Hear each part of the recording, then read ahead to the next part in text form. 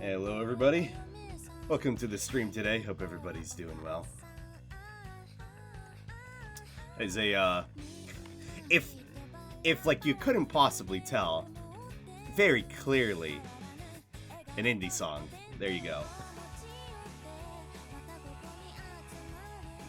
I feel all Japanese indie songs, or maybe all like indie songs in general, just kind of have a certain vibe to them. It's really funny.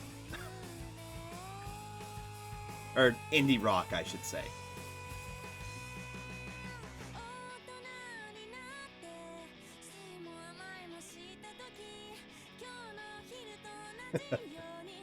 Twitch viewership is so goofed.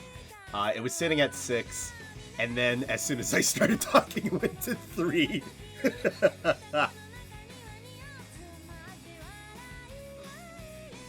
Yeah, I hope everybody's doing well today. I appreciate that streamer privilege, by the way. Nice. Play your Assault game. I hope you do well in the Assault game.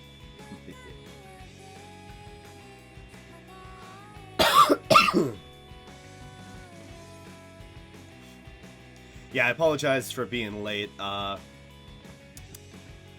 what is it?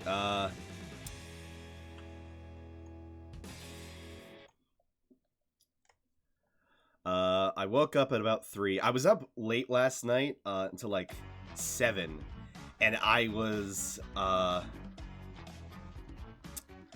was up highlighting VODs. I caught up like on a lot of VODs. I highlighted 15. It took like an hour and a half. I was partly distracted watching a review I haven't seen on Hunt the Freeman. Yeah, which that came out in like, what was that, 2017? Can you believe that was 2017 years ago? It's weird.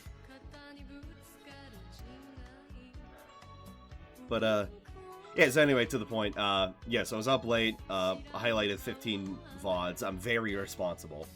I'm a good boy. I did the good boy stuff. I woke up at about 3, and then my mom texted me, like, half an hour later or so. She was like, hey, I got a boiger. And I'm like, oh shit, she's in a good mood. She's inviting me over. So she was talking to me about some mian she was meeting on Match. Since her old one got weird, apparently, as she says. He was like, yeah, I don't know what exactly it is, but, or he was being, like, very vague about, why he can't continue seeing my mom. And it's not like, they weren't together for that long, so it's not that big of a deal. Also, congratulations, Gree, you've taken the Top Chatter award. You've taken that from Tark, so good work. Okay. Also, hi Tark. Hope you're doing well as well.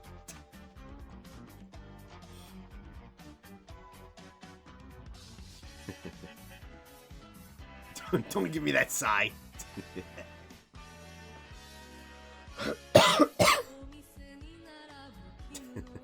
No, thank you.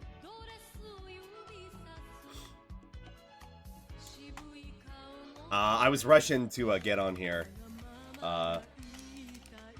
Hopefully maybe catch a raid from Rev, because coincidentally, he started streaming Dark Souls 2 today as well.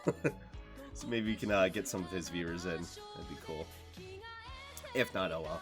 At any rate, I was rushing since it's like, what, 11 almost in the UK. I know most of y'all are from the UK, so.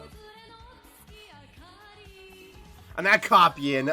It came out of like nowhere. I was like, why is he streaming Dark Souls 2?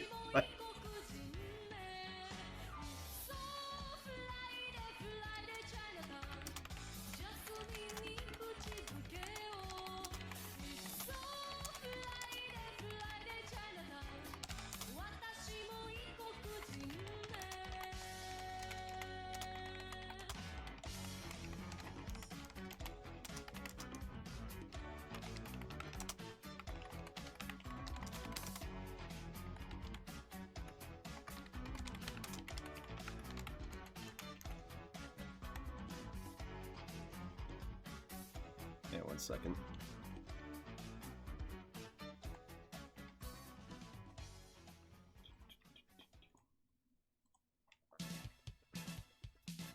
Okay.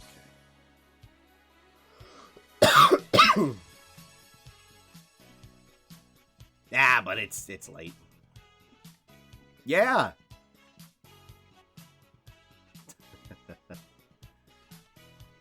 Yeah, I've mentioned before. There's a bunch of Better Twitch TV and Frank Gervais C emotes, and nobody's used them. Yeah, there's a bunch.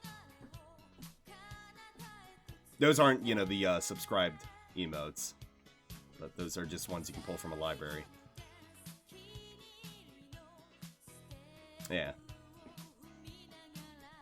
Also, we have the, just put this up, the lore command here for what will be the general basis for the playthrough.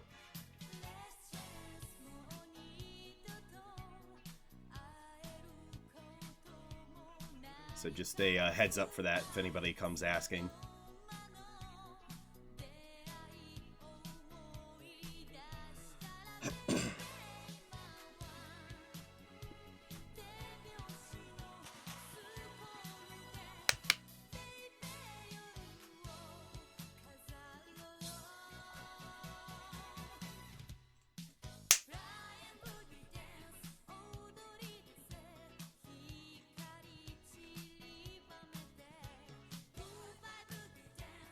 I'm collecting my thoughts.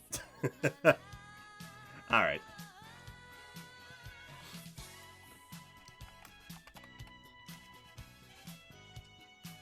By the way, if you want to pull up emotes easier, go ahead and hit the colon. It's that thing there. And then put it in. You can look it up real easy.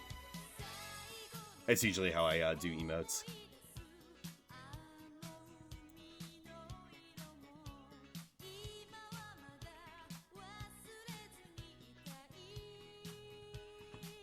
Alright, let me start setting up. Oh, I wanted to ask a question while I remember. Not the same on phone. Ah. I'm surprised you were even able to pull up the Frank Gervais C emote then. I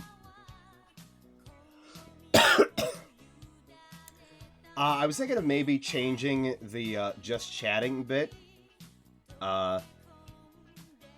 But I figured I'd ask first. Exactly how, and legitimate question, how important is it?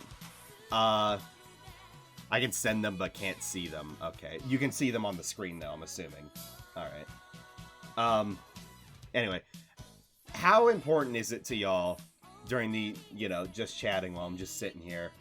Would you rather have my face, more into the screen? Maybe with, a unique kind of setup of, a border or something? Or do you prefer having, the chat on the side here?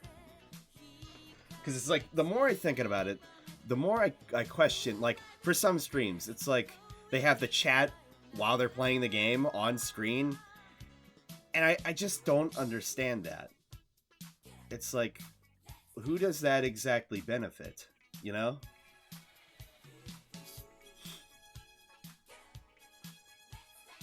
I guess maybe if the chat gets deleted, but I don't know.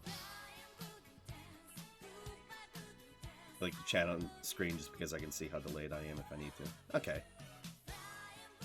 That's fair enough. Not even confusing, it's... I mean, it's not confusing for me anyway, because I don't see it, but... Because, it's just an overlay. It's just, I don't understand. You have chat right here. Why would anybody want to look at the chat on screen unless it's, for YouTube? That I can understand, but even then, most streamers I don't think put their, don't upload like that. Anyway, I was just wondering, so I'll leave it as it is for now. No, just the more I think, the more I want to... I was saying I wanted to maybe take 2 days to kind of do some things with the stream and work some stuff out. Which also leads into my next thing.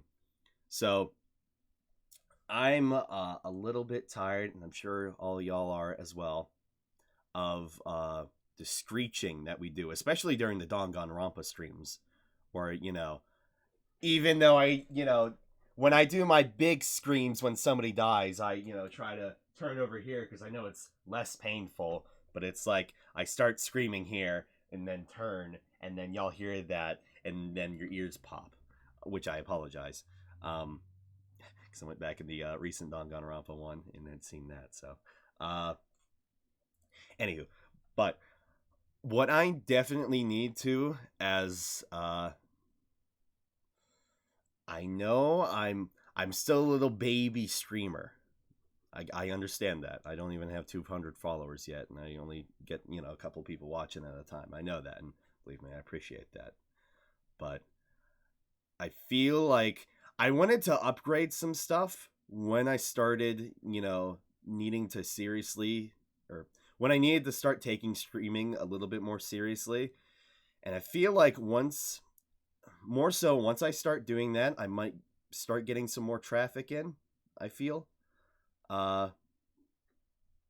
So in playing, I want to basically I need to get a mixer. I know a mixer would help because the mic I'm using right now, Blue Yeti, it's a USB mic, but it's also an XLR mic, which means this little cable right here. This is a XLR cable. And I have this just wrapped around my mic arm.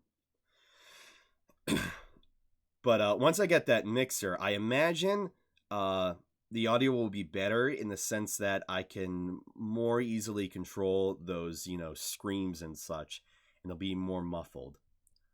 The only thing is, the one I'm looking at, which includes like a little bit of a stream deck, sort of, or not exactly, but it there's some audio flares to it. It's nice, and it's one that a streamer I watch uses pretty frequently, Future Man Gaming. And the only thing is, it is like $482. So it's like, you understand why I wouldn't want to make a major investment until I was actually serious, and my stream started getting, a little more serious, and I started putting more time into it. Which, of course, this, with the quarantine, it'll only last forever. But with my, morning streams that I was doing, at least previously, I feel like getting on that schedule, I'm starting to take that more seriously. But I can show you all the mixer I was looking at, and then as well as this mic has been around for many, many years. In fact, I'm curious how long I've had it at this point, but many, many, many, many years I've had this. Oh God, yeah, 2014. So I've had this 6 years. December 7th. And I only got the pop filter, or the windscreen, I should say. I only got the windscreen in 2018. Jeez. The pop filter, I think I got shortly after the Yeti. At any rate, let's see. Find my list. One thing I did notice, at least when I added this bed in, it definitely helped with that echoing of audio. And as I put more stuff in here, that helped as well. So I don't feel like I too much need the acoustic foam anymore. I think the audio is pretty good in that sense. It has a good spatial audio, I feel anyway. There's not too much of an echo now compared to when I started streaming when I first moved in. That's how I feel anyway.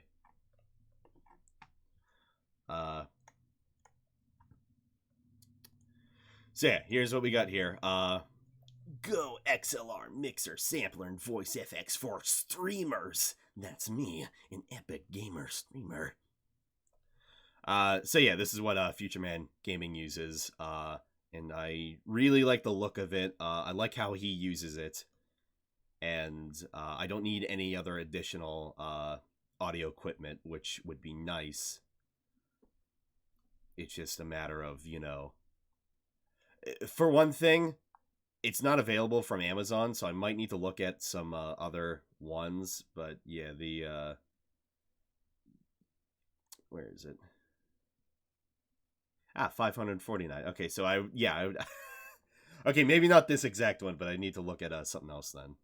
But something akin to this, basically, would help with muffling the audio screams, because once I switch over to XLR, the audio quality will become even better than USB. That's just a matter of fact. And then this was the Stream Deck I was looking at, $130, which I know most people use this one as opposed to the 32 key one. I feel like that might be a bit much, but I know for a fact things would definitely improve if I don't need to alt tab a bunch just to switch over my stuff. And then finally, the mic I was looking at, the Shure SMB 7B cardioid dynamic microphone. That's $400. So big investments, but it would go a long way. And this one is apparently very good for screaming, which is something I do. I'd like to get real active with my energy. Y'all know. So yeah, so that's oh, I just typed that up on stream, my bad. I was maybe seeing if he was still streaming or not, my bad. Anyway, so yeah, that's what I'm looking into possibly working towards. Yeah, if anything, I would start with the audio mixer, and then probably the microphone, and then the Stream Deck. I'm not sure. Someone's spying, maybe.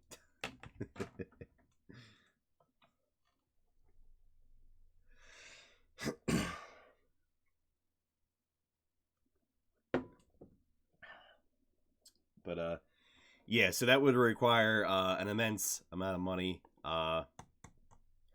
I make, or at least in terms of rent, I have to pay about, like, as of right now, it's like $850 in total for rent and utilities every month.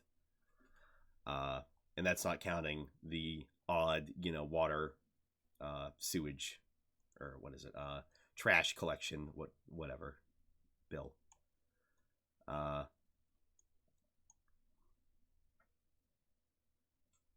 make about $1,700 a month with all the taxes and whatnot removed.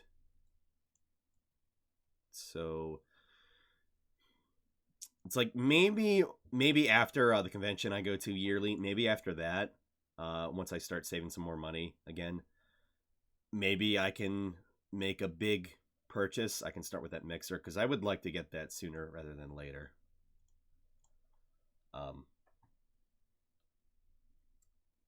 So yeah, that's the current idea. That's what that's what I'm working towards, and I hope to improve the stream as such once I get that mixer, and then I can freely scream and won't break anybody's ears, because that'll muffle it. Because it's like, the Yeti isn't a bad mic. It's a very good starter mic for the most part. But things can be better, and I want to definitely try and improve things.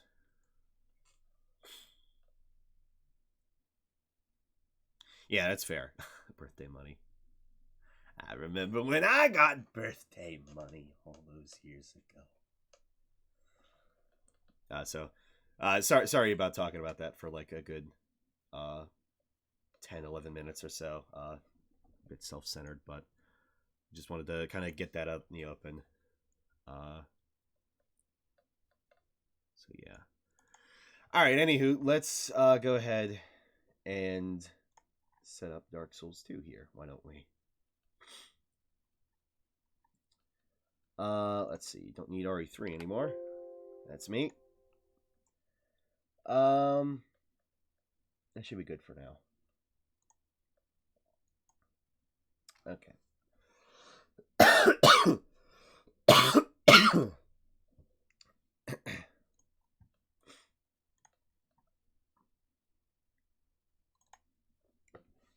Oh, wait, shit. Forgot I wanted to do a thing. Yeah, don't start up. Good boy. Good boy. Let me tell you what, boy.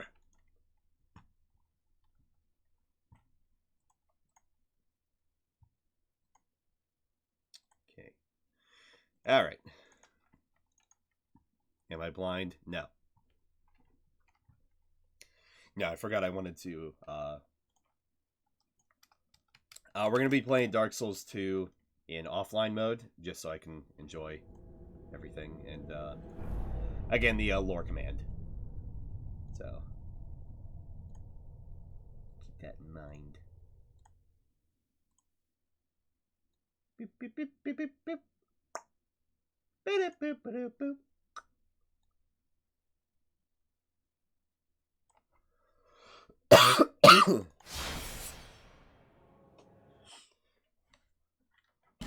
I know. I know.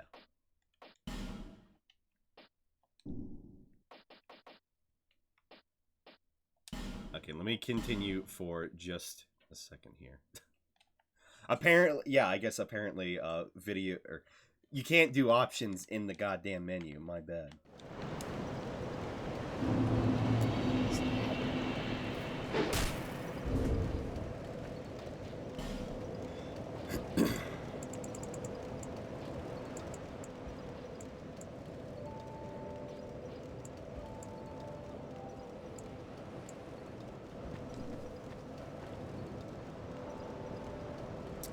Yeah, hopefully that won't be too bad. Well, let's do our audio checks now. How does how do all these sound?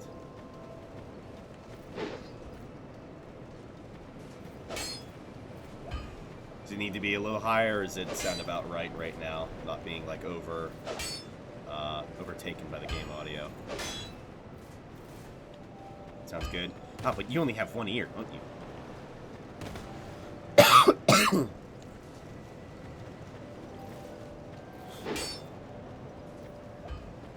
Yeah, one of the things I need to as well, I think maybe after this stream it might take 2 days to figure out some stuff. One of the things I need to do is figure out audio monitoring properly. No, I fixed it. Good, you got your ear back. But are you listening through headphones?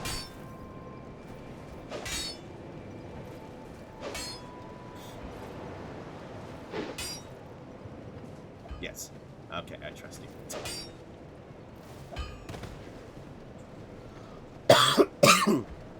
So anyway, this was my main character I was remaking from my previous saves. But we ain't messing with him. Never without headphones. Okay.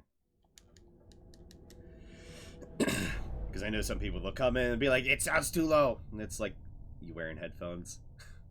No. There you go. Or maybe turn up your volume. Anyway, so let me preface this again. Alright, so I've played Dark Souls 2 many times. I played Strelok the First Sin many times. In total, I probably have, what would I say? I have 3 minutes in my current game session. That's it. That's all the hours I put into Dark Souls 2.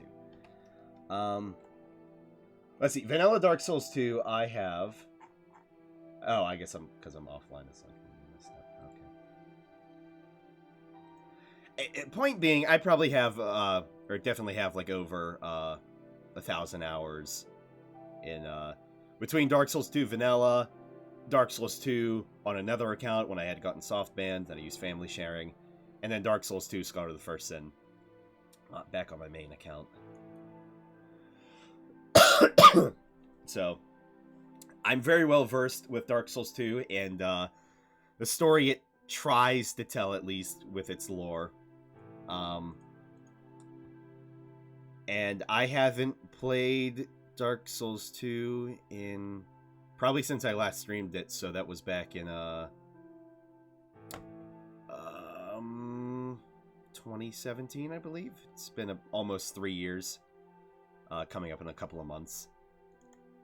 And I did a similar playthrough back then in which I kind of went over lore and appreciated the areas and such, and just really took my time. Like what the Dark Souls 3 playthrough, the current one right now, the chill one, was going to be, but turned into summon co-op fun time, which I have no problem with.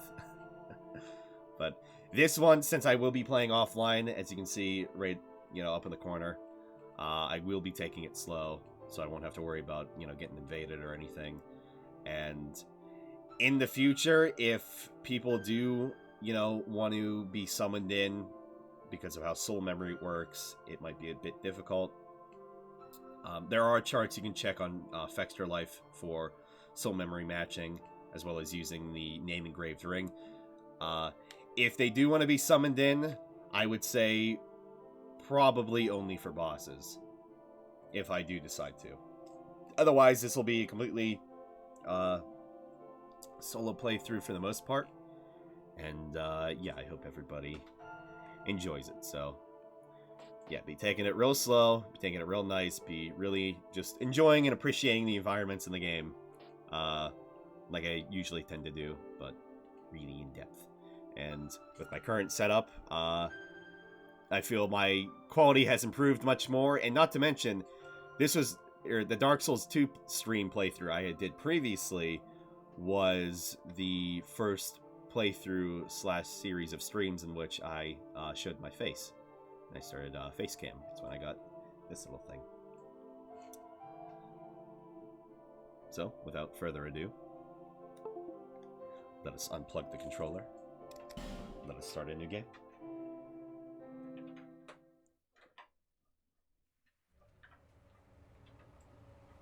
Perhaps you've seen it. Maybe in a dream. A murky, forgotten land.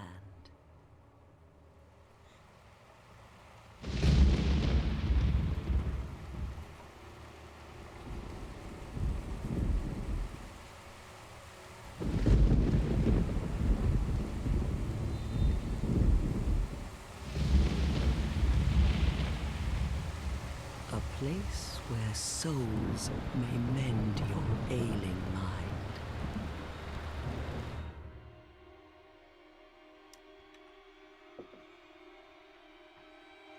You will lose everything.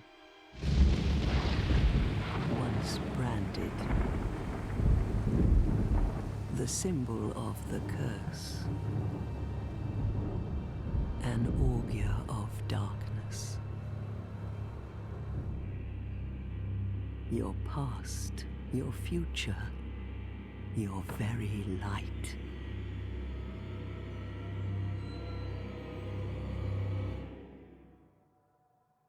None will have meaning, and you won't even care. By then, you'll be something other than human. A thing that feeds on souls, a hollow.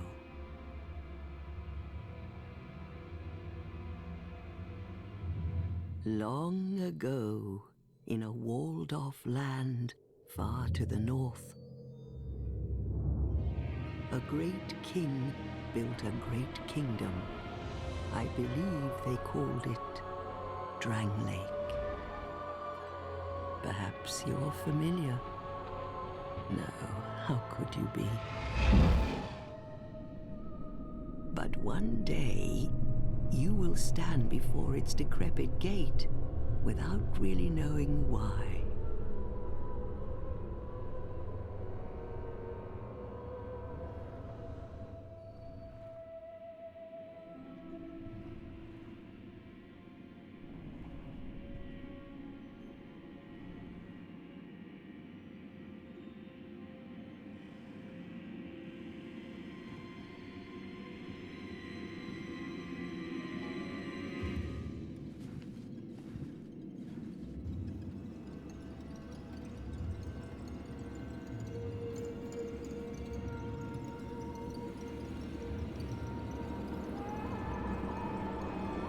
look at the water when the gates open, by the way. You'll see a bit of what looks like iron keep. I'm going to add that in.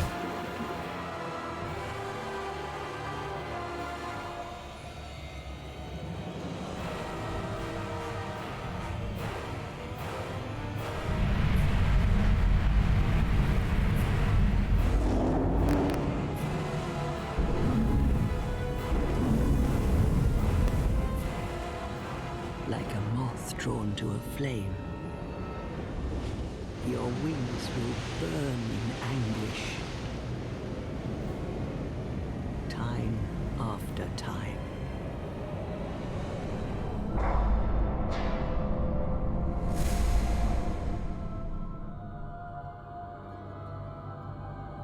For that is your fate. The fate of the cursed.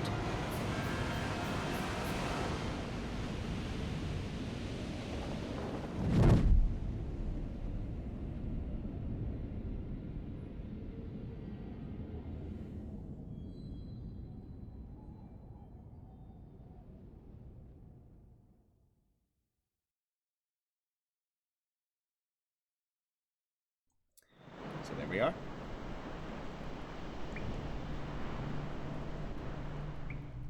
I'd say that cutscene in terms of opening is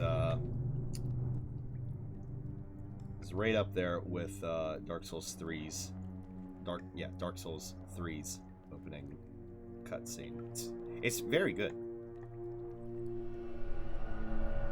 This is for a game that came out in 2014 originally, and then was re-released surprisingly only a year ago. It felt like longer, in 2015.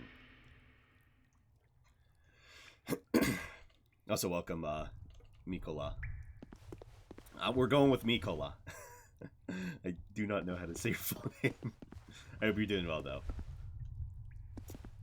This is my favorite Souls game, though. Believe it or not. I do enjoy this one the most. Even despite its really weird stuff that it does and its flaws.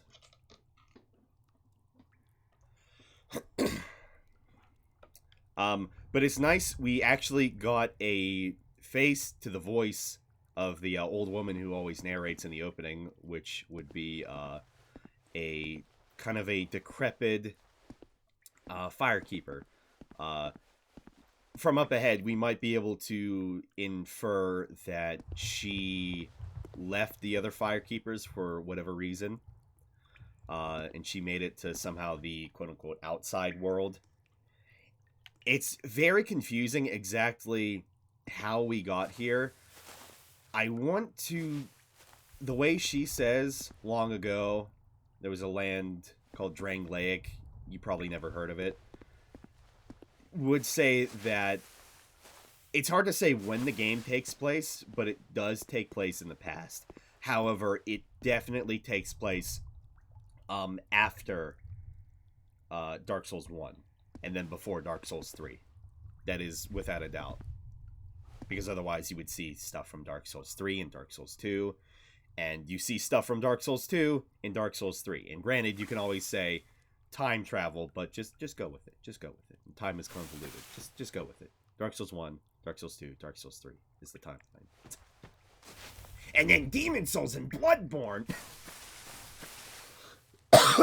And thus America was made.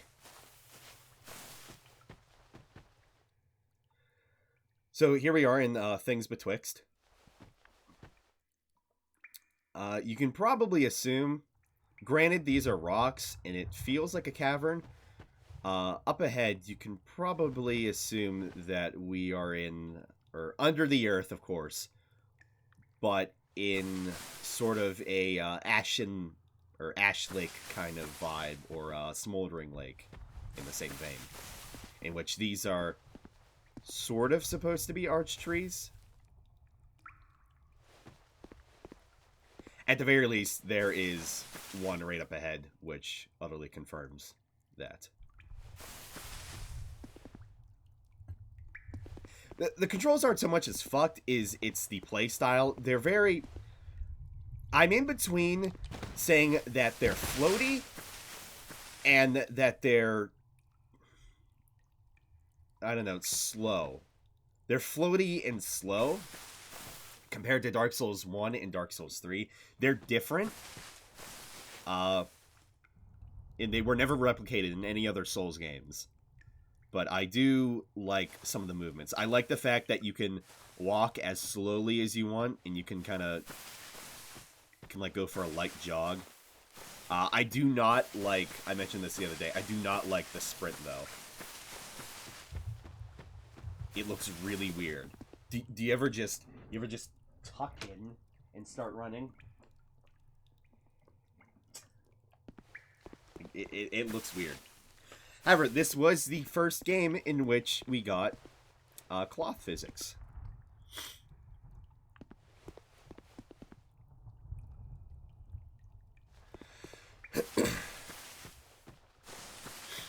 So nobody, you can tell by the grass, nobody has cut the lawn in a long time. And there's water down below.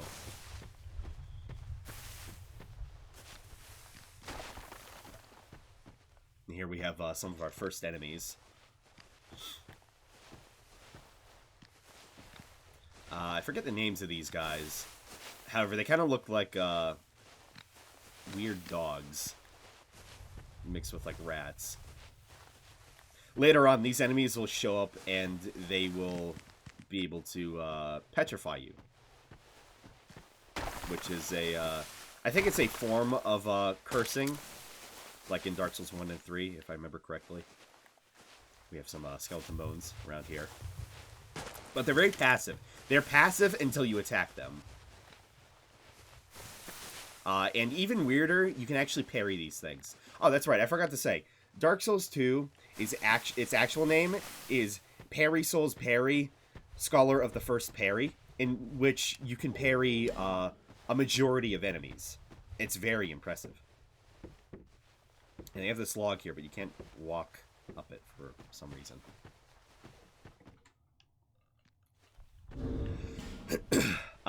First off, we're going to start reading some item descriptions.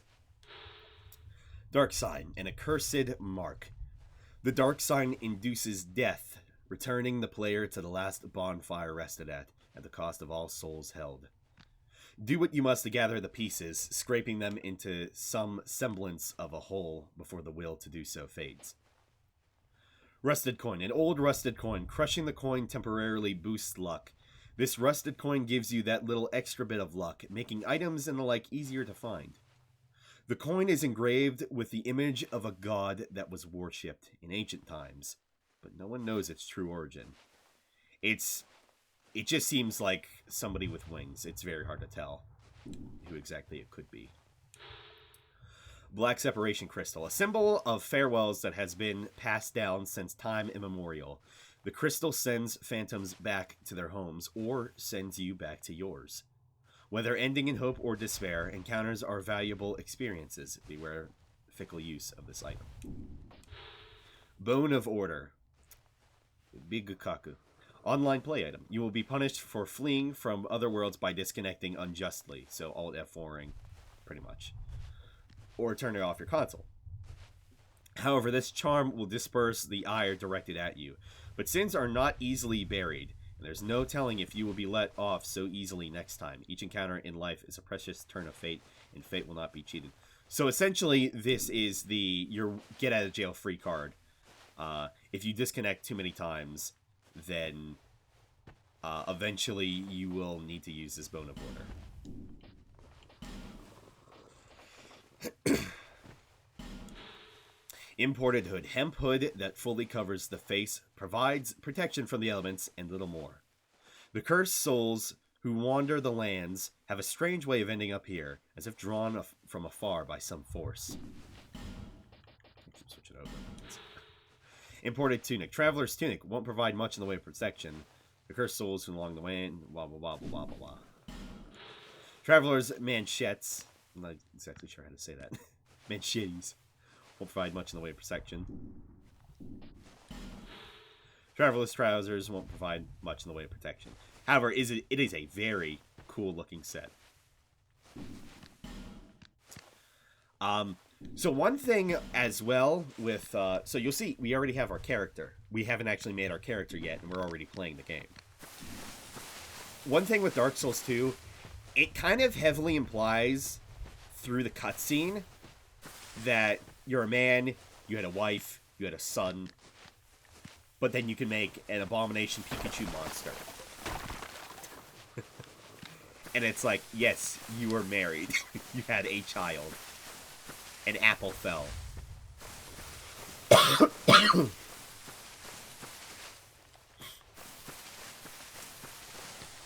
So moving forward. Some rocks and some trees right here. I'm curious how they actually ended up there. Oh, good thing we have this little bit of fencing here. I would have been lost without this tiny bit of fencing. So Dark Souls 2 is Sekiro. Exactly. And Demon Souls is Bloodborne. That's right. Only Dark Souls 2 is Sekiro, though.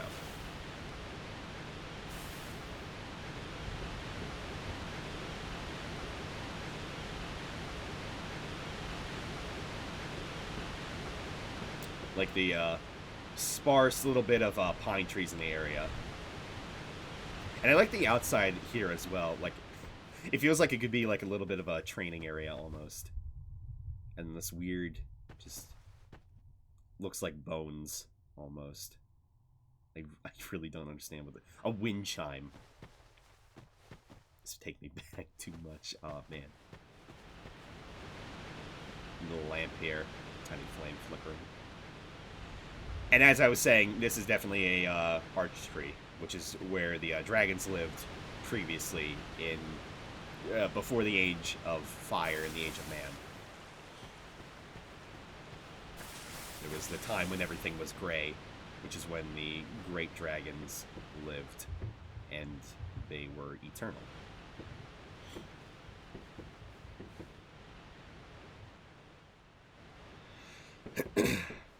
So let's proceed through the wooden door in the wooden tree, because it's a tree, of course it's made of wood.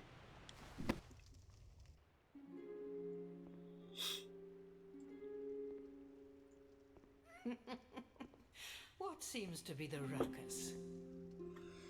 Oh my, your face. The face of the curse. It's an undead. It's me.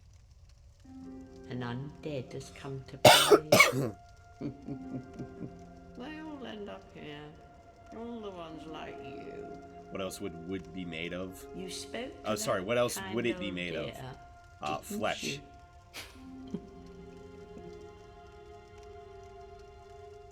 You're finished. You'll go hollow.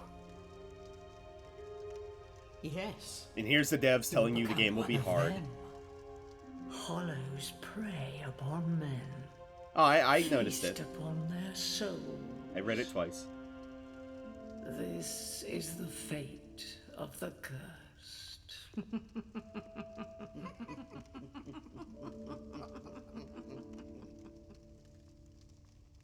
What is your name?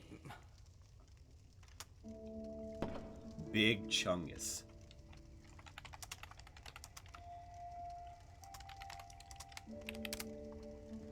Alright, hang on,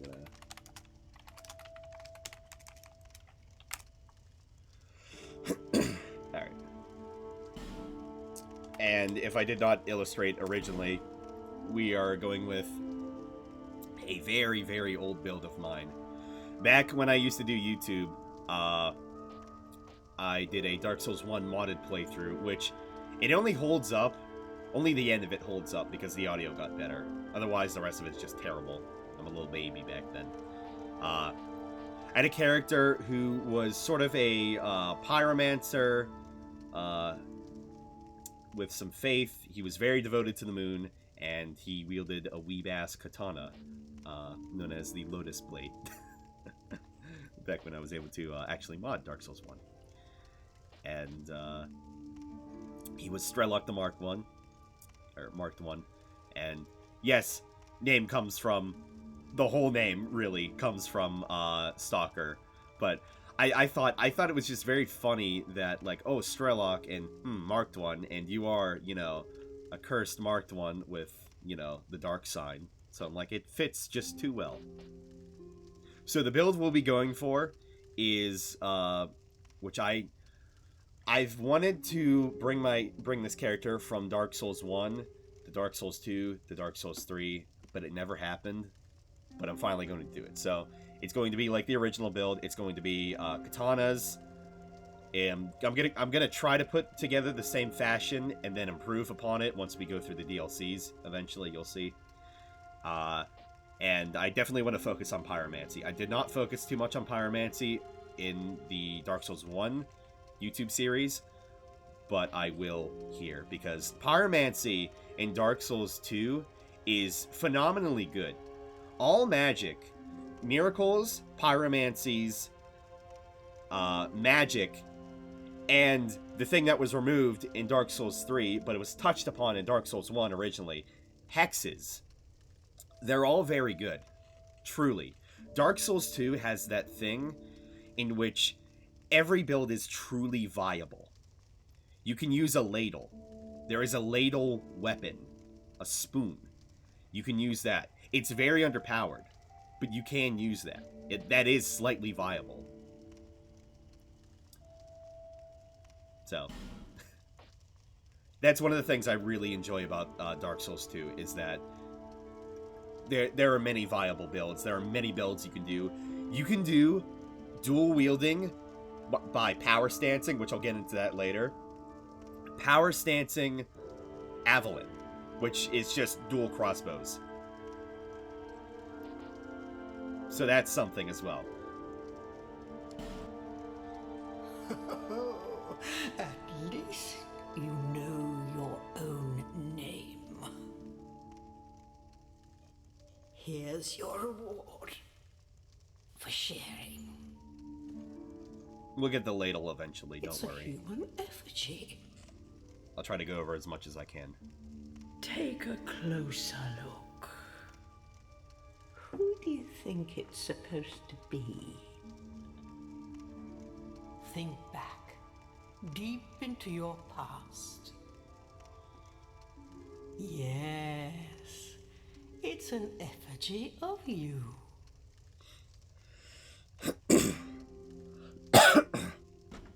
And if you remember Dark Souls 3, me showing embers, embers they are distinctly, they look like humanity, but they also look like human effigies. And in turn, human effigies also look like humanity from Dark Souls 1. And we'll go over all that good stuff as well. I'm really excited to read a bunch of the lore and such for people who either haven't played the game or haven't seen it in a long time. So the character creation did drastically improve from Dark Souls 1. Not as good as Dark Souls 3, obviously. But you can have an actual beard now, so that's good.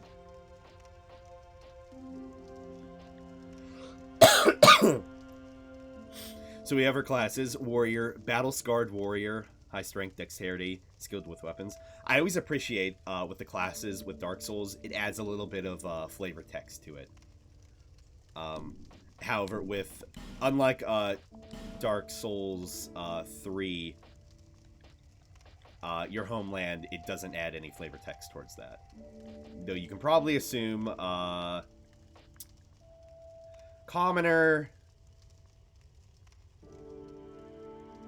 maybe somebody from Katarina, or not Katarina, what was it? Kareem, definitely Katarina. And maybe somebody from the east. Maybe. Alright, I'm tempted to go this face, however, I'm worried I'll probably end up making it look like just every other character that I do. Because I like this preset a lot, so I think I'll start out with this one. Anyway, let me get back to classes. So we got Warrior. Knight, Traveling Knight, high HP. HP. and adaptability. Tough to take down. Swordsman, finely skilled swordsman, fights gracefully with strong weapons in both hands, so the Wanderer. Bandit, a merciless outlaw, high dexterity, skilled with bow, fights well at various ranges, however, is very stupid. You can see by the stats. 1 wisdom, or intelligence, and 8 faith. Cleric on pilgrimage, high faith and miracles, guide the way. Sorcerer, knowledgeable sorcerer, casts sorceries with high intelligence and attunement.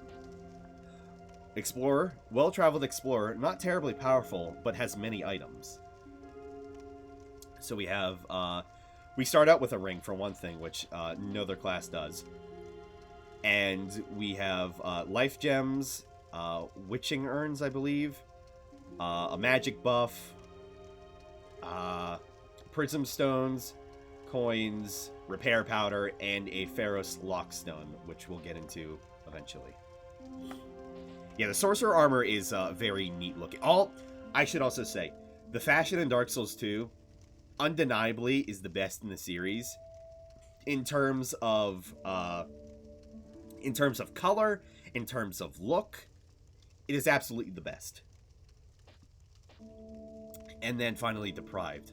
Unclothed, origin unknown, has nothing to fight with except life-affirming flesh. But can you get a ridiculous hat? You can get ridiculous hats.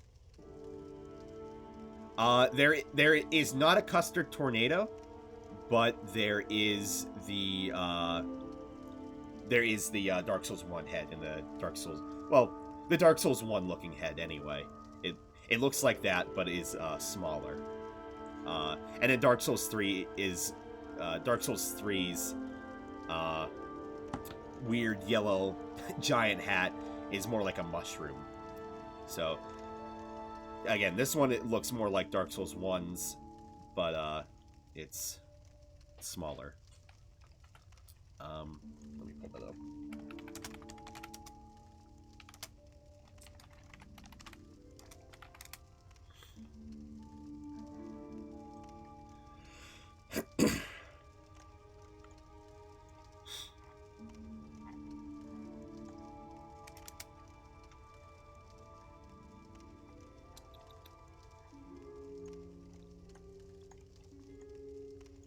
So, this is Dark Souls 1's Xanthos. I forgot what it was. I put it in yellow hat. This is the Xanthos set from Dark Souls 1. And then this is the Xanthos set in Dark Souls 2. So, the Dark Souls 1 does look more like Demon Souls, just it's not a custard tornado. But Dark Souls 2's is a little bit more realistic and a little less stupid. It's still kind of stupid and very bright, but we'll get this set. Yeah. It's a beehive in Dark Souls 2. That's not a bad way to look at it. But we'll get that eventually. I don't exactly remember where that is at the current moment. If you couldn't tell, I forgot what the fuck the name was. Anyway, so since we're going to be going with Pyromancy in Dark Souls 2, Pyromancy scales based off of intelligence and faith. So we can technically use everything in between as well. Just without devoting to, specifically anything.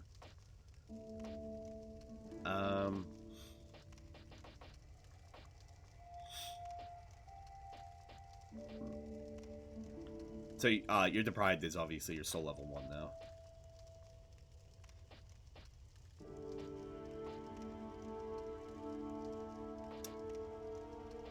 Yeah, I'm gonna have to go with the Swordsman. I wasn't thinking I would, but yeah. That'll probably get us the furthest along. Plus with Dex as well. But we'll be doing a Dex build, I know. Filthy cash. Alright, so we also have our gifts, which is similar to our burial items, and then also our gifts in the first game in which everybody chose the Master Key. Life Ring. This Ring of Old slightly increases HP. I don't understand people that choose the Life Ring as a gift, because, one, you can get it early enough eventually. But then also the fact it doesn't add that much HP at all. So I feel like it's a waste. Human Effigy, a familiar-looking effigy, returns the hollowed to life.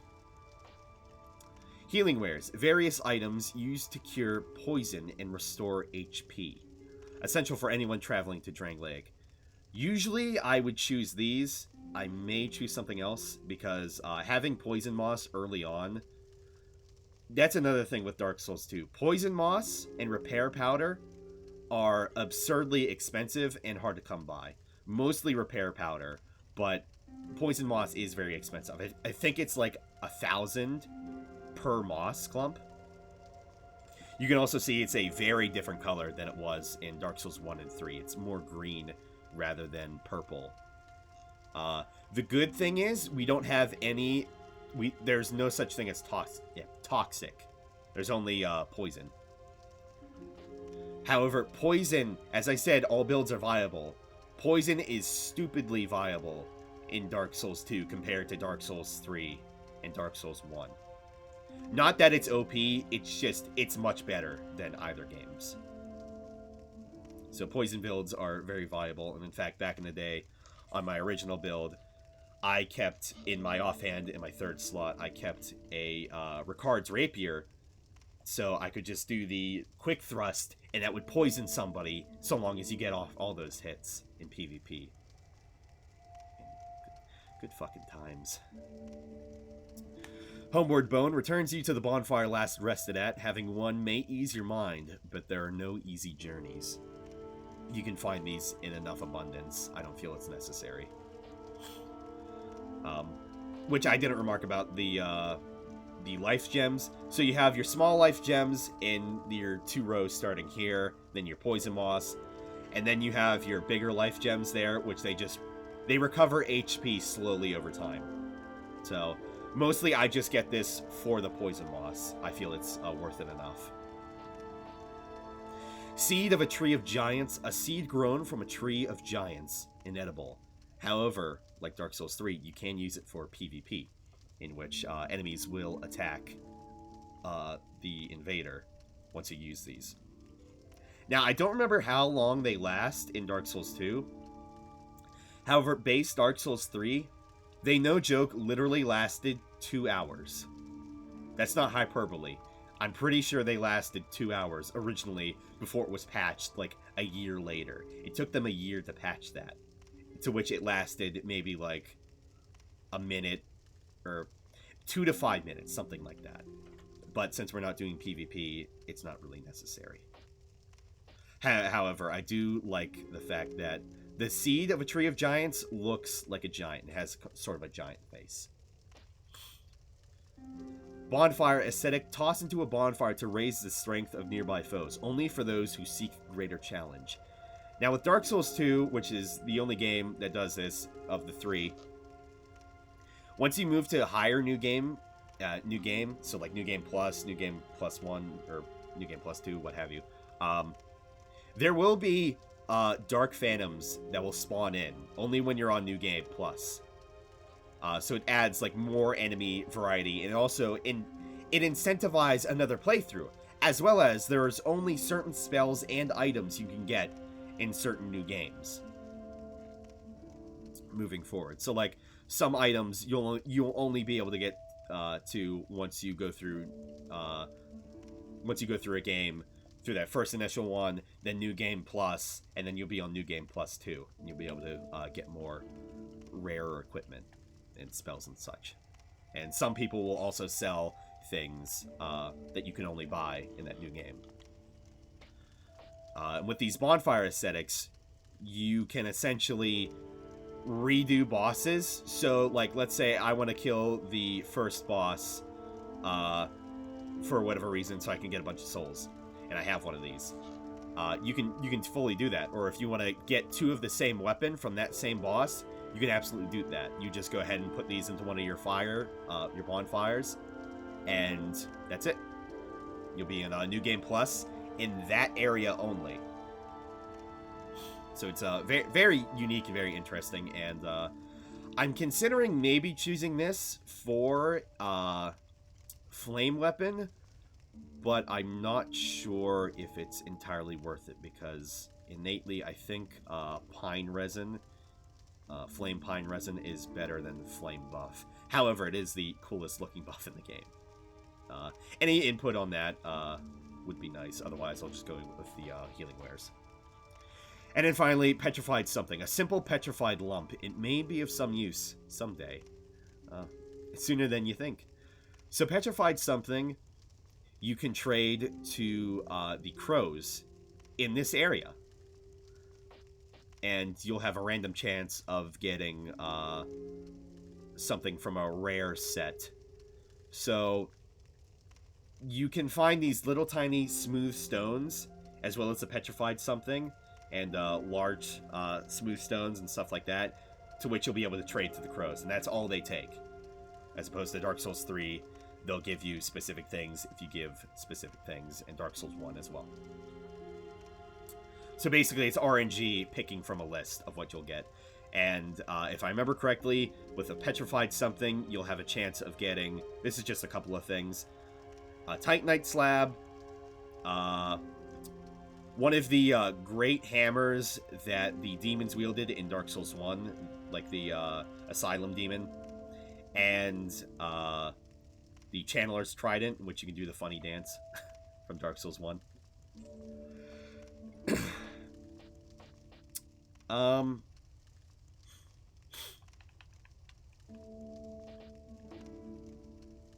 You can get Bonfire Aesthetic later on, but it might take a while.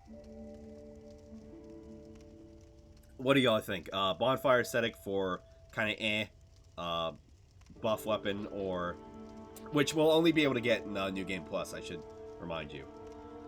Or Poison Moss early on. And that way we don't have to spend thousands of souls.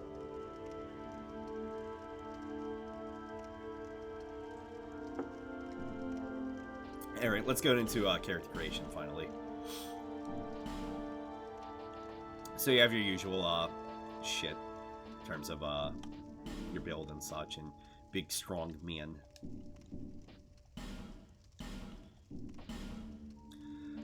Hair is really not varied and really not that great.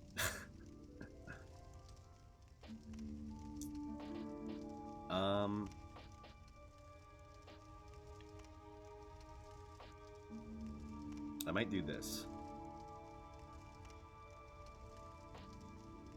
Yeah, because this looks kind of unkempt. Rather than this looks a bit fancy, I feel. How does that hair work exactly? Look at that tuft with the cowlick. Interesting. Pure black hair.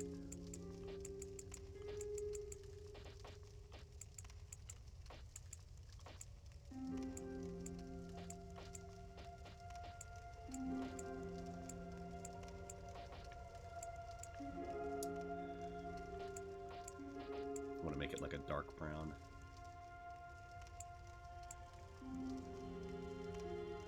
I think that might be good.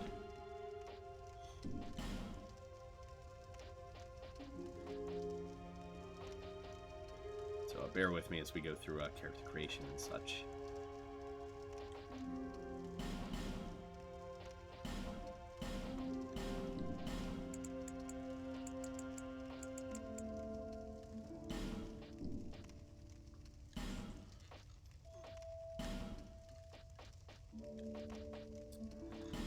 And I don't know why, I really like orange eyes. Partially kind of reminds me of Estes.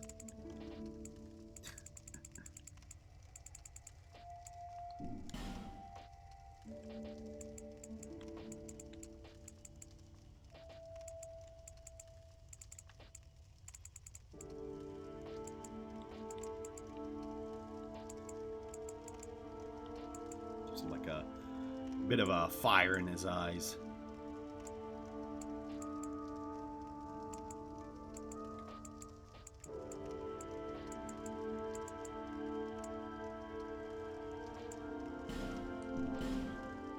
And then, yeah, we actually have beards.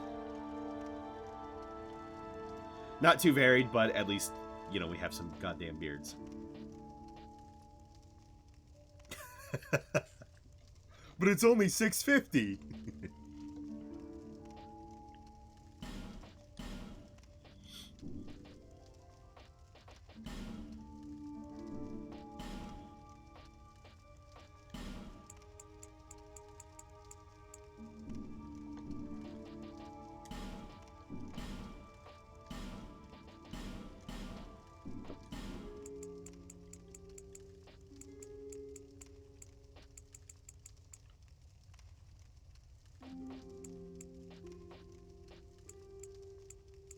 It looks close enough.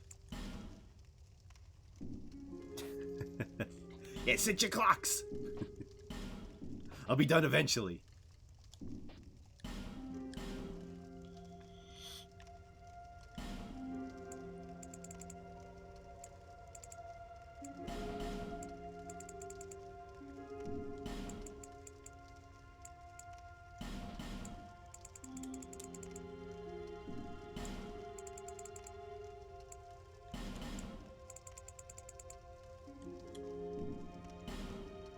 Hardly tell a difference.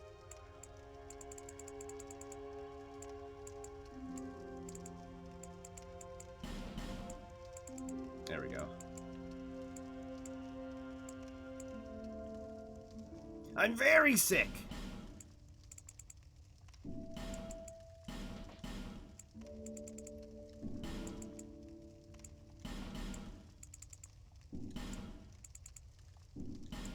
So if I remember right, the lore I kind of came up with Strelok is he is from the Great Swamp. It's kind of a casted out pyromancer in a sense. But he's got honor, sort of, because he's a fucking weeb, dude. You trying to make him paler than me? No, I'm trying to make him as pale as I am. It's hard to tell with the light, but... I'm an albino ghost, as I'm referred to as friends, or by friends.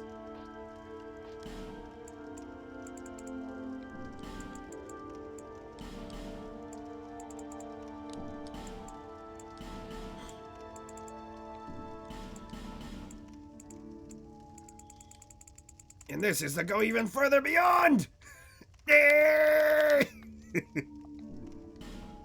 I'm white as a sheet of paper. Same.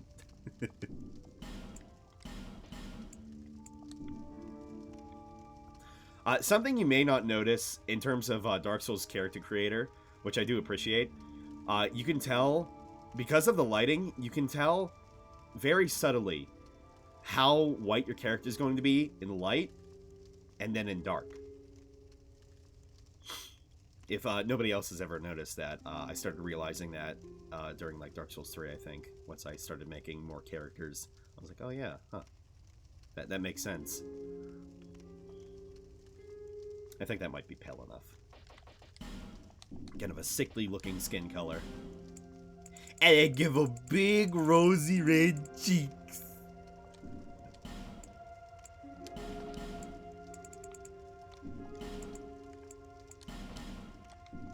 I'm liking how he looks so far. I'm glad I went with this face preset. He definitely looks different from my other characters.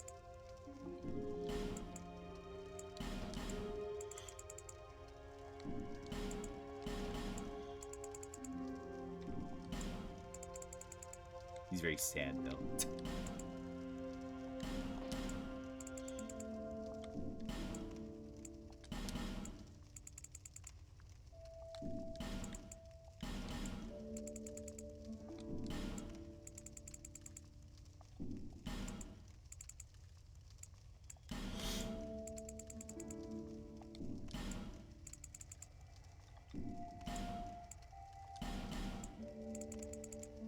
Good old glabella. My favorite part of the face is the glabella. Wow.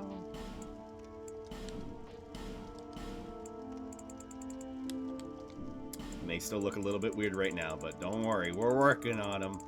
Get them cheekbones as low as possible. There we go. Now he's real anime.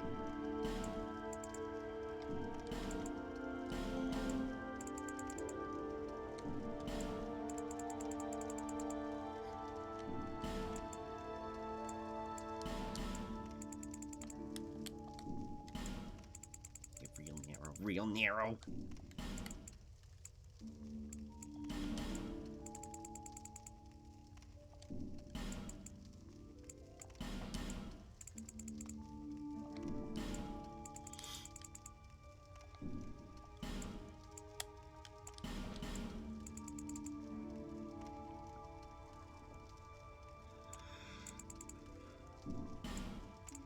Yeah, again, sorry, I don't have too much to talk about during the character creation.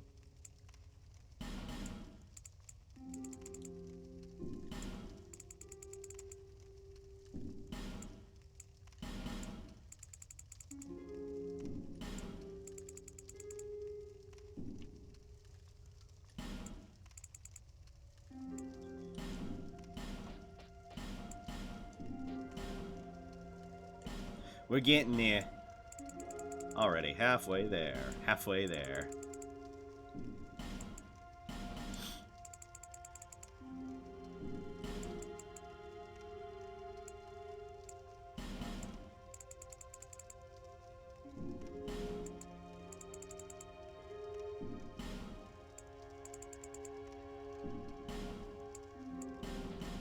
Halfway there, living on a prayer.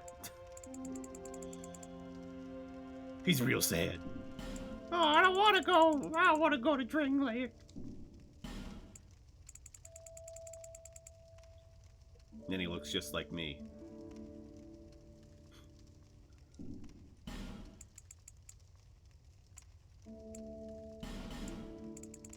I feel like my eyebrows sometimes make me look like a Neanderthal or a caveman. So I think I might take after that with my dad in terms of his brow line.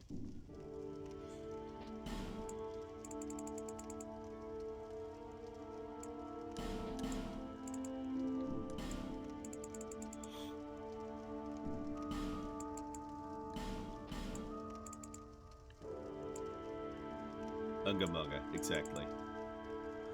Bonga bonga bonga, I don't want to leave the Congo. No no no no no. Banana na na. Banga banga bonga, I'm so happy in the jungle, I refuse to go. Don't want no jailhouse, shotgun, something, golf club. I got my spear. Cause no matter what I'm stay, I'll stay right here. They have things like the autumn bomb, so I think I'll stay where I am. Civilization, I'll stay right here. Yeah, it's a good.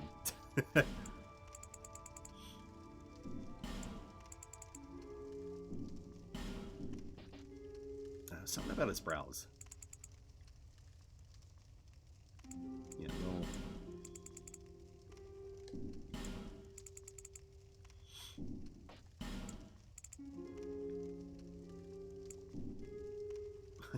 trying to make him look less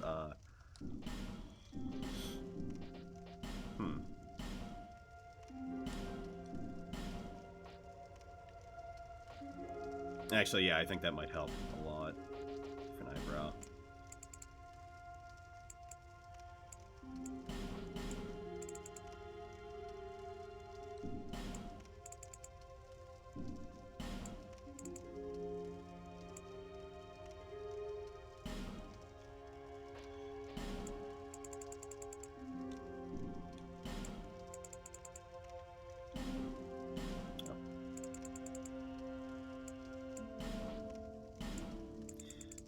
Little did we know, the thing that would hold me up the most were the eyebrows. My god.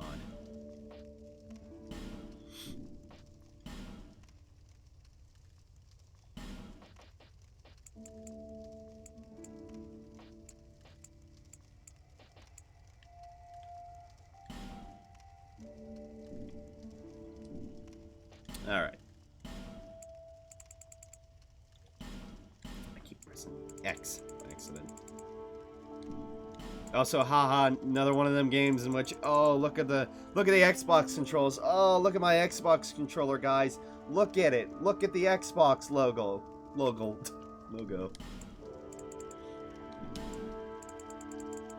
I don't understand why games can't just get that right. It's like, not everybody plays with a goddamn 360 controller. Granted, I don't think Steam had implemented DualShock yet back in 2014, but still, it's like, come on. Thought we were smarter than this.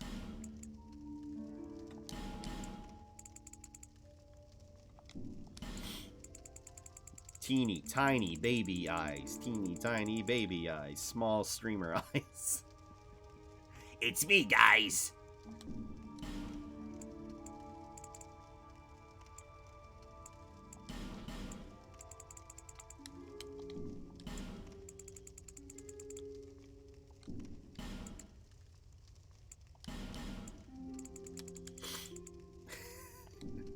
He's beautiful. My God.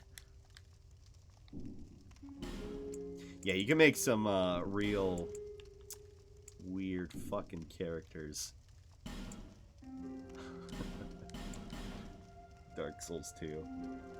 This is when the character creators started getting, like, you could make good-looking characters, but you could make real abominations.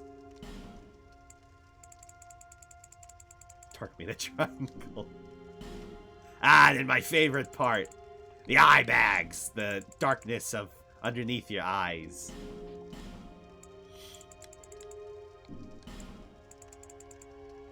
I've said in the past, I always like making characters that look tired because it reflects myself. Because I've told this before, probably a long time ago at this point, but I once was in class in I don't know if it was middle school or high school. I want to say middle school. Somebody genuinely asked if I got punched in the eye because the tired bits underneath my eyes, my bags, they were so dark in comparison to my pale skin, and they still are. So it's like, no. I'm just that tired. Always. And this was back when, you know, obviously adhering to a school schedule, I would have to be up at like 6:30 in the morning or 7 or whatever. And then I would be up until like 2 or 3. So I was always fucking tired.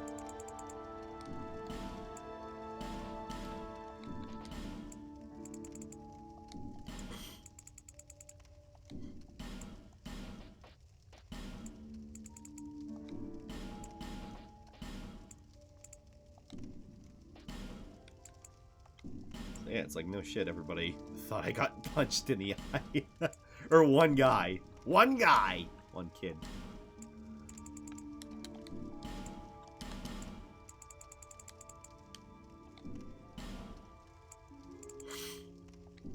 The good news is we are getting there.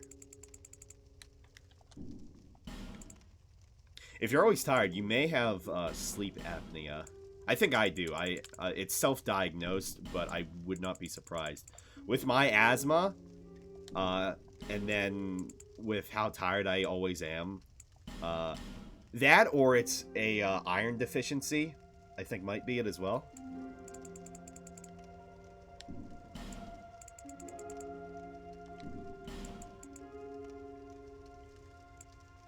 No, I honestly might lean towards the iron deficiency a little bit more.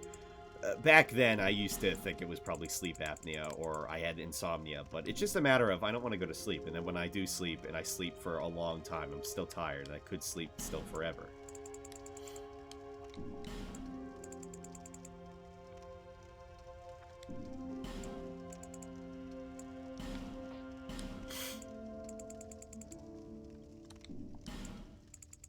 And so I feel like I've spent forever in the character creator. I wasn't thinking I would take this long, honestly. Also, very, very closely, I'm starting to make my usual face. Almost. There's a couple of differences, but it looks similar. I guess I just can't help it in terms of Dark Souls 2. In Dark Souls 3, I at least I can have definitely more variety. But in Dark Souls 2, the character creation wasn't perfected yet. Not to say it's been perfected, but it's certainly better in 3.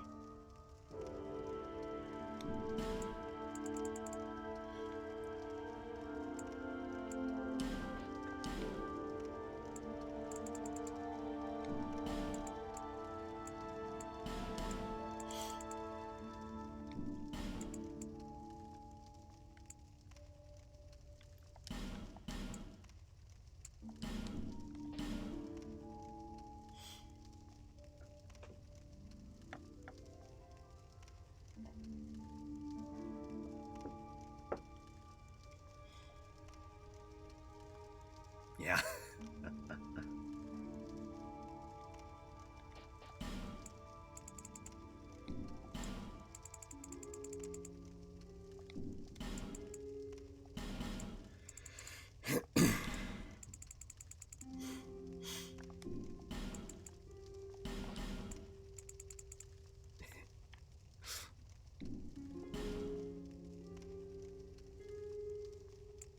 You could look at me too. It's okay.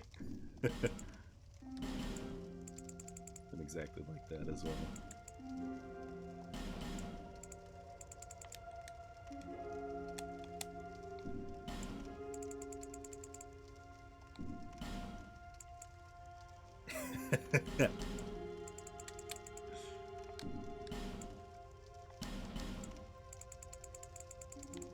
He's beautiful.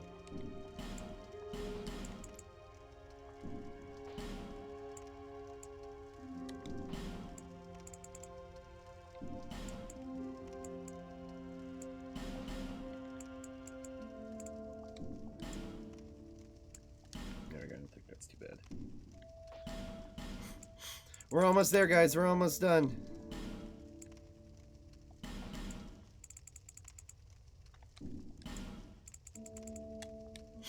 Remember, everybody, if you make your character with a smile, they're clearly a psychopath because they're going around and killing a bunch of stuff, smiling all the time.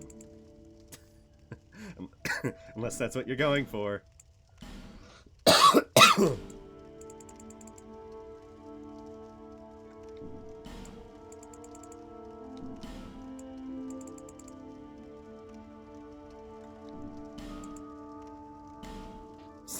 Dark. Your anime waifus that are smiling all the time, and they have the smile. They're clearly psychopaths.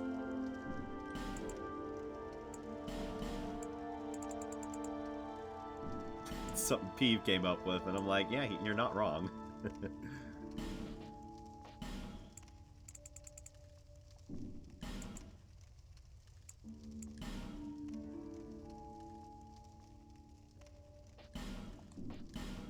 They make them really glum.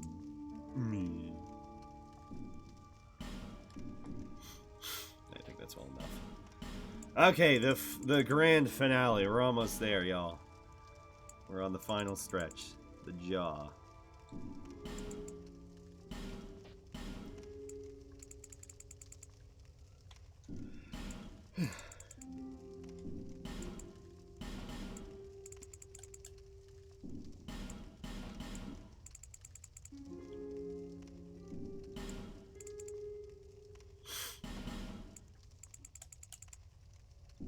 Y'all remember back in the day when Trollolol was around and you had the troll song? Back when Amnesia custom stories were real popular. Yeah. I remember one in particular, it was like supposed to be a scary custom story, but in reality it was just memes that would chase after you. In fact, just a general thought. Everybody, when was the last time you heard the Trollolol song? Really think about it. For me, it must have been... Wait, last time on what now? When was the last time you listened to the Trollolol song? Like, actually listen, not in your head. Actually listened to it and heard it.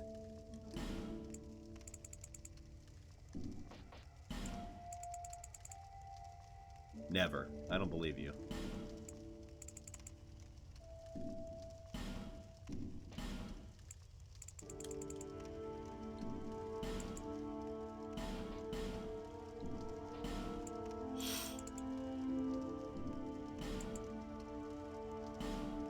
I'll educate him someday. No, it's fine. I'll do it right now.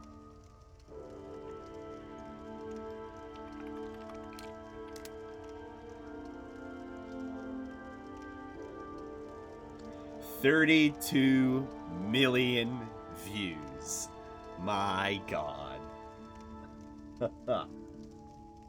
I'll just...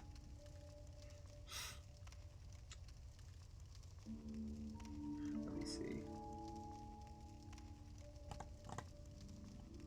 We'll would that be?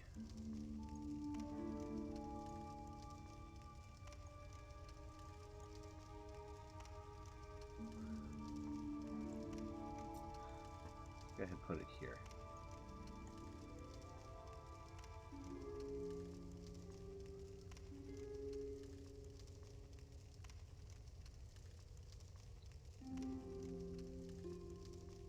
That one. Hang on. Be that one. There we go. Come on. Don't. Come on. Come on. You know you wanna.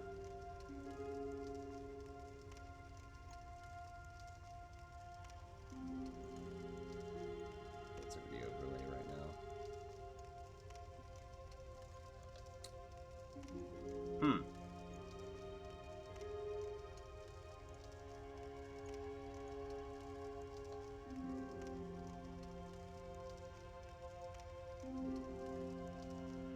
Here, what if I just do it like, I do it like this then? And I'm gonna get this. Hang on. That's me. Display.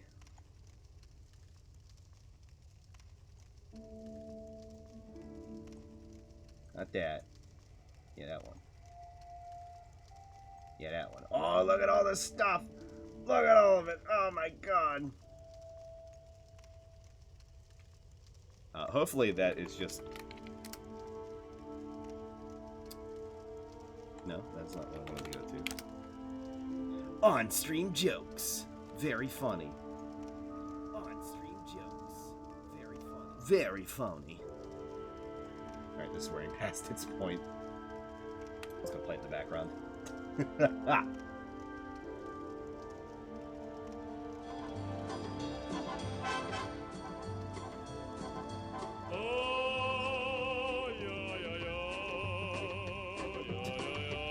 How old?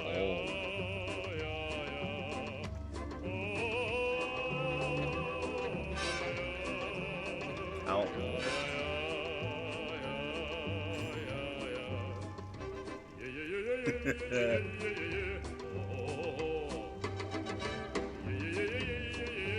Man, it really is 2014. Or I guess Rage comics were kind of getting out of style by now. 2012 at least.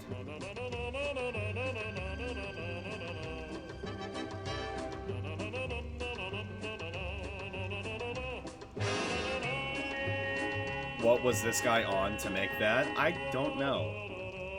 It's foreign.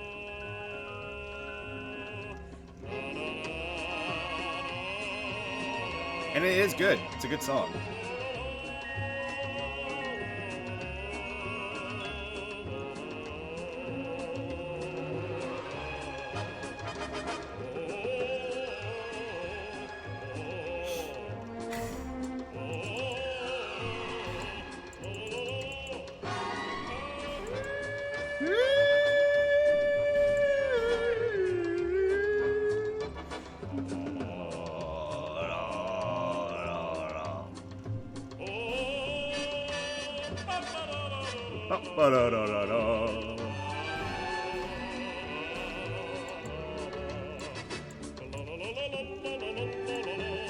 Yeah, I don't understand why beard color never matches the hair color, or at least it looks like.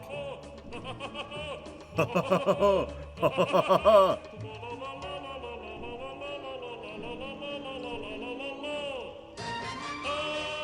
think that's him.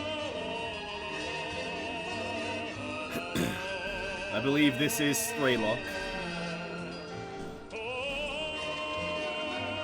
You looking good?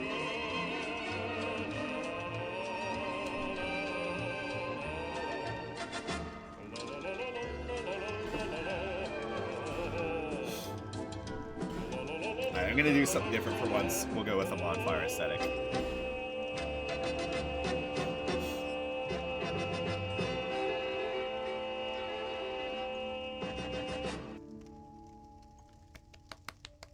Yay! Yay, troll! Yay! Lorethrough! Let us proceed, bearer of the curse.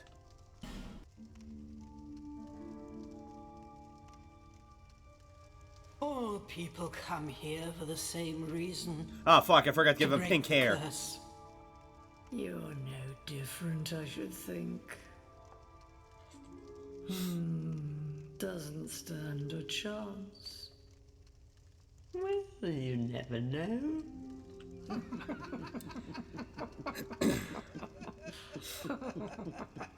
Hey, Vicky. Go, Vicky. Go through the door and trot along to the kingdom. But remember, hold on to your souls. They're all that keep you from going hollow. And here they are again with the Oh, difficulty. I'll fool you no longer. Dark Souls is in hard You game. lose your souls. All of them. Over, and over again.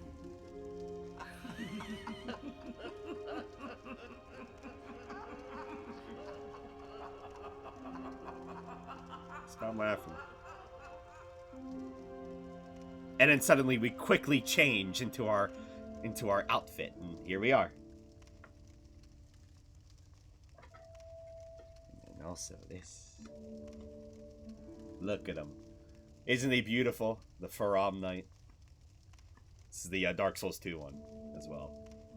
I mean, obviously, but it didn't, like, come out when Dark Souls 3 came out. This is the legit Dark Souls 2 one, so... yeah, very cool. This shield, if I remember correctly, is kind of hard to find, even though it's, you know, like the poster boy shield. And then, I can't tell if this is a long sword or a broadsword, but it looks big enough that it could be a great sword. It could be a claymore, but the crossguard doesn't look, right, sorry, I'm not actually showing it. I just wish I had a better place to display him. I have him kind of to the right of my setup here. And then sadly my Black Knight is sort of hidden as well. This one is from Dark Souls 3. I think I got this last year at the anime convention I go to. Very good, very cool. But yeah, he kind of sits slightly behind my computer. I can at least see him still. And I'm knocking over my speaker. Almost.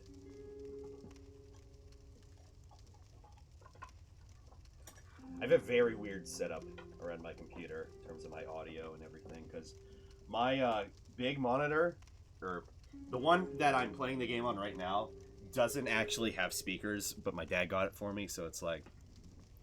and he shipped it to me, so... it's not something I can, you know, return, and it was a Christmas gift. But I bought some speakers, so I have a set for my computer, and then I also have a set for my Switch and my PS4. It's very weird.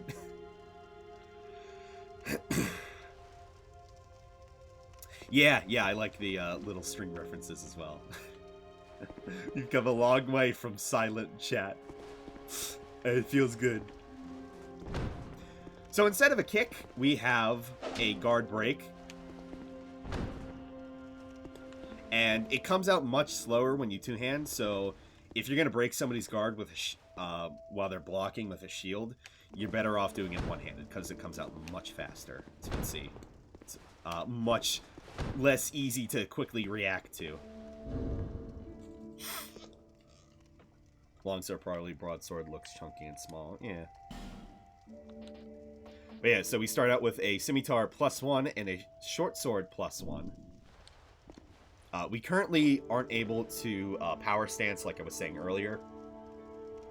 Now, if I remember right, power stancing is something that's only in Dark Souls 2, and people that enjoyed Dark Souls 2 are like, why did they get rid of power stancing? It was a genuinely good thing. So basically, you have, you press Y or triangle to switch to your, right hand weapon, And then you can also hold Y to switch to your left-hand weapon. And it works. In the sense that it just switches out the button layout. So L1 is for swinging. And, you know, L2 is for your attacks. And then R2 is for the parry. As opposed to with your one-handed weapon. R2 is for, you know, your attacks. And R1's for your attacks. And, you know, stuff like that. We also have that, so that's beautiful. But with power stancing, I believe it's the highest stat on your weapon times 2. So, like for this, I believe that would be Dex in order the power stance. So it would be, what is that, 32 to power stance? With a scimitar, I think.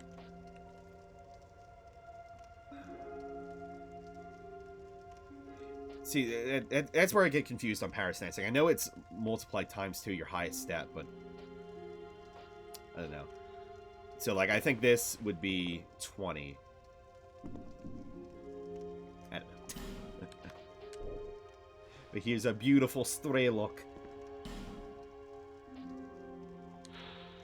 Wanderer hood, a hood for the roving type. Light, sturdy leather made for long journeys. A coat for the roving type. Manchettes for the roving type. Boots for the roving type. Very roving. See, here we have our first life gems.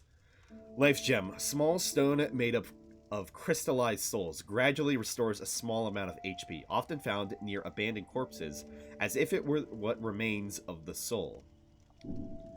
So these, think of these like grass from Demon Souls.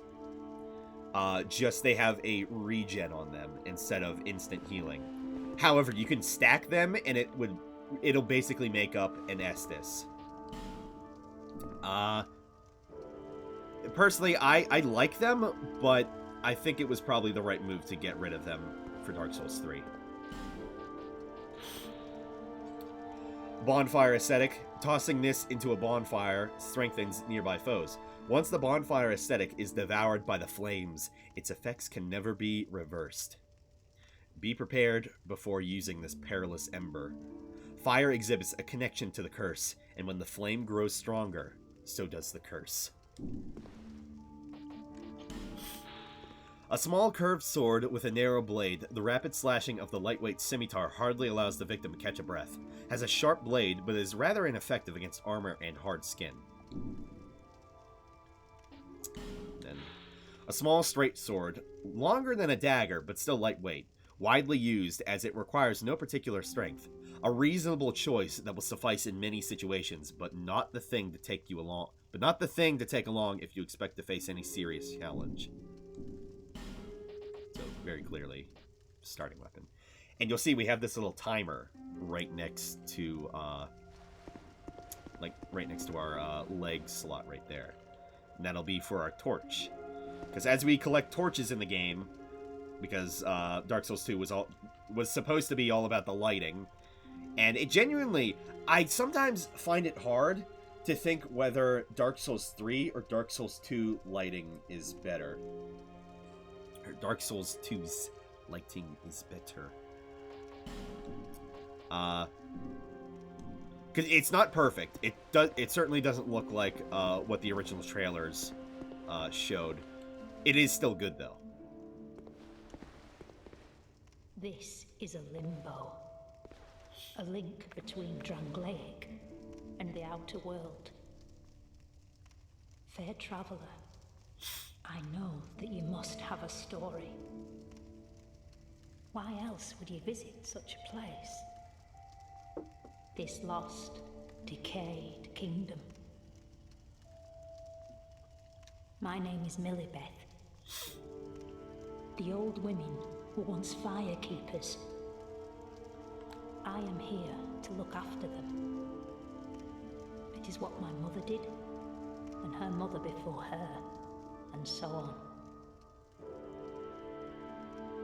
The old women were keepers of the fire. But now, the The fire shows signs of fading, and the kingdom is beset by hollows. Is the dialogue loud enough, or should I turn that up? The old women are sisters. I am told there was a fourth. Long ago, firekeepers were commonplace. I don't know who that is. But now they are lost, scattered to the winds. The old women are sisters. I am told there was a fourth, but now... That's important to note, because the lady who, narrated at the beginning is definitely that fourth one. And you can also kind of assume by their garb and how they look and how they talk, at least two of these women, probably this one and this one, are the, what are they? They're the, priestesses, from Firelink, the one that, you bring Ash to, and then, High Priestess Emma, I believe, who tells you about, King Lothric and all that, or Prince Lothric, who's, sitting, in the, Lothric, the main entrance, when she gives you the banner and such, and she gets... She's just dead, I guess, from Dancer, the Boreal Valley. So, at the very least, these two, it's hard to say. And why I say not this one is because she has this really big nose, and I don't think, from looking at the faces of the other ones, Emma or the one at Firelink look like her, but rather these two. Like, if I want to say, this one is probably Emma, and then this one is the one in Firelink.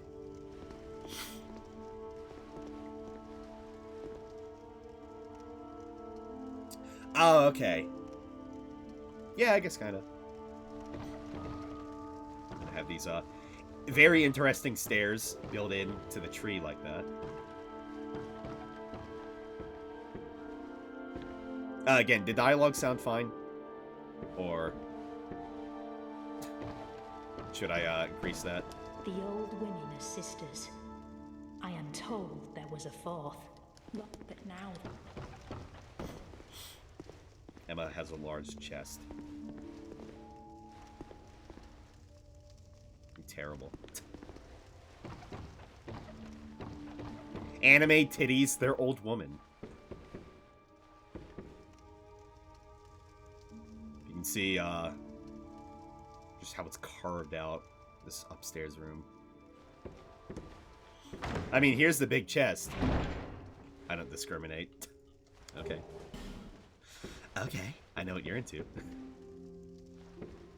I find it funny, the open flames in the treehouse.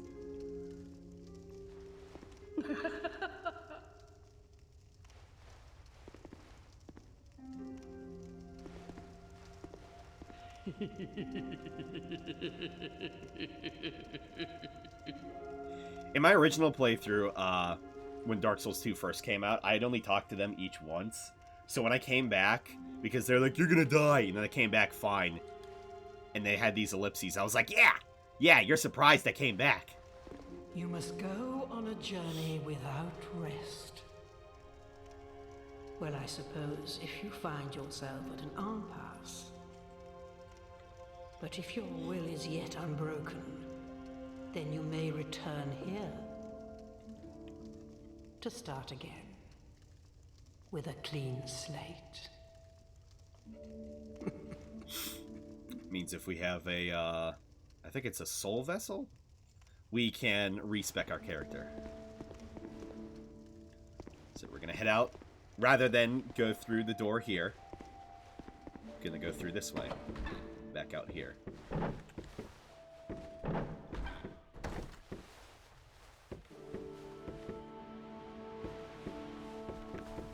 Get through our very first combat.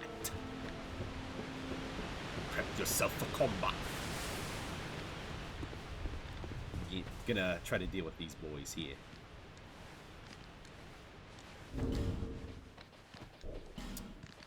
I'm gonna try to parry one of these guys. Though I'm not incredible with parrying with just a weapon, so. They're also kind of hard to hit until you actually start attacking, and then they attack in a pack.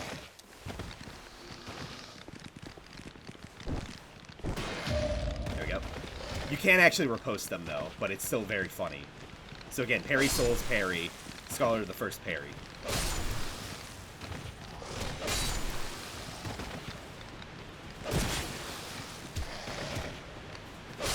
But these enemies can totally petrify you.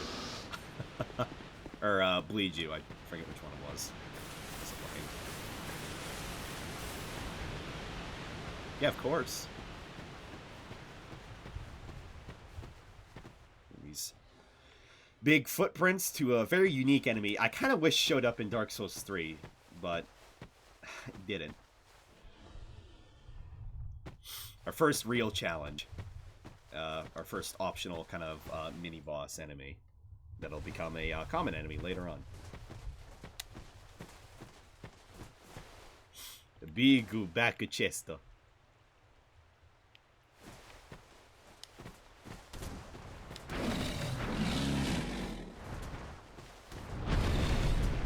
Very ugly, very unique enemy. That's something Dark Souls 2 for sure has, unique enemies. But the best way to beat these guys is to get behind them.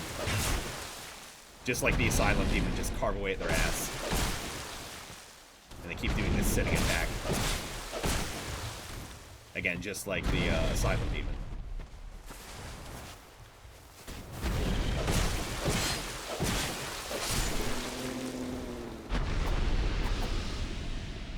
And he fucked up there. And then you get a stone ring. Then yell "woo" and eat yourself into the river. Woo, eat.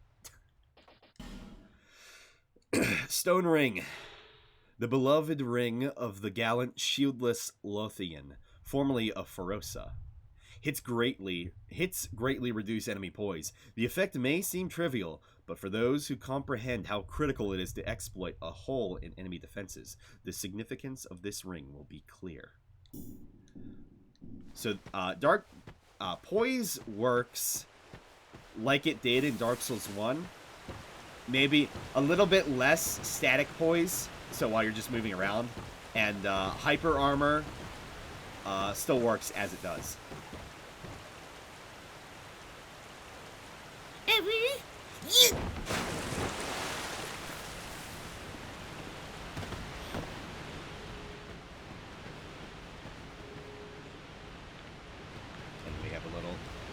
Here.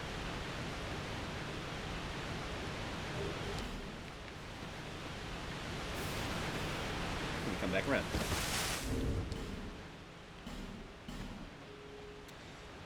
Small, smooth, and silky stone. A smooth and silky stone used to lightly restore HP. The shine of this stone is no ordinary polish and can only be achieved over a long period. Some in this land are in search of such stones. So that would be the double-winged hawk boy and girl.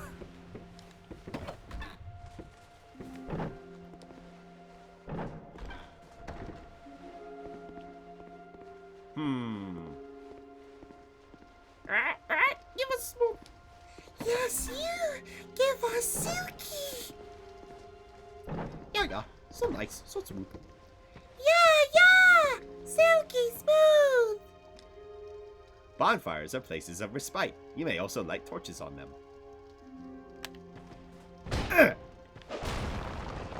You can totally just destroy the the health tips.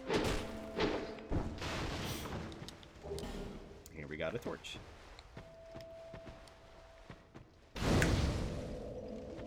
Forgot these are much faster. Dark Souls 3. So we got our usual attune spells, but we have burn, in which we can burn a human effigy, which will keep invaders at bay, so we won't get invaded. Warm, soft, shadow-like effigy. Use this item's reverse hollowing. It also weakens the links to other worlds, preventing invasions and most cooperation. Peer closely at an effigy, and one begins to perceive a human form, but whose form it takes depends on the person looking. As I said, with Bonfire Aesthetics, we can turn the area into New Game Plus, but we'll do that later on for one of the 4 big bosses that we have to kill. So this game, Dark Souls 2, starts out differently than how Dark Souls 1 did. You were set along a straight path, and then you had places to go. You had the, 4 lords to kill.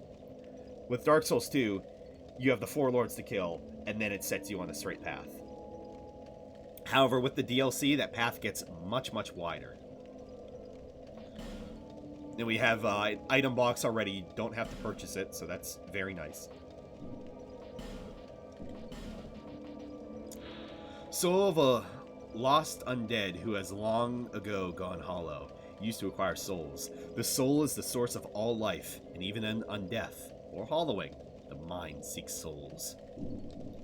Soul of the mind, the keys to life's ether. Soul of the lost, withdrawn from its vessel. Let strength be granted, so the world might be mended. So the world might be mended. So here we have some more Great Arch trees. Okay, so for this next section here, for things betwixt, I'm going to be running through because these scones here are very important later on. Once we're able to light them all, we'll get access to a red phantom that'll spawn in here. But however, somebody just died. However, our torch is limited by the time right there, so we have 5 minutes. So I'm going to light the torch, and then we're going to begin our Olympic dash. Clock's ticking, y'all.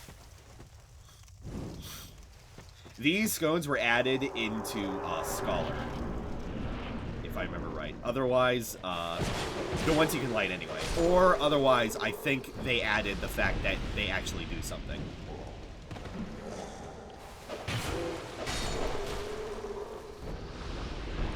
And so all these stones on the side here, they're tutorial tips. Just on how to play.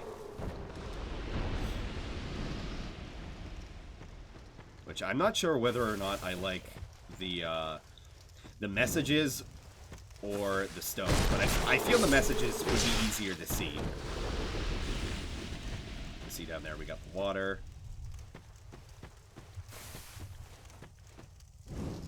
Interesting tree like over there, and then that just looks terrible. We got a dagger.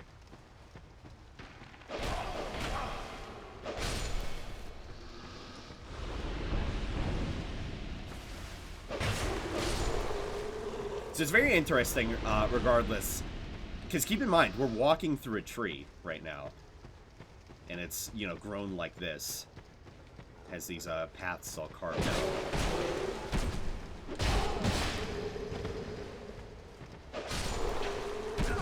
out. No hit, run over.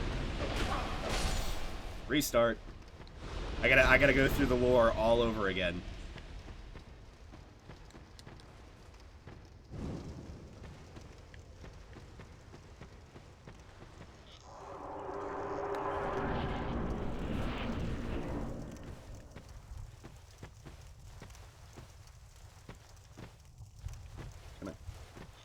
Kick!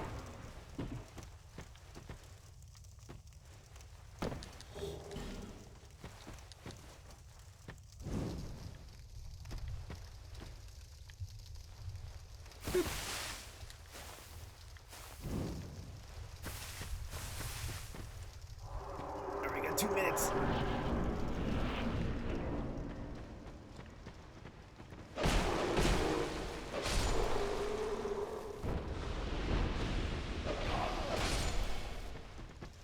Move!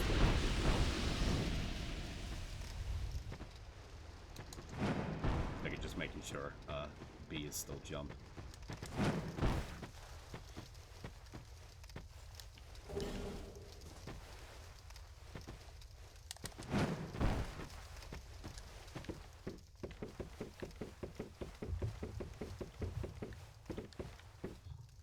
We can take a moment and appreciate how fucking dark the surrounding area is.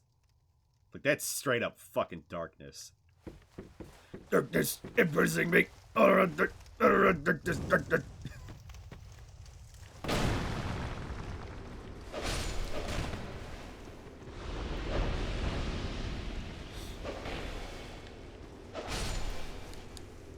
Edgelord. Sigh. And here in this weird room with a random door, we find a cracked eye orb we can use to invade.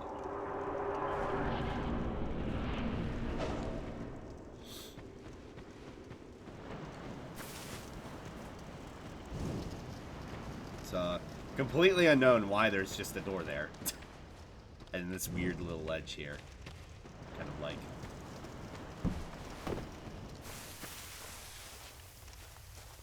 And we'll be able to come back over there later on.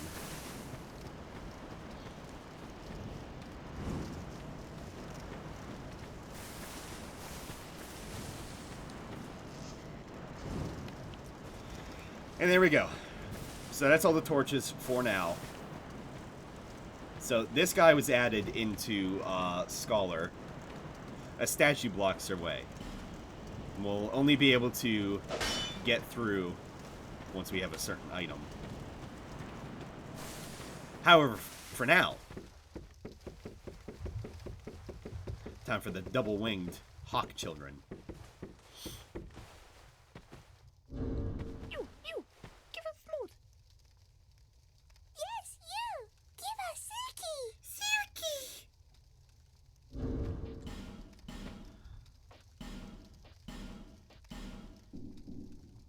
Yeah, so nice, so smooth. Yeah, Silky smooth. Old mundane stone. Ah, the stupid stone. You, give us smooth. Yes, you, give us Silky. Old mundane stone, an altered state of titanite, used to imbue weapons with the power of the mundane, cannot be used on shields. People do not look favorably on the banal, or banal, but sometimes even the most mundane of objects can cast things in a most pleasant light. So, if I remember right, the old mundane stone. Mundane is... It's an imbuement of the weapon in which it scales off your lowest stat? If I remember that right?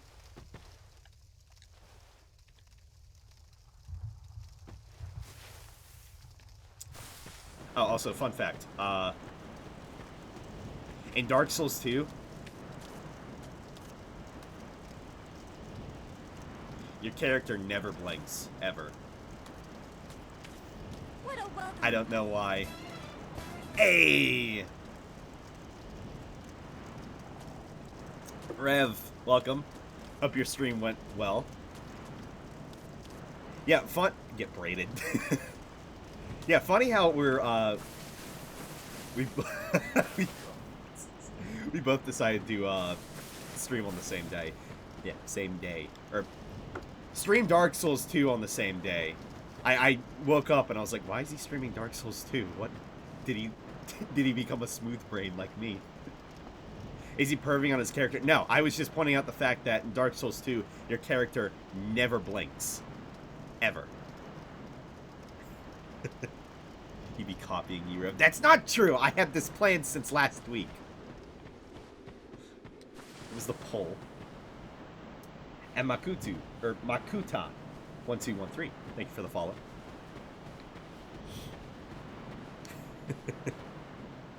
I'm so glad y'all are so supportive.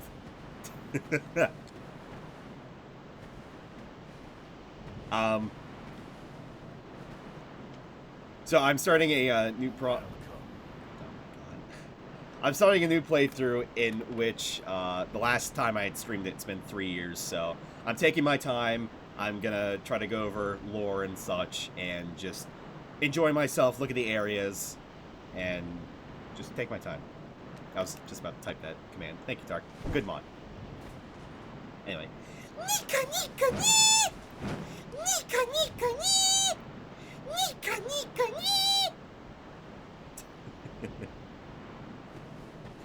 I hope it was worth it, Frank.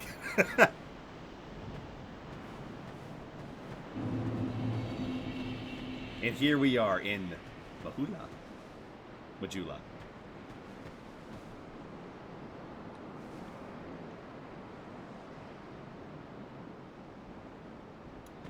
Now, weird enough, might be a little hard to tell. The little, like, flag, or the cloth right here, is just...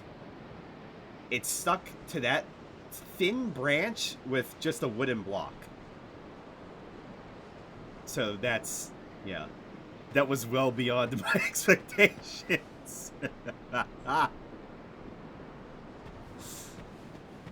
Know what you're redeeming before you redeem it.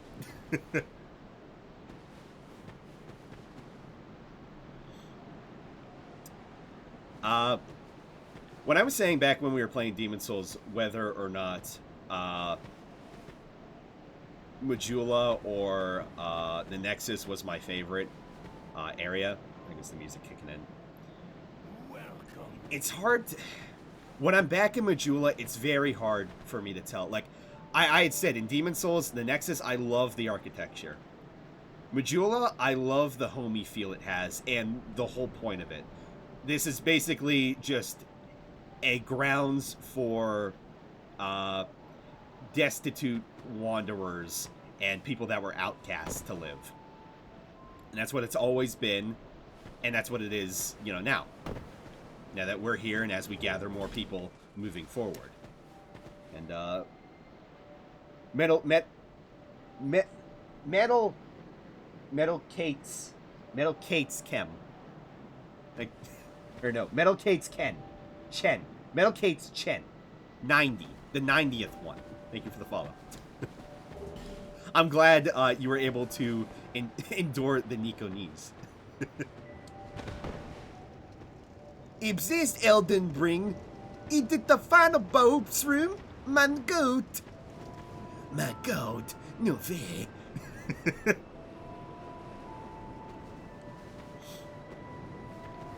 So one thing with, I can finally equip the binoculars, we can really get this shit. Oh, sorry. Wait, didn't I just pick those up? Oh, right. So in Dark Souls 2, binoculars are a weapon. So if you're hacked, you might have people run around with poison-imbued binoculars. That's not a thing you can do. There's sadly no zoom in, though, but over there is Forest of the Fallen Giants. And the Forest of Giants. However, the length of the traveling distance makes no sense. It's way too far away. It should be like that first cliff right there that I'm staring at right now, like that little rock over there that's sticking up. It should be like right there, frankly. And then same goes for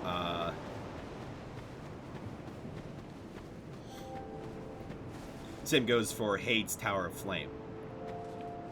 You go through that entrance right there, you go underground, go through this rock, you go down a little bit. It should be closer to like that rock right there, rather than right over there. It makes no sense being that far. At all.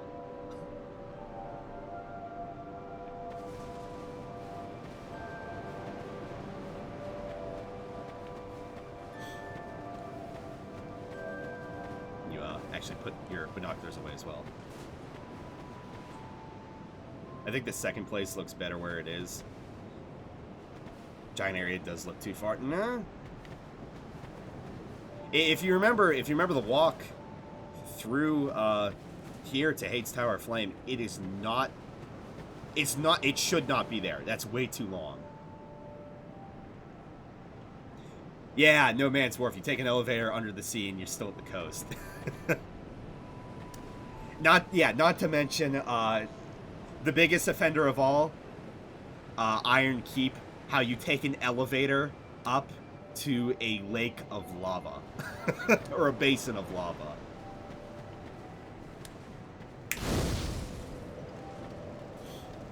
I'm really hoping with the Stade McMuffin, he fixes some of the distance issues, which I'm sure he will, because he's still puzzling out how to go about fixing Iron Keep.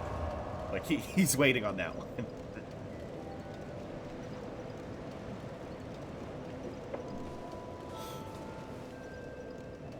Oh, so Clea, if you're still here, look, I'm wearing the shirt. I think this is the first one I bought from you. It was like years ago, though. It's been so long. Lands in Time and Twisted makes more sense here, I think.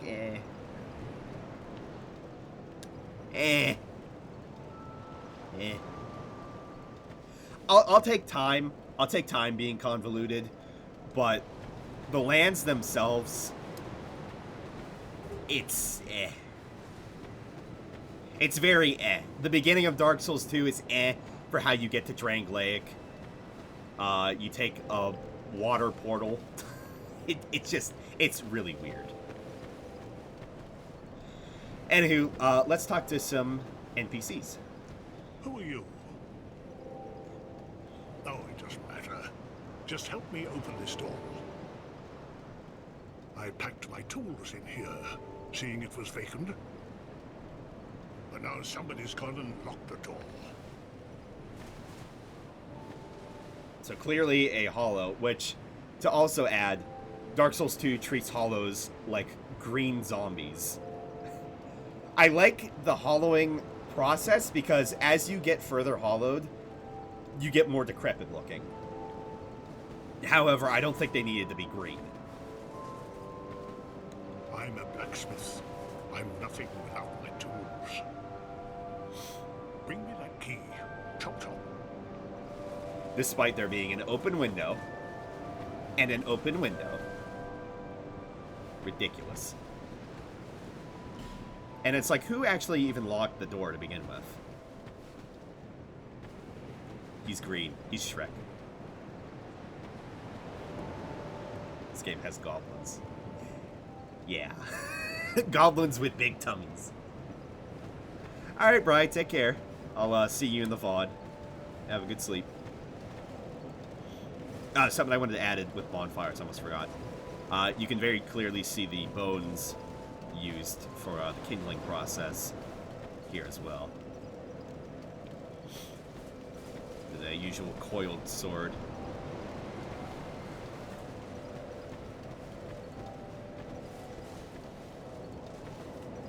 I wish I could have seen, or I wish there was like a concept art in which you could see Majula like in its heyday. Because like you have that random tower over there, or whatever you would even call that. You have the archway here.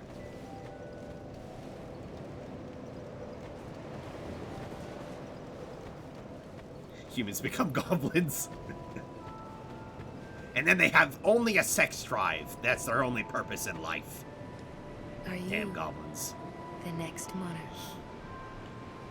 Or merely a pawn of fate? Who? Bearer of the curse. I will remain by your side till this frail hope shatters. Take this with you. May it ease your journey. Go on and see the king. He who made Drangleic what it once was. He who peered at the essence of the soul. King Vendrin.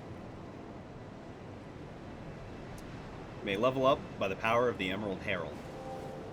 So like in Demon Souls and then Dark Souls 3, we have the return of the waifu leveler.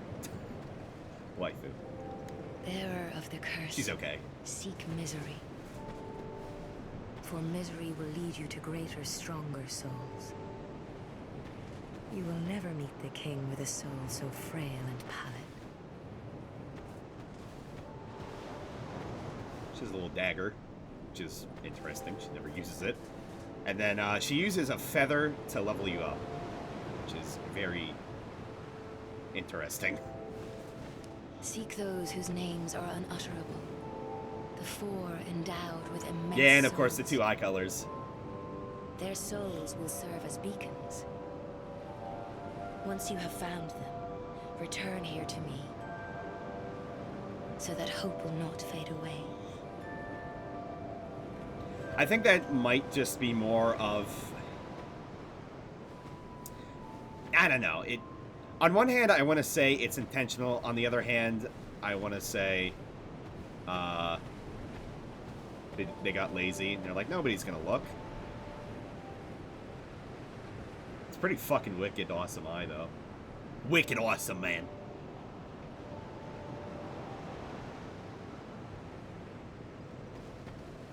Bearer of the curse, seek souls. Larger, more powerful souls. Seek the king. That is the only way. Lest this land swallow you whole, as it has so many others. I mean, I would probably lean more towards it's intentional. But still, there's that margin that it's not. Over the hill and past the forest is the king's castle, where a man peered straight into the essence of the soul. But whatever came of it, those who come to Dranglake seeking salvation soon lose hope and turn hollow. It happens to them all, sooner or later. That blue knight at the base of the tower, his spirit is already broken. Although he does offer sound advice. Perhaps he is a foreshadowing of your own future. Best crestfallen.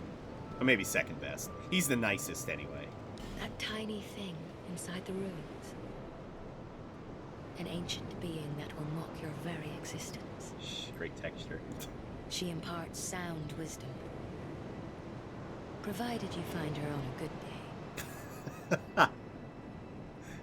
day. That's the best kind of ringtone, truly. The sign you bear will drain your very souls. And without souls, you will turn hollow. Stay strong. Do not lose hope. Even when you have precious little time.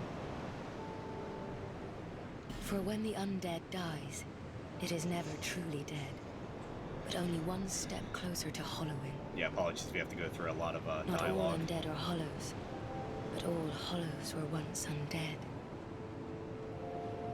If you find an Estus shard, bring it to But me. I hope y'all coming from Rev Stream that I may are ease your burden. interested to stick around for all the dialogue and the lore before the gameplay, because I'm gonna be going my favorite way, not that way. I'm gonna be going straight to Hade's Tower of Flame like I usually do. Over the hill and past the forest is the king's castle, where It'll be a little different. I'm not sure how Rev started, but I'm assuming he probably went through the forest. Somewhat a lore streamer myself, you know, my bad. I forgot. Dark Souls 2 is the biggest lore in the whole series, after all. And of course, before we go, bear, seek, lest. Bear, seek, lest. bear. Bear, seek, lest.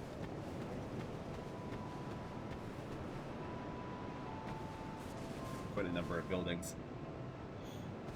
I wish there was something to that, like, little bit right there, that little ruin. It makes no sense. And then, like, I'm not entirely sure what that is right there, but that might be... I want to say it might be the Lost Woods. That area right there. Though I'm not sure.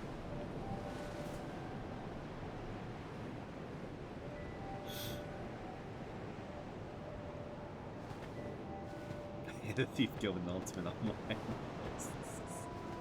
I bet you did. Were you the ultimate master thief?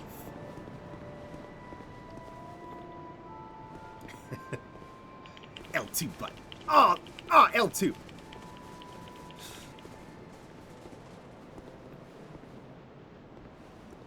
Zero deaths worldwide. Yay! Yay! Last I checked, I think it was at, like 3 million, I think. It's random kind of gobbledygook checkmark text. I like how this is the only game, too, in which, again, implying how difficult Dark Souls is, that it has, you know, a death counter worldwide. And then everybody who played the vanilla Dark Souls 2 remembers back when, basically, the stuff on the back here would be a precursor to the next DLC that would come out. Until eventually, the letters would just be worn beyond recognition again.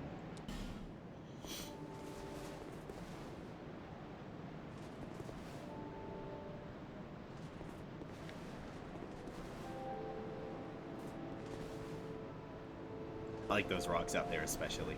The flat ones. Welcome. Hey. Whoa, mama. Zooey mama. Thanks for the follow. I almost read that as Hua mama.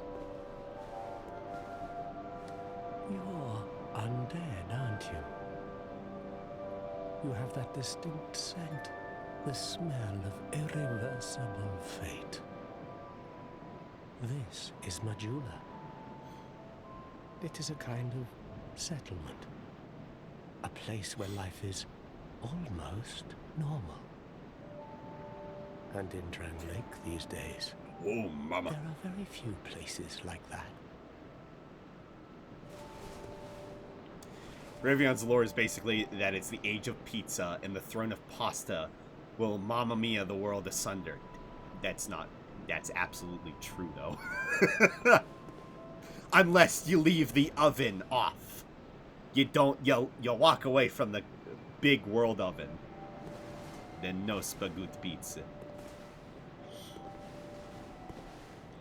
So, Crestfallen is interesting in that he is, I think, one of, if not the only Dark Souls 2 character, and maybe Dark Souls 1 character, that has a mixed set. In Dark Souls 3, that's different, though. But he has the Wanderer's leggings, and then the rest of his set is the Nameless set. So, just a little interesting bit. I made a character off of him many long times ago. You know, I named him Soldan. I tried to give him like an accurate looking face, and I used he uses a bastard sword, so I used a bastard. It was nice, and a lot of people, you know, recognized it. They were like, "Oh shit, it's Soldan." I am Soldan. And like you, I lost everything. And now I'm here. You probably heard that it was possible to break the curse here.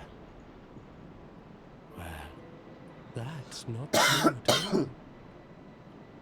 There's nothing here for you, me, or anybody.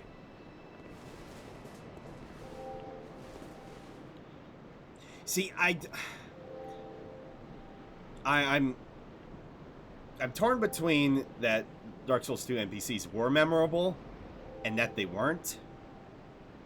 Also, yeah, the Lost Bastille. To be fair, it's like, I want to say maybe it's like beyond like the rocks over here, but it's really impossible to say how far you even flew, for one thing. But the thing with Dark Souls 2 NPCs, it's like later on with Lenegrast, he has a daughter, we'll find his daughter, and then she'll just be sitting here and she's like, "Huh, he looks like my dad. Ah, well. He keeps looking at me, though. Ah, well." And then Lenegrast is just like, "Oh, I'm glad my daughter's back. At least I can keep an eye on her."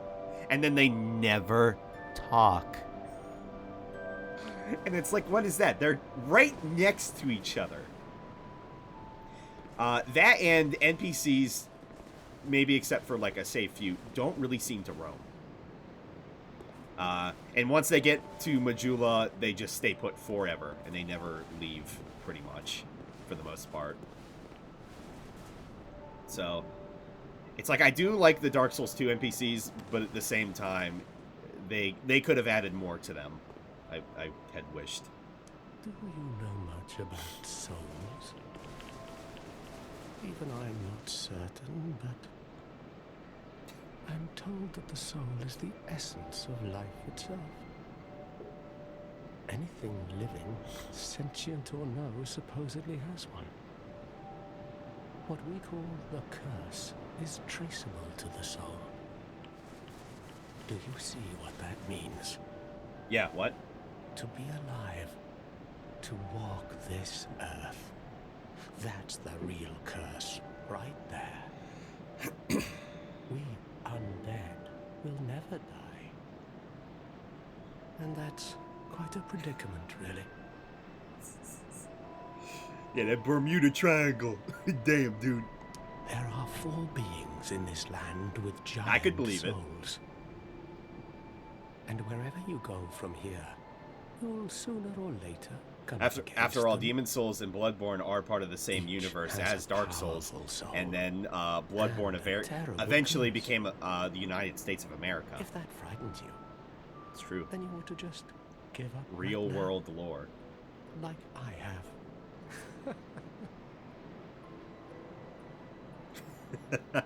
Do you ever cry out? That's for Balabidia to you.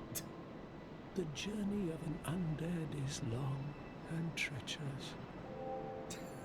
You'll face invaders from other worlds at every turn. If you need help, why not proclaim faith in the Blue Sentinels? When you face danger, the Blue Sentinels will come to your aid. Protection is yours, if you wish. You need only accept their kind embrace. And our first covenant.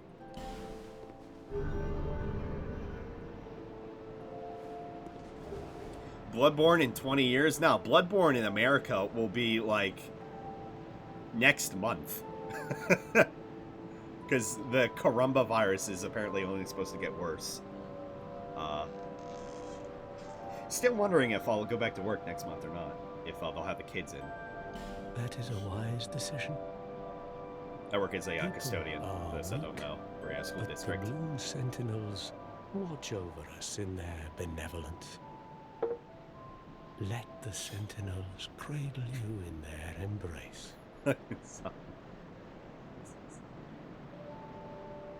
You mean survivors? Yeah, maybe.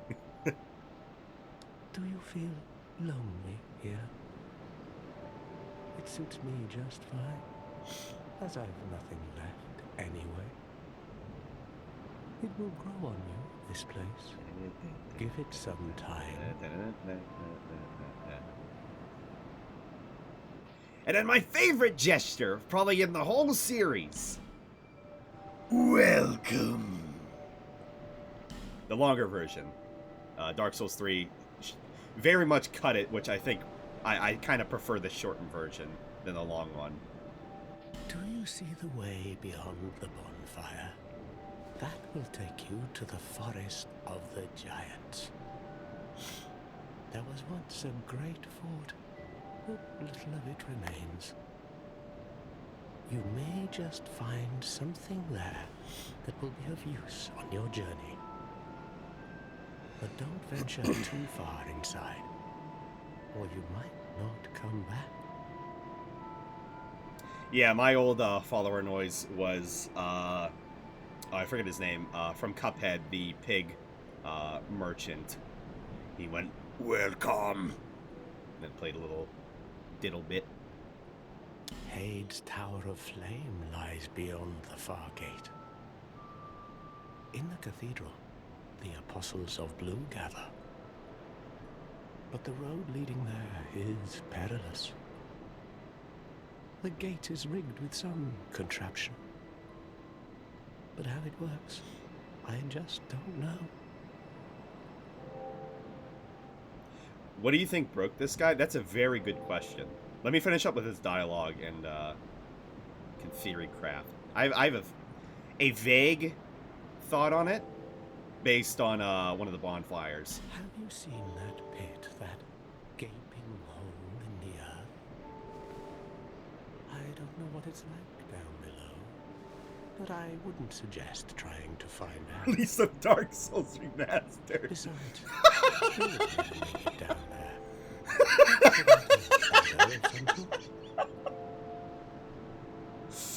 It broke me too. I didn't even put 100 hours into Remastered. Fuck. The flame you see there is a bonfire. They exist all across the land, beacons to we undead. If you are tired, try resting beside the flames. The flame heals us. Long ago, a woman called a firekeeper watched over each bonfire. She kept the flame lit and guarded it from those who would extinguish it. I wonder where the firekeepers went. Yeah, they're all back over there. Though he's probably talking about the ones in general, like at the other bonfires. Which I've always thought it weird that we're able to kindle the fires ourselves despite not being a firekeeper. Though I feel like that might have something to do with like being I don't know, being a human and I don't know. Hard to say. Did you notice any letters on the ground on the way here? Nope, because I'm not online. These are messages that have jumped the fissures between worlds. In Drang Lake, the flow of time is convoluted. Things shift and waver, twist and turn. Poignant wishes, dashed dreams. Oh, the fuck. Messages convey our very inner thoughts. If your will to soldier on falters, Hang on. try leaving a message. Somebody out there is sure to listen. You may notice symbols that appear upon the ground. These Magic are butt soup. summoned signatures. They call upon spirits from other worlds through the schisms in time. Yeah, I think Solden's dialogue is probably If the you worst to fear get through hollows, in terms of find some listening to it all, signatures because to it's all call just upon tutorial spirits stuff. to help you. Do you see the way? We did it. But don't. Okay, two things. May you find peace on your journey. Love that too. Okay, first off, we are one follower away from 200. Tell you what, whoever is the 200th follower in here who's not currently following, I'll give you a gift sub. And then I have to think long and hard what I need to do for 200. Because I still haven't thought of anything yet. And two, so what I think somewhat broke Crestfallen, aside from being a hollow and having the curse and having to come to Drang Lake to, you know, seek souls, because that's the only thing, you know, a hollow can do, I guess. At the current time of Dark Souls 2, anyway. Is that he at least gets to the Forest of the Giants, because the very first bonfire is titled Crestfallen's Rest. And Crestfallen Solden. No shit. So he probably made it somewhat through, and then like maybe he saw the hollows and he gave up. Or maybe he got to the first area once he climbed up the ladder and he was like, This isn't Dark Souls. Too vanilla? Why are there so many hollows? Where's the Haid Knight? That was the best part. and then he cried, and then we all cried because I missed the Haid Knight sitting at the tree because it was really cool. And then they, in Scholar, they just added a bunch of normal hollow enemies around the tree, and it became really stupid. But yay, we can move on to other parts of Mahula now. Yay.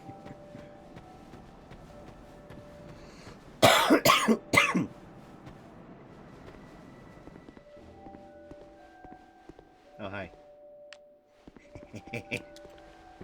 We have, what probably would have been a better, actually, in fact, this was probably the blacksmithing or armory beforehand. Can you imagine if Lenigrast was in here instead? I think that would work out much better, honestly, than him being in that tiny little building. Like, yeah, there's an anvil in there. So what?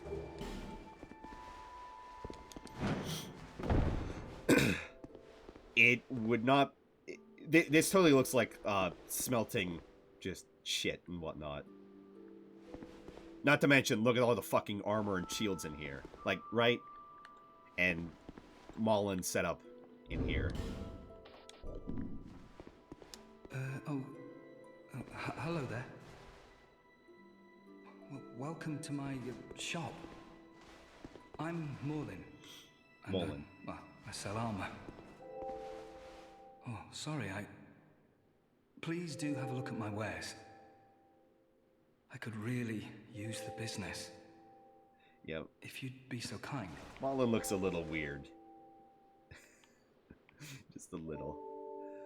Interesting to note that he's wearing essentially Seldora garb, which is an area later on in Drangleic. So he's an armorer, but he doesn't actually do blacksmithing. I think he's more so just a trader. That's about it. I'd like to think in a more expanded lore world that Lenegrast and Mullen kind of work together. They form a business, maybe. But no. Headcanon. But not even. It's not. It's wished headcanon. Fictional headcanon. But is it just real headcanon then? I came from the west, from Volgan. Have you been there? It's a lively place, vibrant with trade. Very competitive, of course. And you have to grease the wheels to get anywhere. But I didn't have the funding for that, so I left home in hopes of striking gold. It's been years since then, and I've made very little headway. I don't even know why I'm still here. Just to suffer. Everything's all run down and dying. It's terrible for business, really.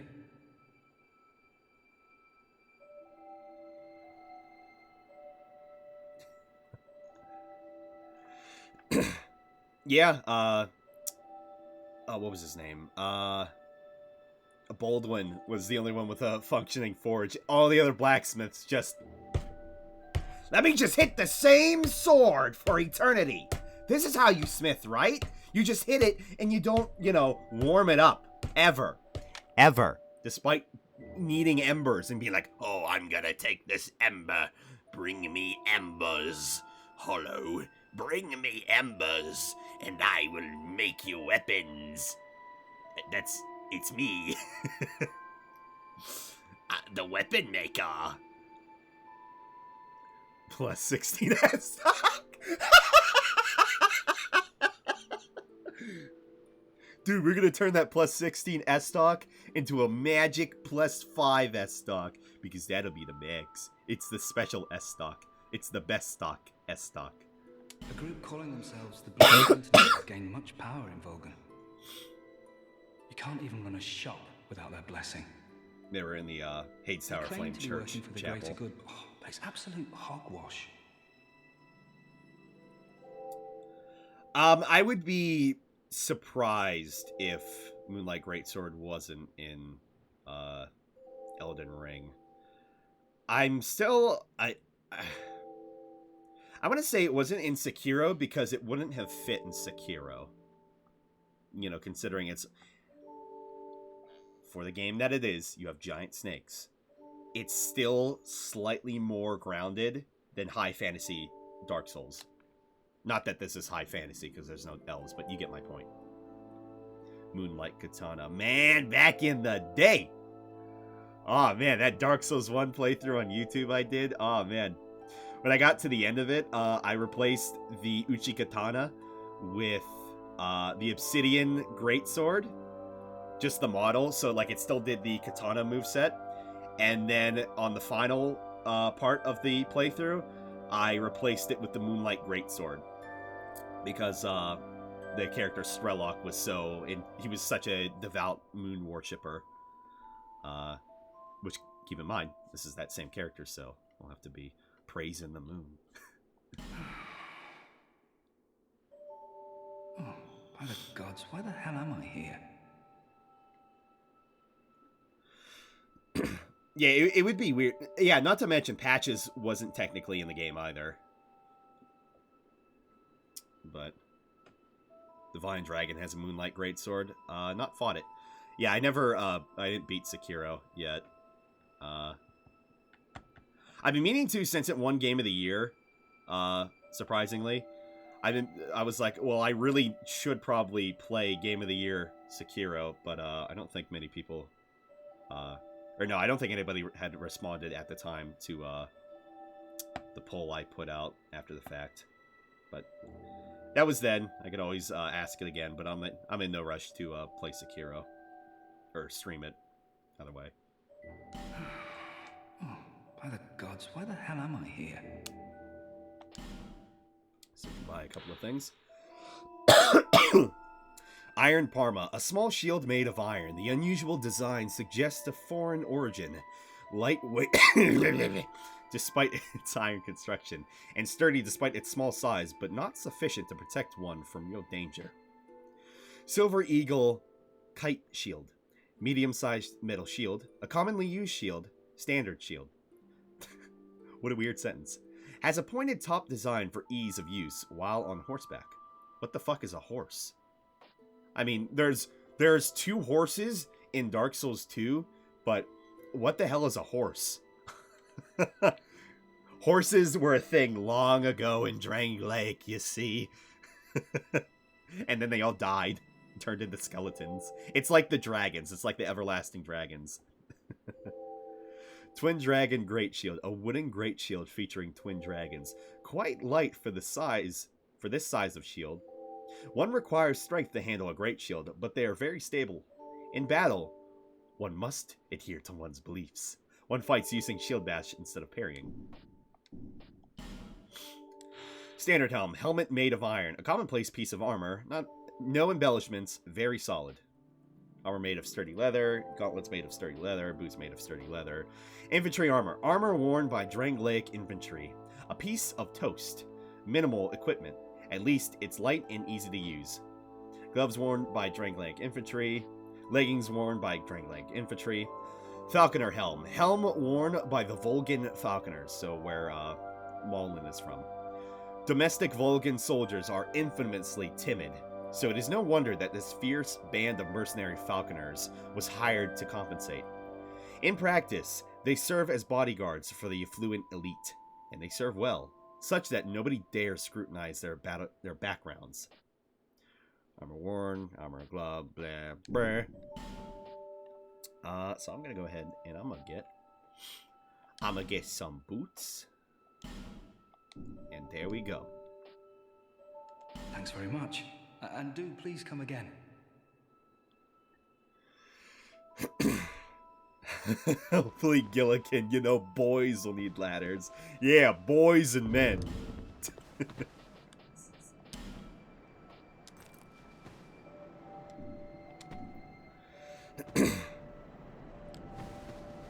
Yeah, I'm especially, of course, looking forward to the fashion.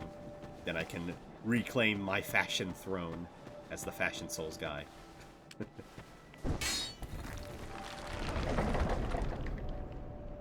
Something I have with Scholar, I forgot to mention.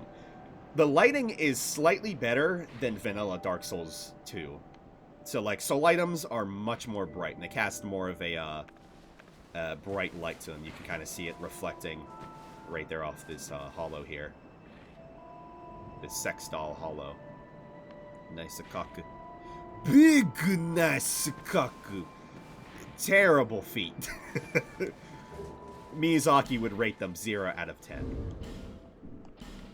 Which, let's get this out of the way. You got, Skyrim feet. You got Elder Scrolls Sky... No, not even. You got just Skyrim feet. Club foot. Okay. That's out of the way. So these pigs here, little piglets, they're evil. You're like, Mela, they're just pigs. Why are they evil? Well, for one thing, I wouldn't be surprised if they are hollow. That's not the point I'm trying to make, but I'll cry if we get the item, though. That, in fact, proves they're fucking evil.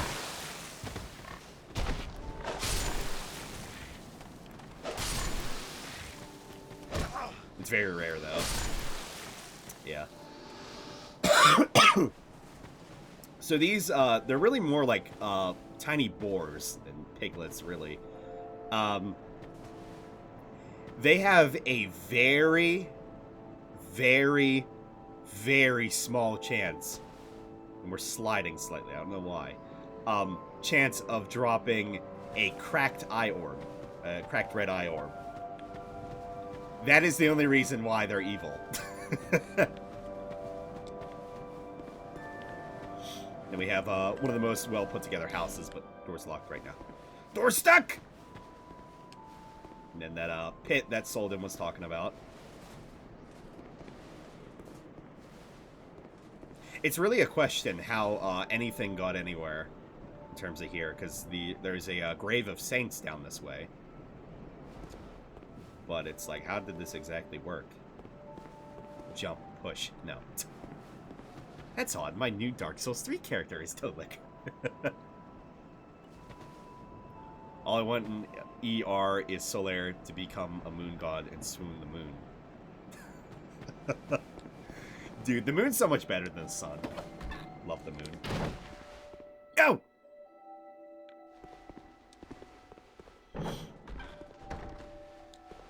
This is something I missed from Dark Souls 3 as well. Cats. There's just a random cat here. There's nothing to the cat. It's just here. And it's like, that's fine. And there's really nothing in the room, so it's like, I don't know why they even put the cat here to begin with, you know? Just kidding. She talks! Undead, are we? And one without much time remaining. Just about ready to fall apart, I'd say. Not exactly the time to be chatting with a cat. Demand sacrifice. Get out of here. Oh yes, you may call me Shalqua. Enchanté. So, what did you want anyway? Ooh, you smell wonderful. Probably a dev's cat who died during production. Is that like in Demon Souls where the cat ring icon is just some guy's cat? Just a picture of a cat head going. But yeah, as opposed to, you know, Alvina in Dark Souls 1 with a Muppet face, we have an actual normal cat with little cute cat patty. Footy tooties. You can't see him right now, but oh man, what a cute cat. I love Shalkar though, she's great. And here we can buy some rings from this cat. Ring of the Evil Eye, a modest but inexplicably disturbing ring. Absorb HP for each enemy defeated. Peer too closely at the rare stone that forms the eye of this thing, and things that writhe and stir may come into focus. Silver Cat Ring. Silver ring depicting a leaping feline. Reduces damage from falling. Legend has it that when cats grow old, a force brews within them, and they are reborn as something new. Red Eye Ring. A cursed ring depicting a demon eye. Becomes easier to be detected by enemies. If it is tranquility that you seek, then you should have never left your home. Dark Souls is a hard game. If you seek strife, then fair enough. But no need to overdo it. Name Engraved Ring. A special ring that can be engraved with the name of a god. Becomes easier to connect the worlds of the players who chose the same god. There are countless vestiges of long-lost gods in the ruins of Drangleic. Or perhaps they are the very same gods as ours, only known by different names. Something to keep in mind.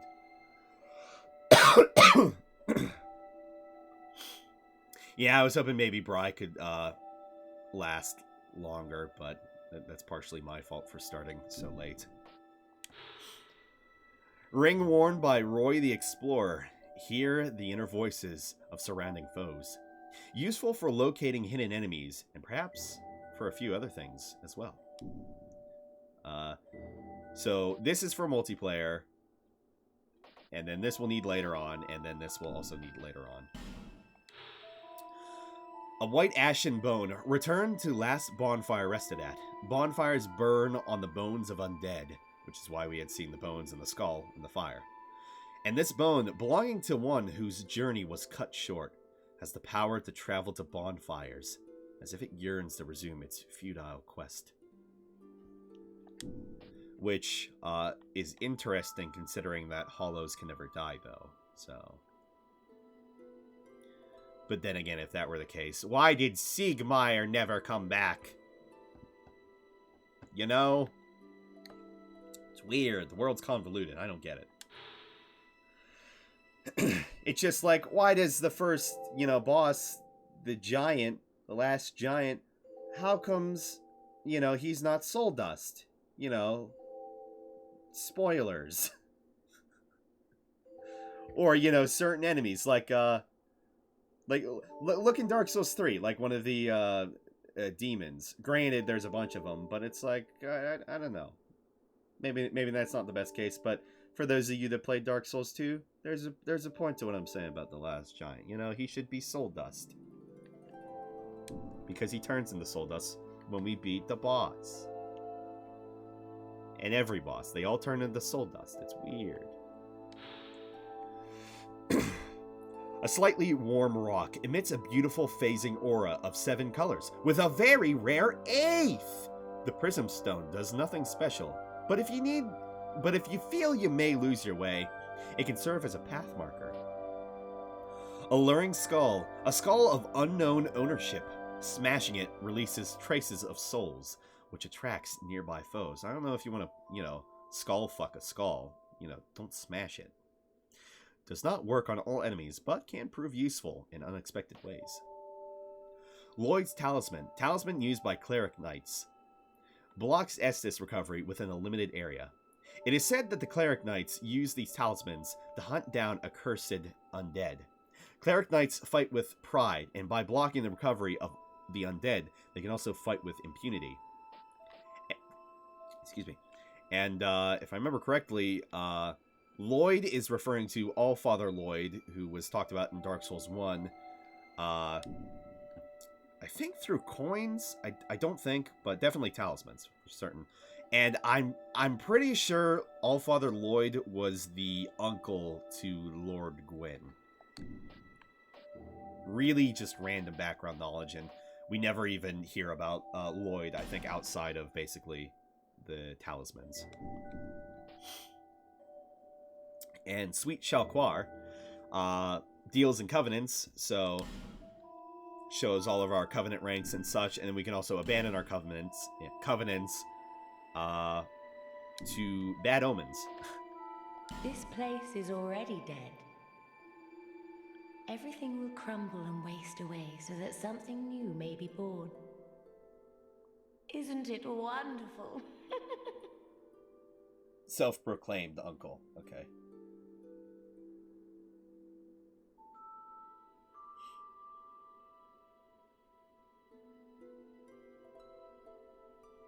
Oh, hang on, I missed that.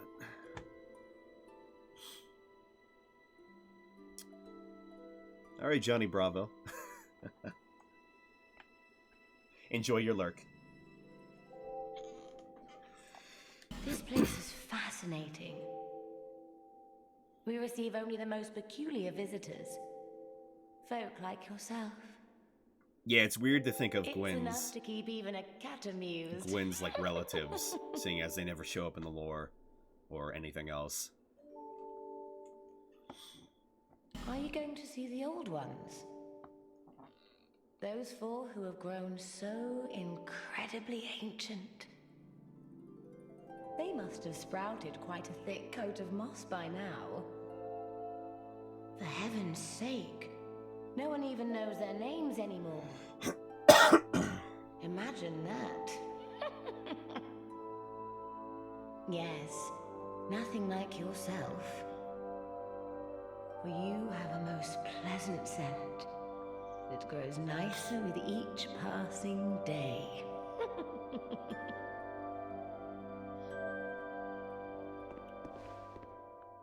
Poop hole. You ever just have a poop hole in your house? Can you imagine? Let's say, just break open a hole in your floor. Perfectly sized hole. And then just put your poop in there. Take a poop in it.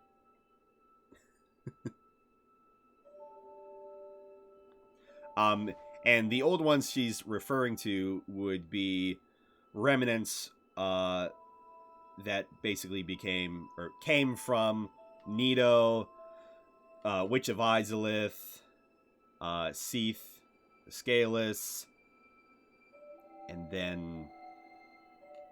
I always forget the Witch of Izalith, but, did I say Nito? I always forget one of them. Have you made friends with the man by the sea? Solden. He's lost everything. Absolutely everything. The only thing he's good for now is a few tidbits on covenants. Thank you, Four Kings. They're a type of... I always forget Four Kings and Witch of Izalith. You might say.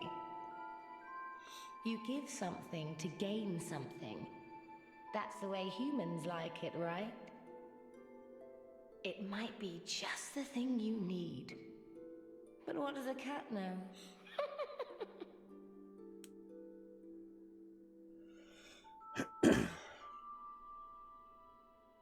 Yeah, I'd like to think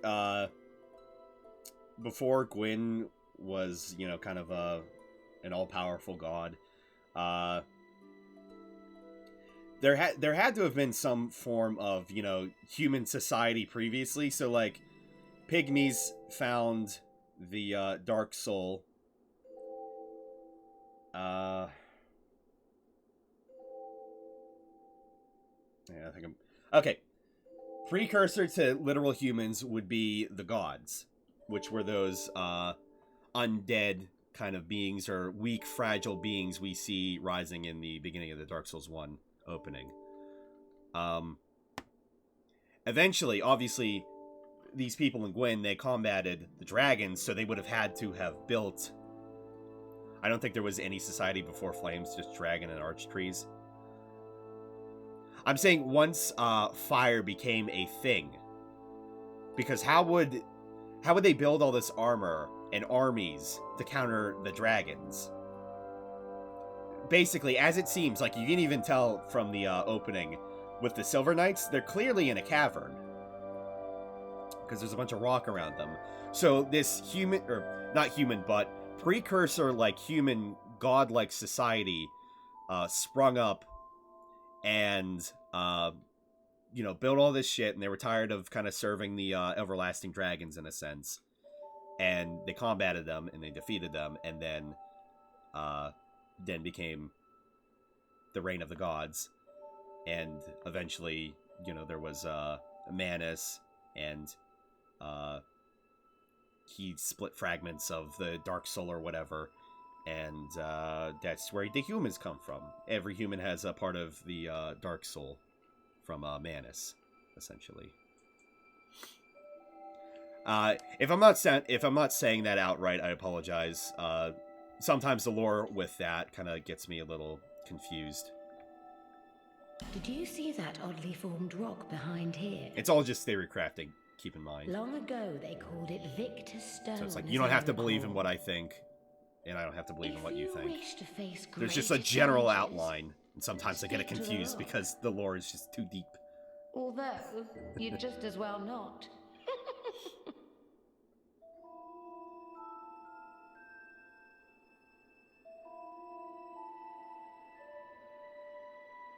That's fair as well. That's a way to look at it too. They already have kind of the armor.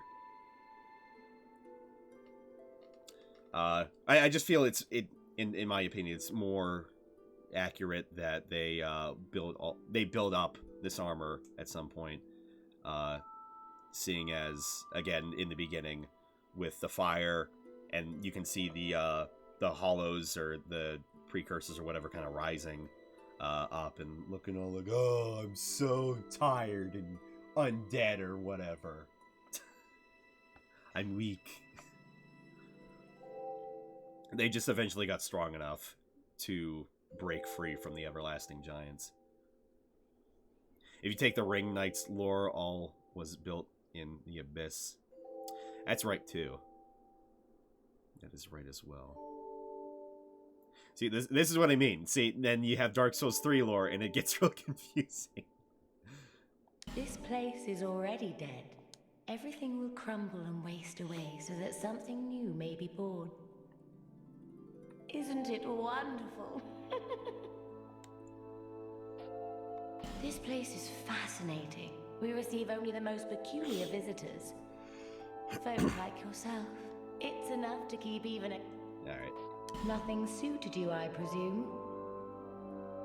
Well, that's dismaying. A retcon, right?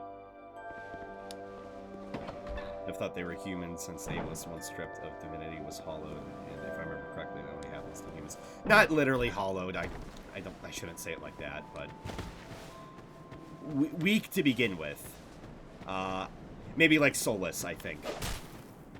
Before, you know, Gwyn found the first soul, or the first flame, however you want to put it.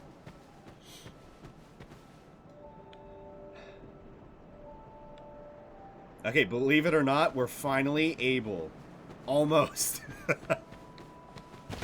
proceed forward. We're gonna head back to Emerald Herald. We're gonna give her... In fact, we have some more things to read. Estus Flask. A green glass bottle of unknown make. Fill it with the Estus at a bonfire and drink from it to restore HP. The nature of the link between the Sunny D and the bonfires that illuminate the world of the undead is entirely unknown, but that is of little concern, for any undead knows the value of these precious flasks. Amber Herb, an annual herb with an amber color so deep it gives the impression of luminescence. Restores a small number of spell uses. It is the mistaken belief of many that the flowers of this herb do not blossom. However, small, white flowers do blossom during dusk when the moon is visible. The Shard of an Estus Flask. Shards are deeply soaked in Estus. Graft the shard to an Estus flask to increase the flask uses. I imagine you just kind of tape it onto it. Over the ages, countless souls rested their bones as they drank from the original flask. And now this shard remains, serving as a vestige of their hopes and dreams. Which makes you think, how did the original flask come to be? A cracked red eye orb. Online play item. Invade other worlds. Defeat the master of the world you have invaded to acquire a token of spite. Essentially works as an ear or a tongue. The residual sins of those who have succumbed to dark temptations are contained in the form of the cracked red eye orb. Which the function of sin, I feel, worked the best in Dark Souls 2, without a doubt, because you had literal police rather than, you just invade an area and, they're an invader, that's it. You could invade a sinner while they weren't even, invading.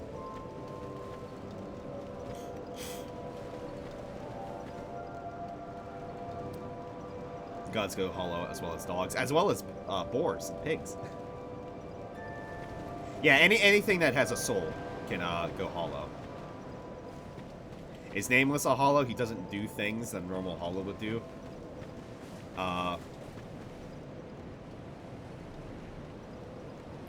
Which Nameless do you mean again? Remind me.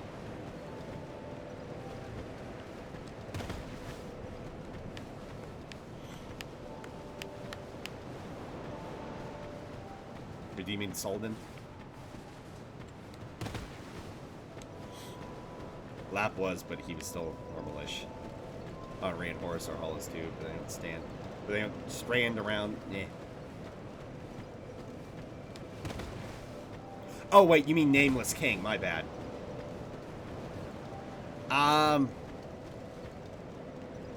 Yeah, no, I'd say Nameless King is a hollow, but he still has some form of...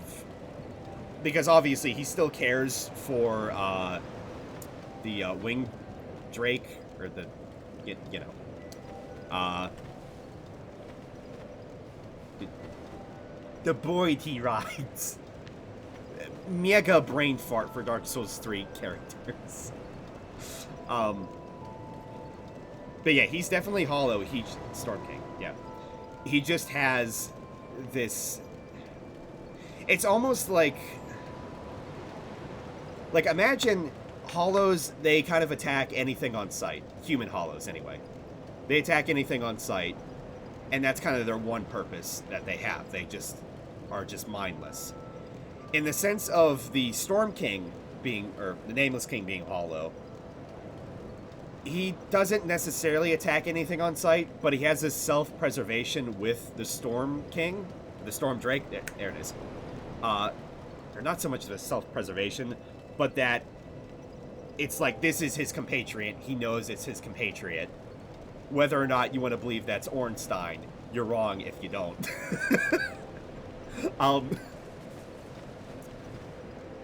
But I feel it's kind of like that, because he's very clearly hollow.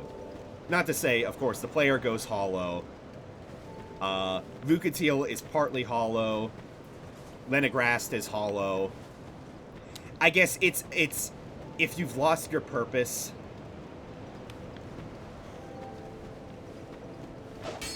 Yeah, I'd say it's if you've lost your purpose, then you're a true hollow.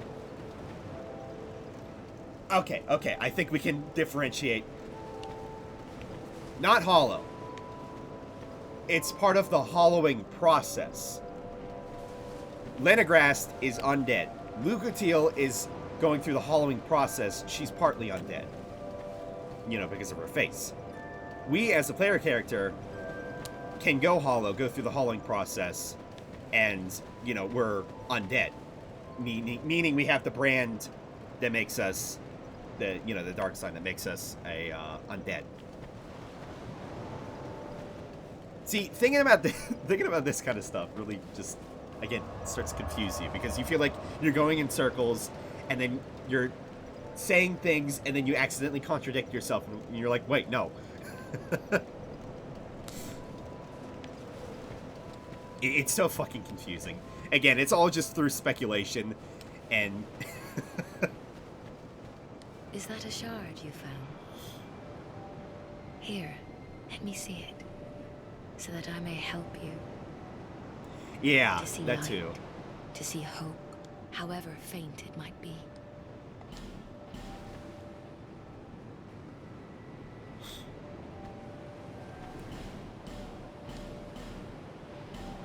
That's all we got for now.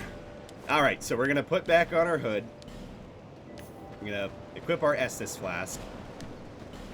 We also have the blue seal. Covenant ring for Apostles of Blue. Ring of the Way of Blue Covenant increases HP slightly. The Way of Blue is not a developed religion. It is a humble prayer that spread naturally amongst those seeking help. When Apostles of Blue are invaded by dark spirits, they can receive assistance from masters of other worlds.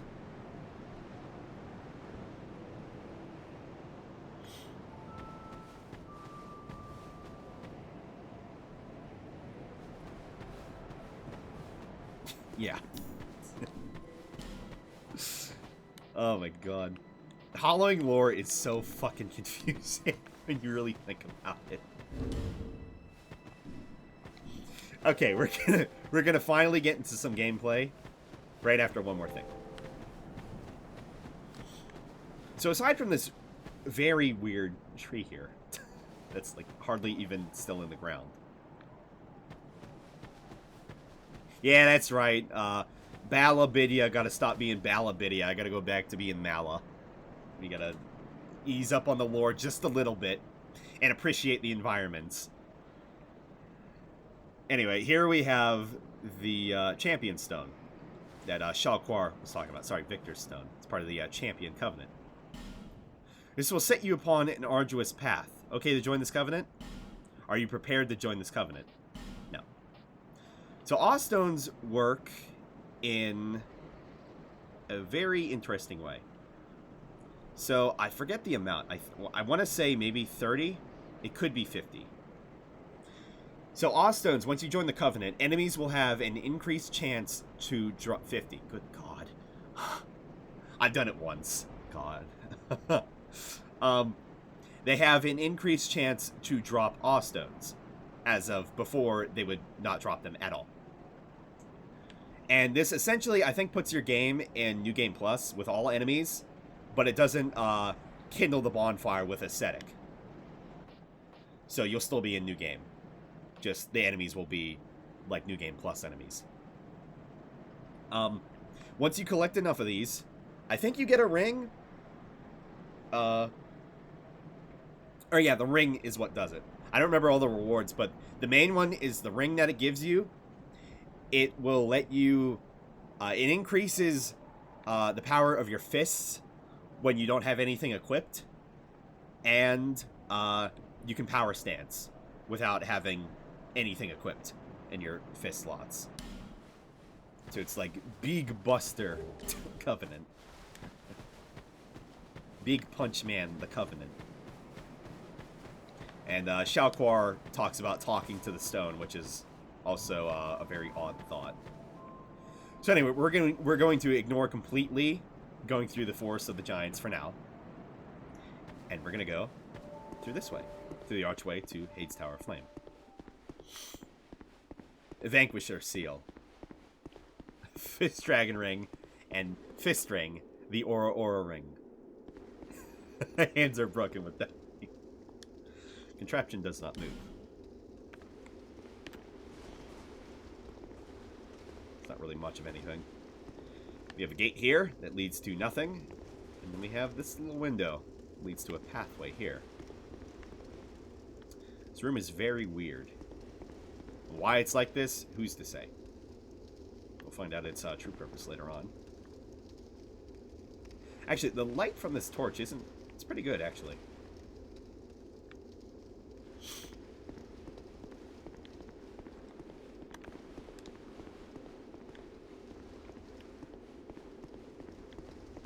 Thanks everybody for sticking around so far. I know we've been through a lot of lore and whatnot as of right now. Ooh, still sitting at a nice cozy 21 viewers. Thanks y'all. I really appreciate it.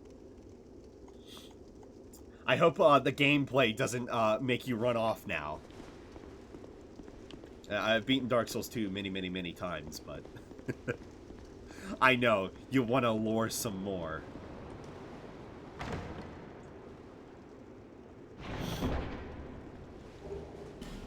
Yay, we get a shield.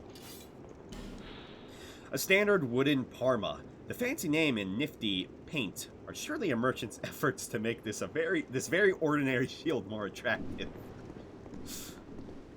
Dark Souls 2 has a bit of funny item descriptions or like dialogue as opposed to the rest of the series. Here we have a little gate. It's very weird. It's almost like a sewer system.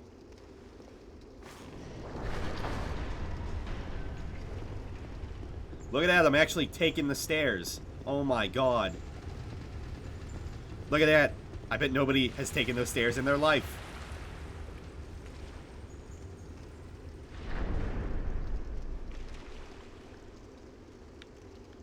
I think that's a sluice.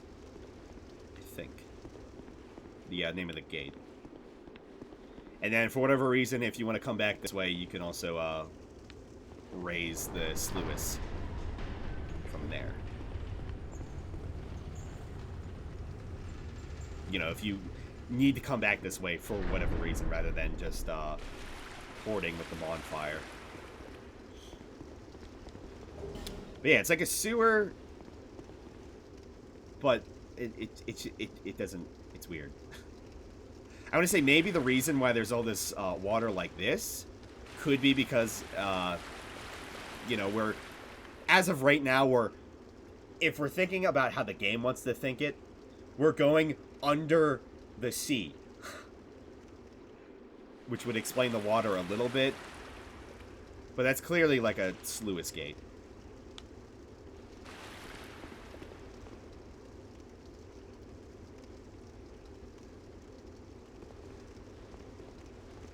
Yeah. I mean, the best thing about the stones is that they're basically just eyes. Very hard to eye.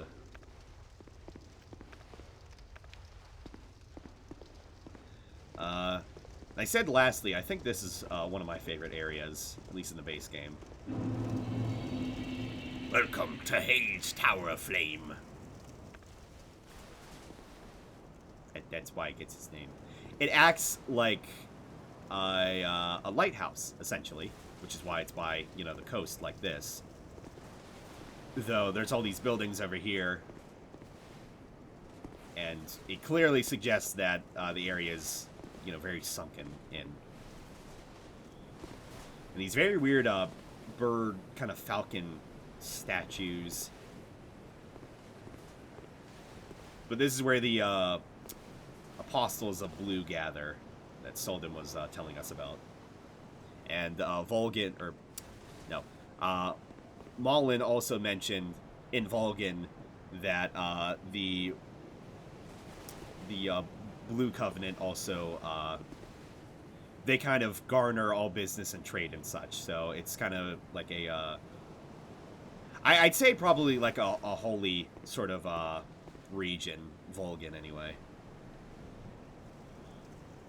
Yeah, that too. The Horus. Yeah, that's the Egyptian.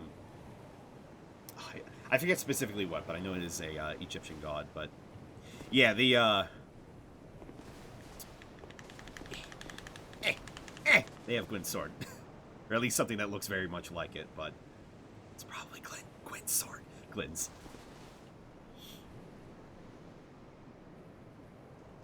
I thought the Sunken Crown DLC plays in Hades Tower. I never thought about that.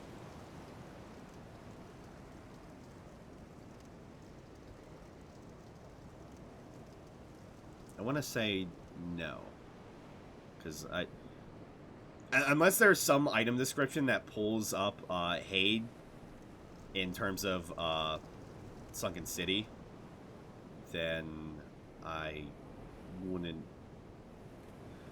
say Shulva has anything to do with Hades Tower of Flame, or at least Hade in general. Though as a sunken city, I can see why you would think that, but I don't think it's sunken in that kind of regard. I think sunken more so refers to like the poison. I can understand why you would think that, though. I can see the logic behind that, but no, there's no lore or item descriptions that mentions Hade in any regard.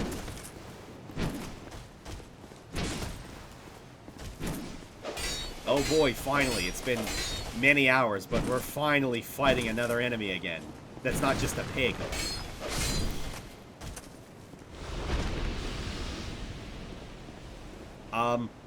Something that came to my attention recently, the ancient knights here, at least their armor anyway, they are definitely made in the Broom Tower. You can see that by the weird elevator statues that you ride in the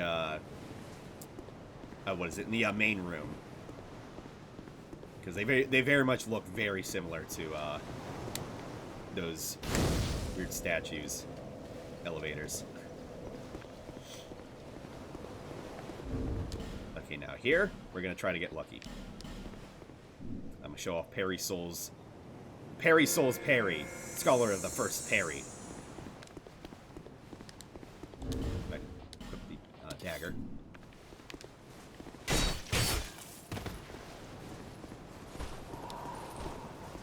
Not that one.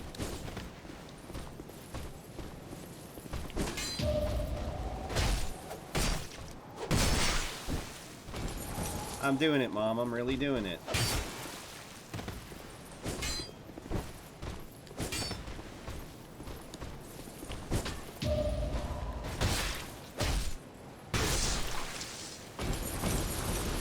Are they not basically old Drake keepers? Maybe. It's been a while since I've played Dark Souls 2. So we'll have to see when we get there. I hate that fucking move they do. I want to say their armor is a little bit different.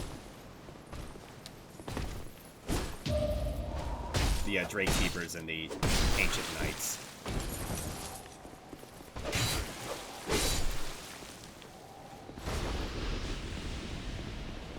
Okay, so I want to try to get a piece of the hate set.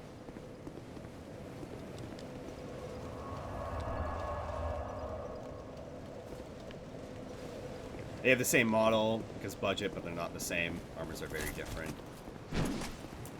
Yeah, the helmets are... They're like a little bit more gaunt, I'd say. Yeah. Yeah. Yeah, their armor is... Like, it's darker, granted, but it's a bit more gaunt. It's more like hefty. It's a great armor set, though.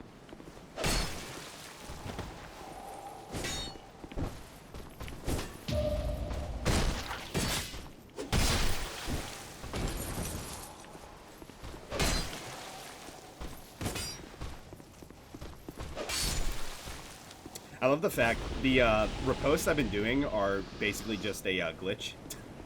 If you riposte just at the right time, you'll get into that animation where it acts like you did a guard break.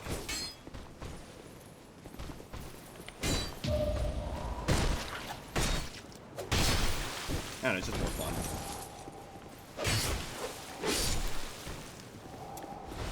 Nothing at all, really.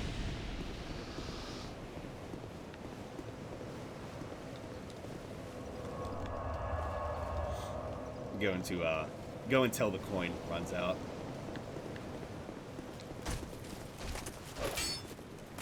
How did that not hit? What?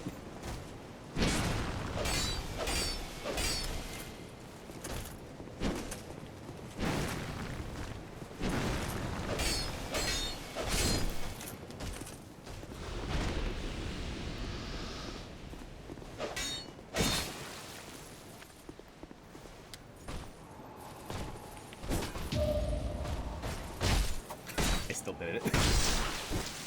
I wasn't even trying to. Oh, come on, anything. I mean, we're getting some souls at least, but like, come on. Oh, a thing with stamina. For Dark Souls 2, and only Dark Souls 2, I remember, this might be real old for some of you. A YouTuber that was really into looking into game files, who went by Hellkite Drake. I remember in a video he mentioned the stamina regen for Dark Souls 2 was like, basically when you run out of stamina and it comes back up, you have to wait until it's like 20% full again before you're able to run.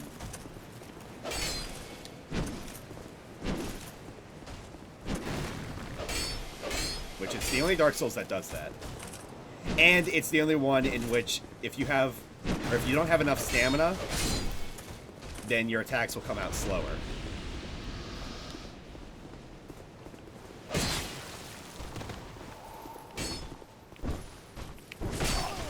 Oh!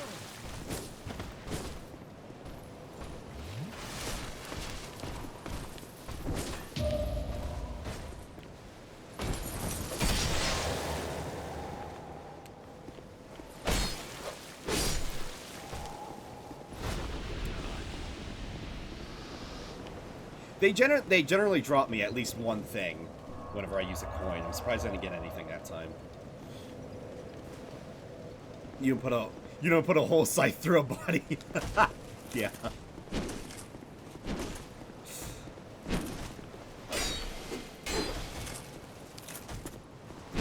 I also love doing the flourishes. I feel it's a little easier to do like flourish kills Again, I didn't hit. Easier to do flourish kills in Dark Souls 2 because of the way aiming with your weapon kind of works.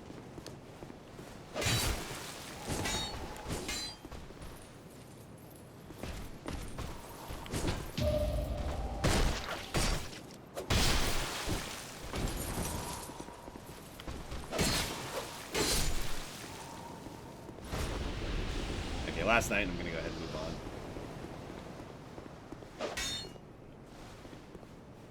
But I still can't find my exact spot. I don't know why I got... I started thinking about how I sit, and I'm like, this doesn't feel right. I feel like more fidgety now than usual, because it's like, I don't know how I want to sit.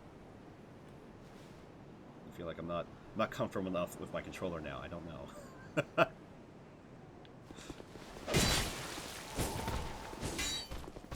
Seems like then I want to leave in more, because stuff starts getting serious.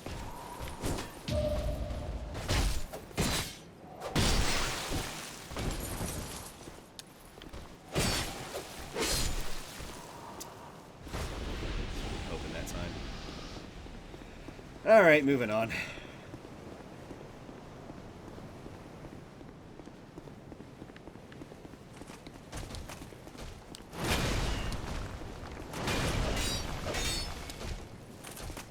But yeah, I really like the look of Haid.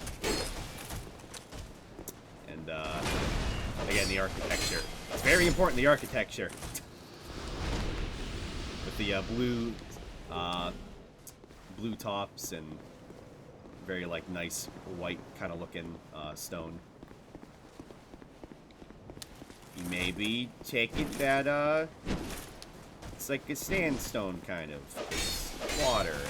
Sand's near water. Sand's near water, guys. Did you know?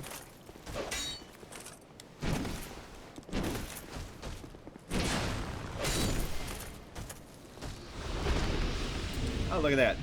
Got an old knight helm, though. Magic lever. Yay. An old, undated helmet. How old could this nearly crumbling helmet be? That's 20... That's 20, things. Help me out here, I forget. Durability, thank you. Has extreme... It says it right there. I'm stupid.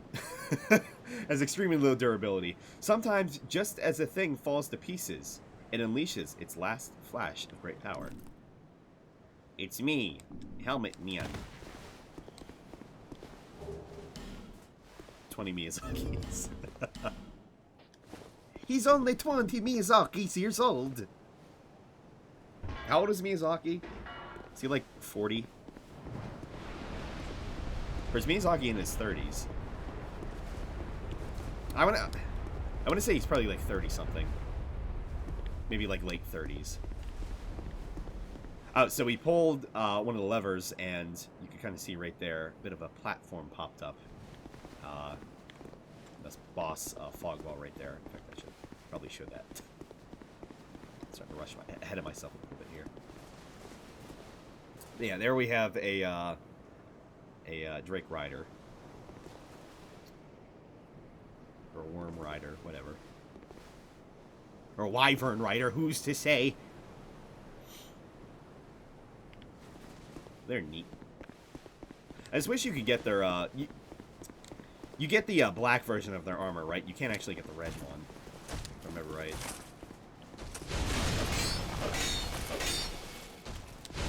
I really like the look of the Ancient Knight's weapons, though. Vote is a B. Vote is... Oh, sorry.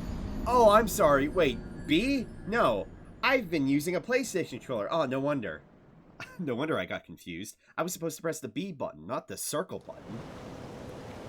Look, guys, the A button. And I pressed the X button. No wonder the game's not working right. And now I'm green! Oh no, I'm turning into Shrek!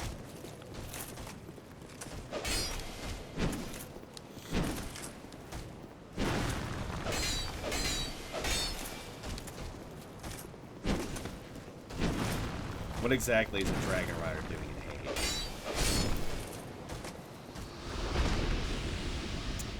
Not riding dragons. Clearly.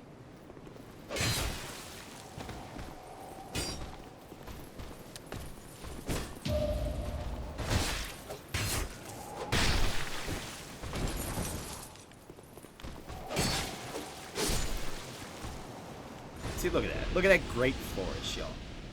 It's good.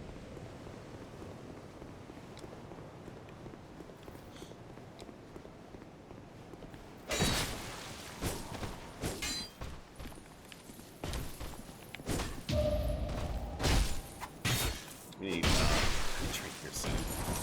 Might take a little short break. God damn it. I was about to say, like, poggers in the chat, y'all. Poggers. Because I would get an item drop, but I didn't get an item drop.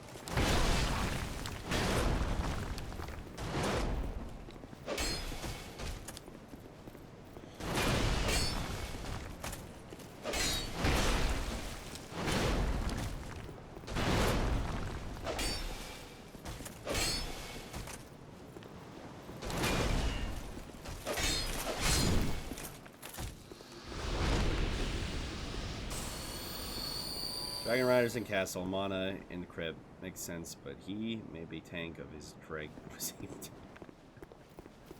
Yeah, he had to abandon it.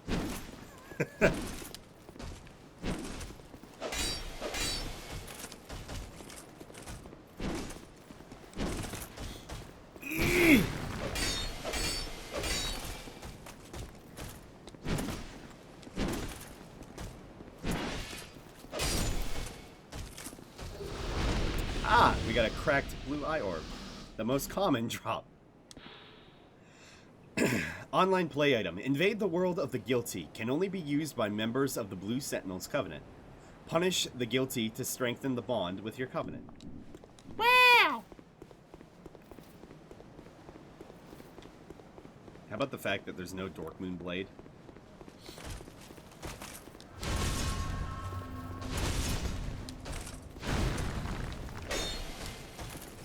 There's Sunlight Blade.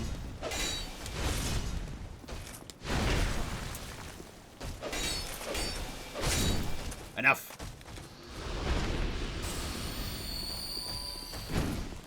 Oh my god, they never do the stab. So killing that one dropped another lever.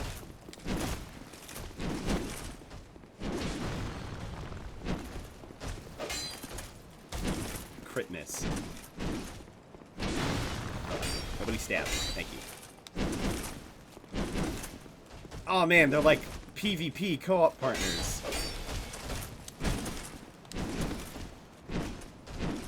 The worm dry.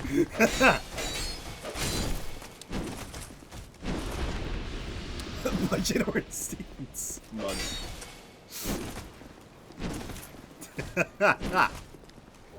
Oh boy, more orbs.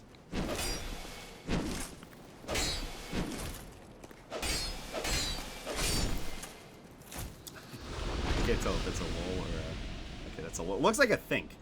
That emote metal. Yeah, and the fact they're totally wielding like great swords, and they're just swinging them around like a straight sword. All right, Tark, take care. I'll see you in the VOD. Thanks for dropping by. Yeah, hopefully there won't be need of a mod. I should be fine with the game I've played thousands of hours of.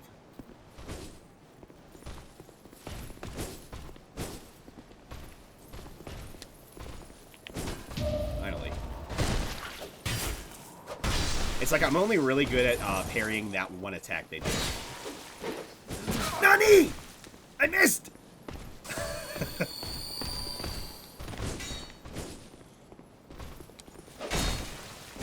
Ah! My flourish! Nobody got Diesel in this shitty moist town.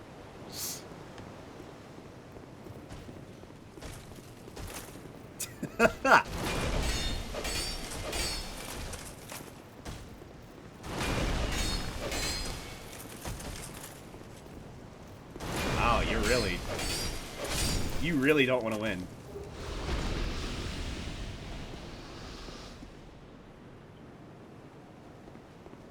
You know, I never even thought about it. I always just have the stone ring equipped at the beginning.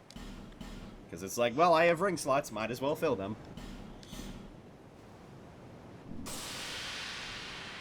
Abu. Vote is this. Sudden. So min san vote to folk.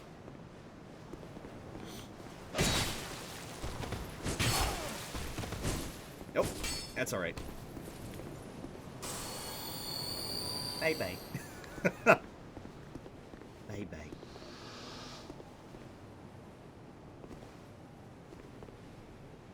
Okay, I thought he dropped an item down there, and I was gonna re.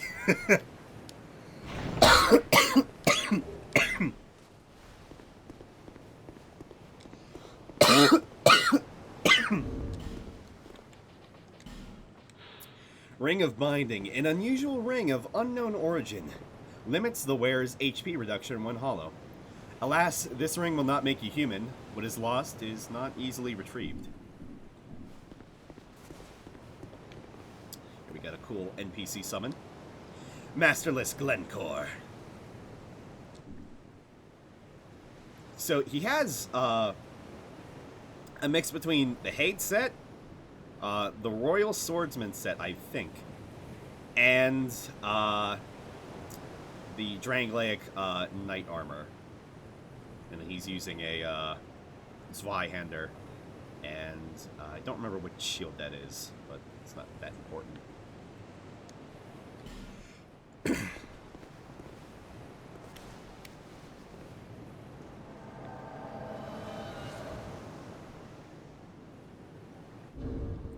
Oh yeah, I forgot to switch all through my emotes and such, or gestures. The bow. Get the root and tootin'. Get that one. The no no no. The welcome.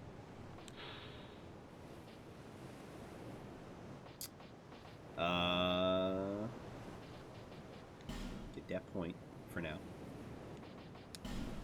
Welcome. Sadly, since there's no point up, that'll be our Praise the Moon gesture.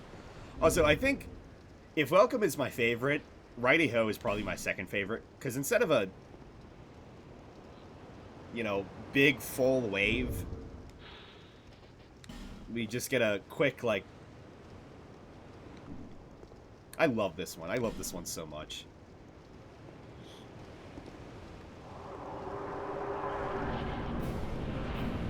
Oh, I forgot to pull one of the levers.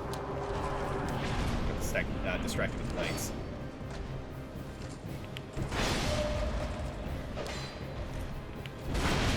Get him, Glencore! Get him!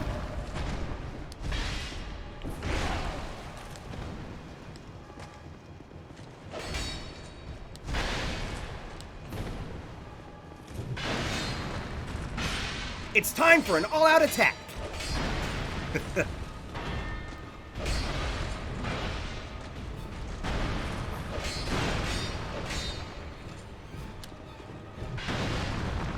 It's totally useless, but I love to do it.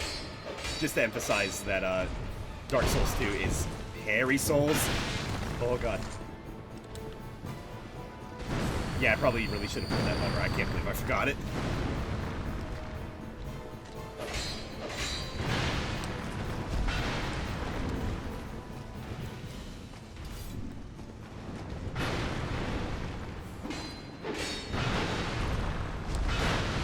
Get him!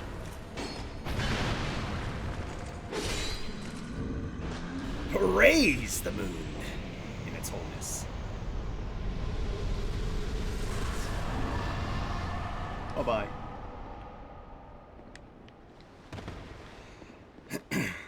Yeah, so the lever I forgot up there, you can pull it and then that'll fill in the arena.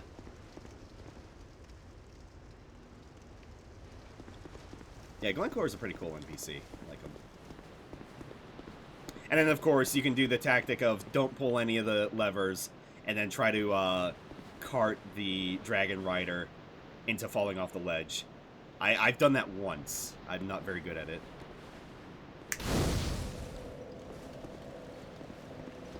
Hi. Are you from these parts? My name is Lycia.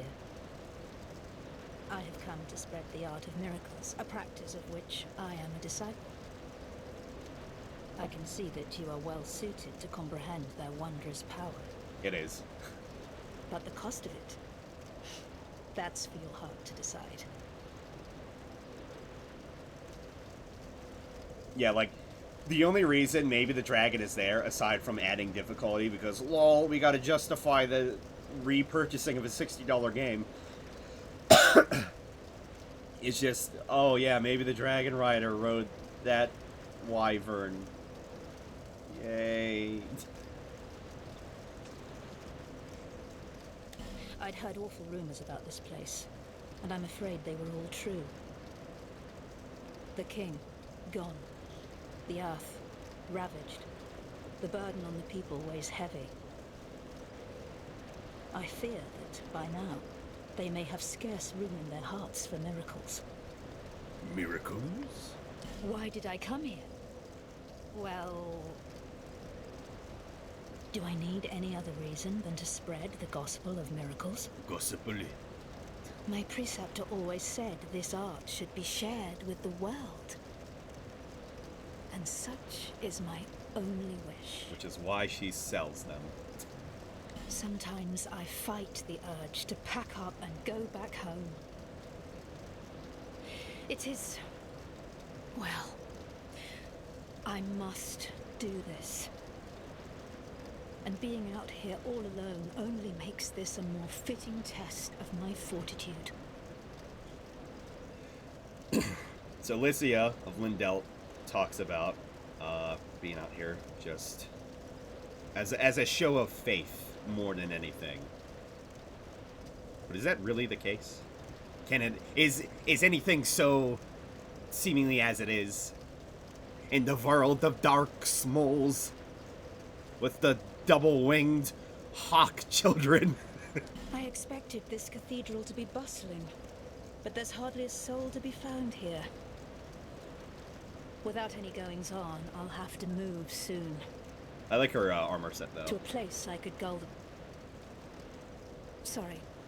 Help the gullible by teaching the good word. Bit of a slip-up. I expected this cathedral to be bustling without... sorry.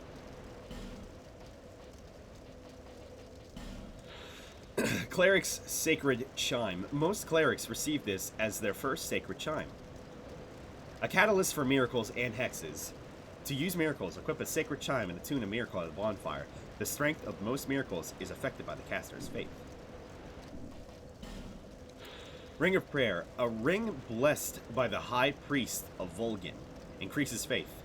The clerics of the great city of Volgin are perennially entrenched in scandalous power struggles, but among them remain a few strong-willed, upstanding noblemen. Heal. A healing miracle widely used by clerics. Slightly restores HP. Superior spell to heal restores HP. The strength of miracles are influenced by one's faith. Miracles are tales of the gods passed down long ago, but only a small number of the original tomes remain in their entirety, and most that exist are restorations. A highly advanced miracle, an excerpt from the Great Heal Tome. Its effect is the same as Great Heal, but has limited uses. The erudite Great Heal Tome requires extensive training to properly interpret, making it accessible to only a select few.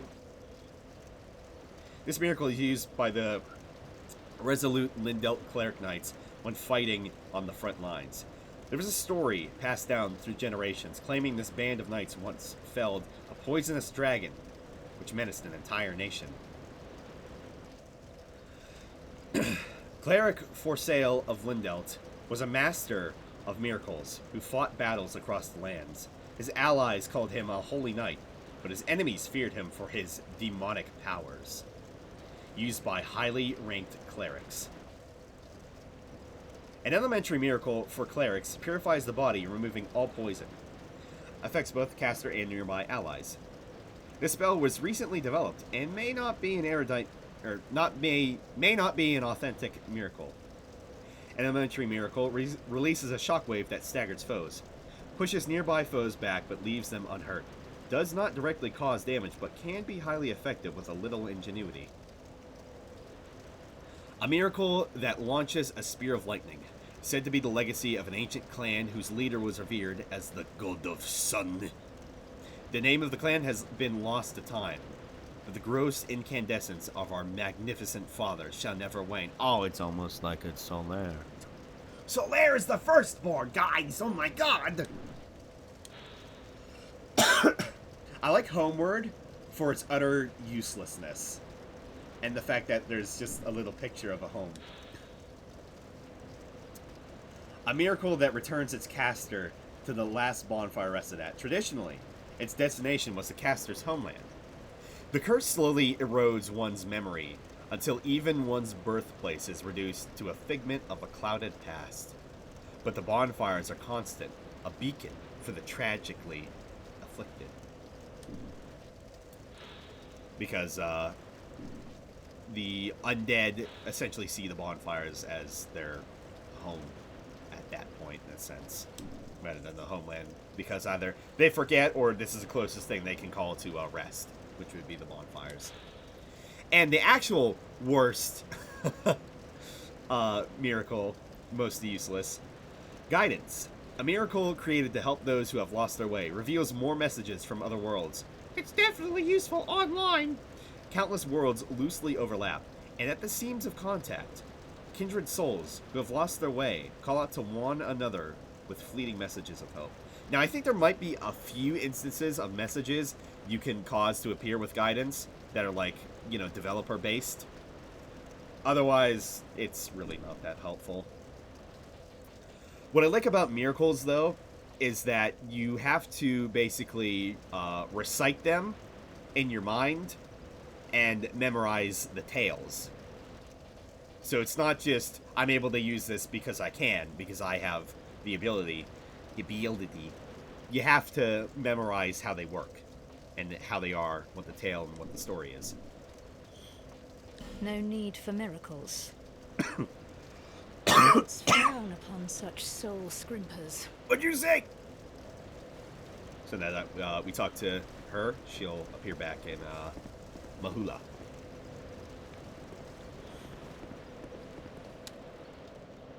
In the German version is no faith as stat. It's called will. See, I'd put will in terms of like vitality. Which, actually, there is a little bit of a... Or maybe not. Maybe I'm thinking of another game, but it talks about health in terms of power and like willpower and the ability to, you know, continue fighting and go on. But not here. However, there are stats different from Dark Souls 1 and 3 as well. So obviously we have the base ones: intelligence, faith, dex, strength, attunement, vigor, endurance, vitality, but we have this one here, adaptability. Raises various attributes to ensure one's survival, boosts agility and various resistances. So, adaptability works in the way that it makes your movements faster. So your rolling is much faster. The ability in which you use items is faster. So the more adaptability we get up, the faster, like, we can say, drink or Estus will be.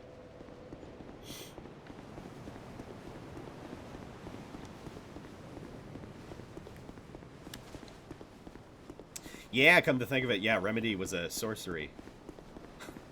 And the Soleil reference actual cringe. But yeah, and over here we have random red wyvern just hanging out here. Was not in the original game. yeah, vanilla Dark Souls 2. So it's like, why did they add it? Oh, I don't know, just put one there. It slightly makes a little more sense why the Dragon Rider is here, but only a little bit.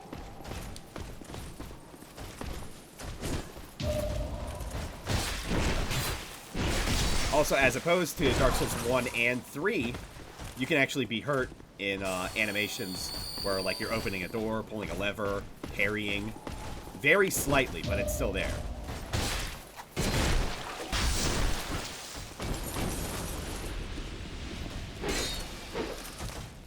Nani? I missed. Missed.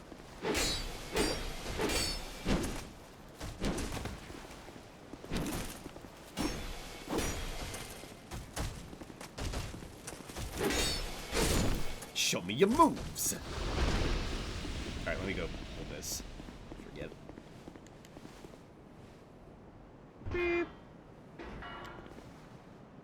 If you stand on these platforms while they're still down, just get raised up by the lever. Just kind of stand there. It's kind of funny.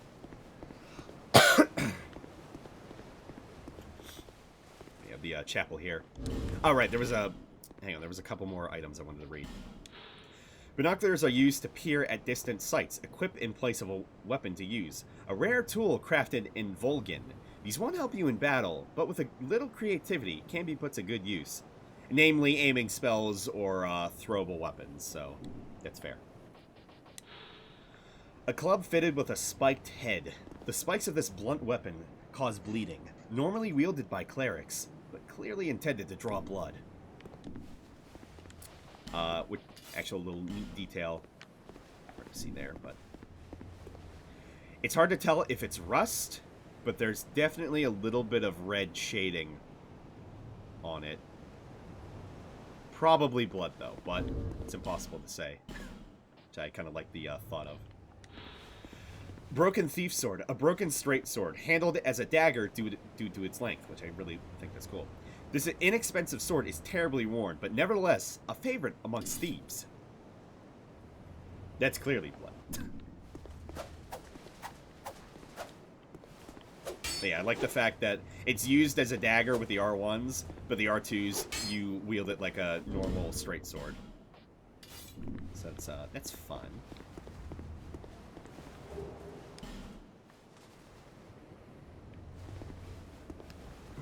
Then over here, some very just weird windows. It probably meant to, like, they're probably meant to be like rooms, but they look more just like random architecture. So it's like you got a big bird just hiding in there with a nest. I don't know.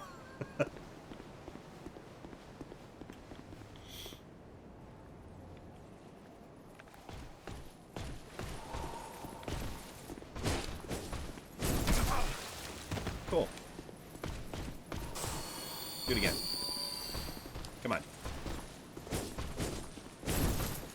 Perfect miss from both of us. I swear, I do not sometimes get the parrying with these guys in particular.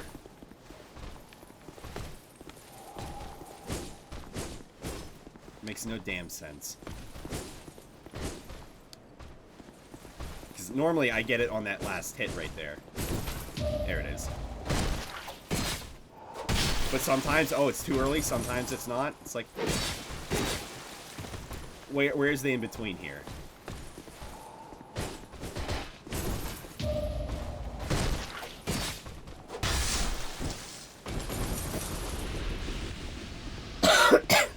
Okay. Now, this wyvern is a real piece of shit. And it's going between the long distance model and the close one. That's fun.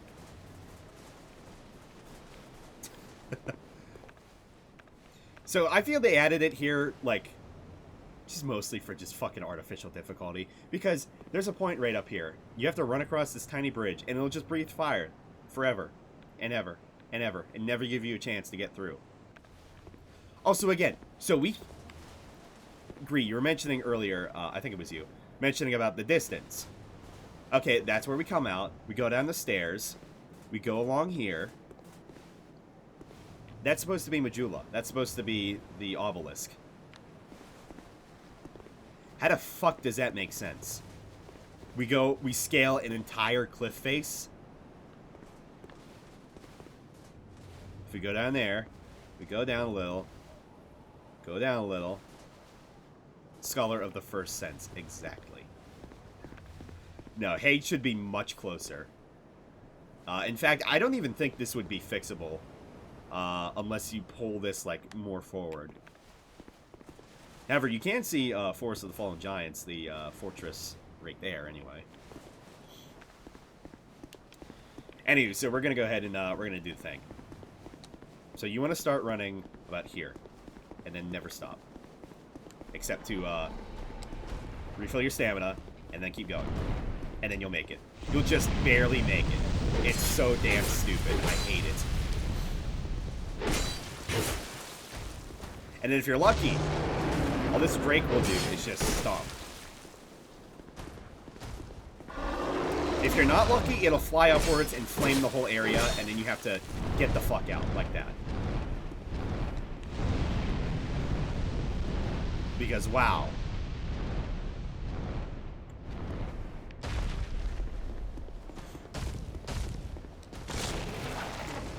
They make like a real weird crunch noise whenever they bite. It's like you're not even biting anything.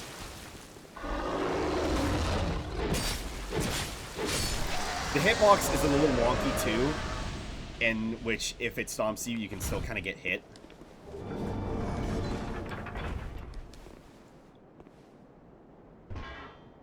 However, we get some interesting lore.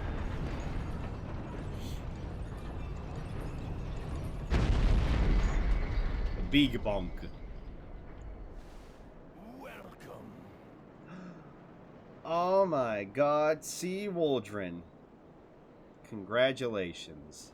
And thank you for the follow. Is that it? Is that it? Change. Come on, change. Somebody else unfollow. I'll check it again in a minute. You may be the 200th follower, though.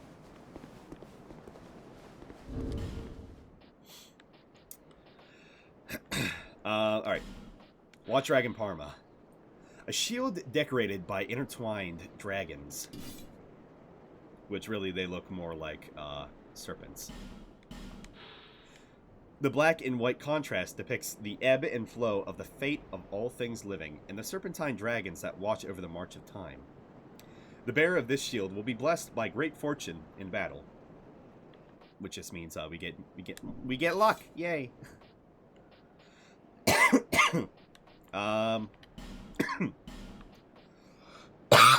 All right, the Dragon Rider soul and the divine blessing. Holy water endowed with a divine blessing cures status effects and fully restores HP. Water blessed by yeah, it's 200. Yay, guys, everybody. Yay, we did it. We reached 200 followers. Yay! Yay, 200 followers. Yay! And as such, found you in the Dark Souls 2 category on Twitch. You seem like a very cool guy. Hey! Cheers from Greece. Well, hello, Greece. I'm glad you spoke, because that'll be easier to give you this for the 200. Hopefully nobody unfollows within the next 2 days. Yay. You bastard! You bastard! You bastard, me. Enjoy the 200 sub. Congratulations. And thanks again. Yay. Okay. Water blessed by an ancient goddess. Her name is long forgotten, and the Magic Academy of Melphia denies even her existence. In any age, there are those who refuse to see reason. It is their meddling that distorts the truth. So, clearly talking about Guinevere. More likely than not, anyway. Water blessed by an ancient goddess, because the divine blessing in Dark Souls 1, I'm pretty sure states that it's blessed by Guinevere, if I remember right. Dragon Rider Soul. Soul of a Dragon Rider who faithfully served King Vendrick. Long ago, the Dragon Riders mounted worms and were feared on the battlefield for their unparalleled strength.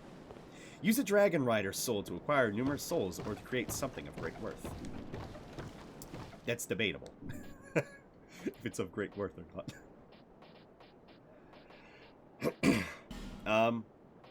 Titanite Shard. Titanite Shard used to reinforce equipment. Reinforces up to +3. Titanite was discovered in an ancient layer of Earth and is said to be a gift of the gods. Titanite of this size has very little power, but it is still a rare find. And then here we get a little bit of lore on those types of drakes that we'll see throughout the game. A large petrified bone reinforces equipment made from souls. Commonly called dragon bone, but the veracity of the name is questionable. In any case, this petrified bone houses great power. So just a little bit of an inference. I won't say too much for now. Old Radiant Life Gem. Stone made up of crystallized souls. In which it often found nearby corpses as if it were what remains of the soul. Made up of crystallized souls. Well, no shit. A rare stone with so brilliant a shine would fetch a handsome price. But what value could it really have without knowing who died to leave it behind? Ooh, dang.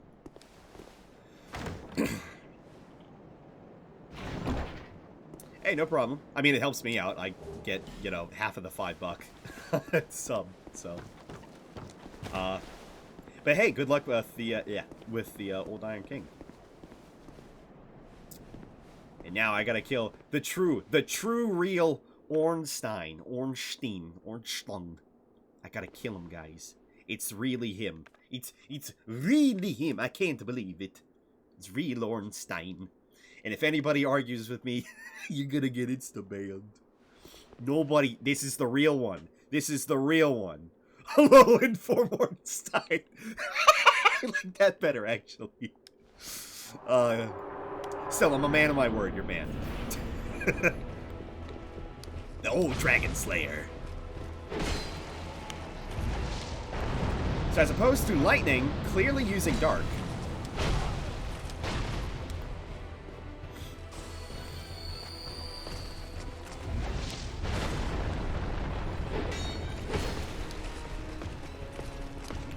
His armor is much more silver looking rather than gold or bronze, or gold, not bronze. Oh my god, all these misses. We're such great warriors.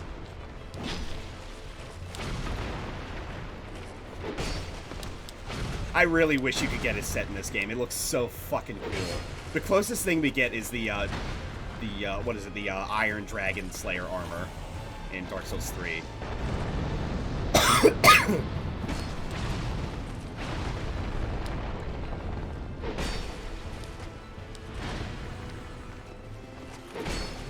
Y'all remember that they added the plume in Dark Souls 3, but not originally?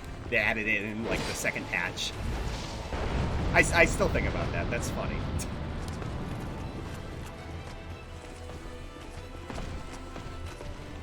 See, I find it easier to kind of attack when he attacks, or after.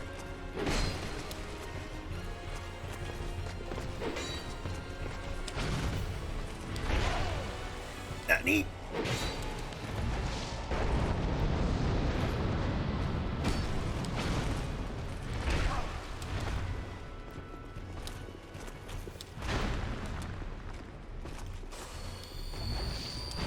Yeah, I feel it's a little easier to use life gems in this fight early on rather than the Estus, since it takes so long.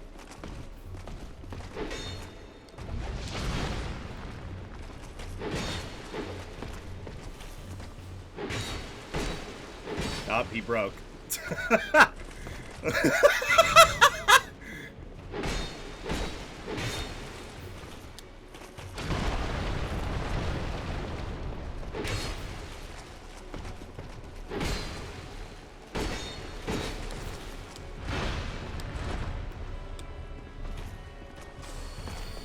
It's best not to close that gap too much, because then it'll do the charge.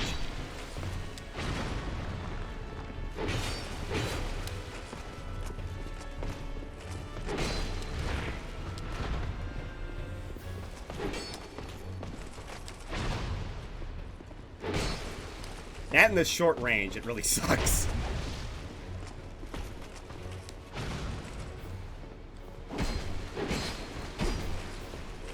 Phone heat! Phone heat! Jump! Praise the moon!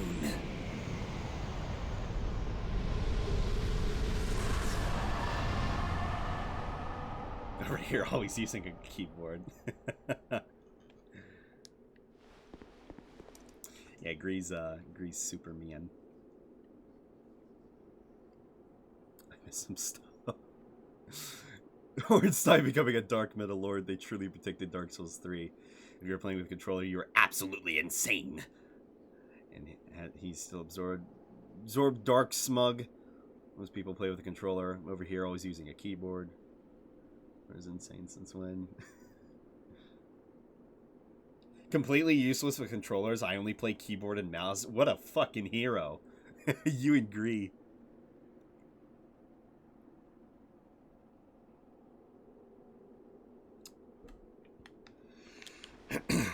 But yeah, look at that. We only smashed like 3 pillars. Yay.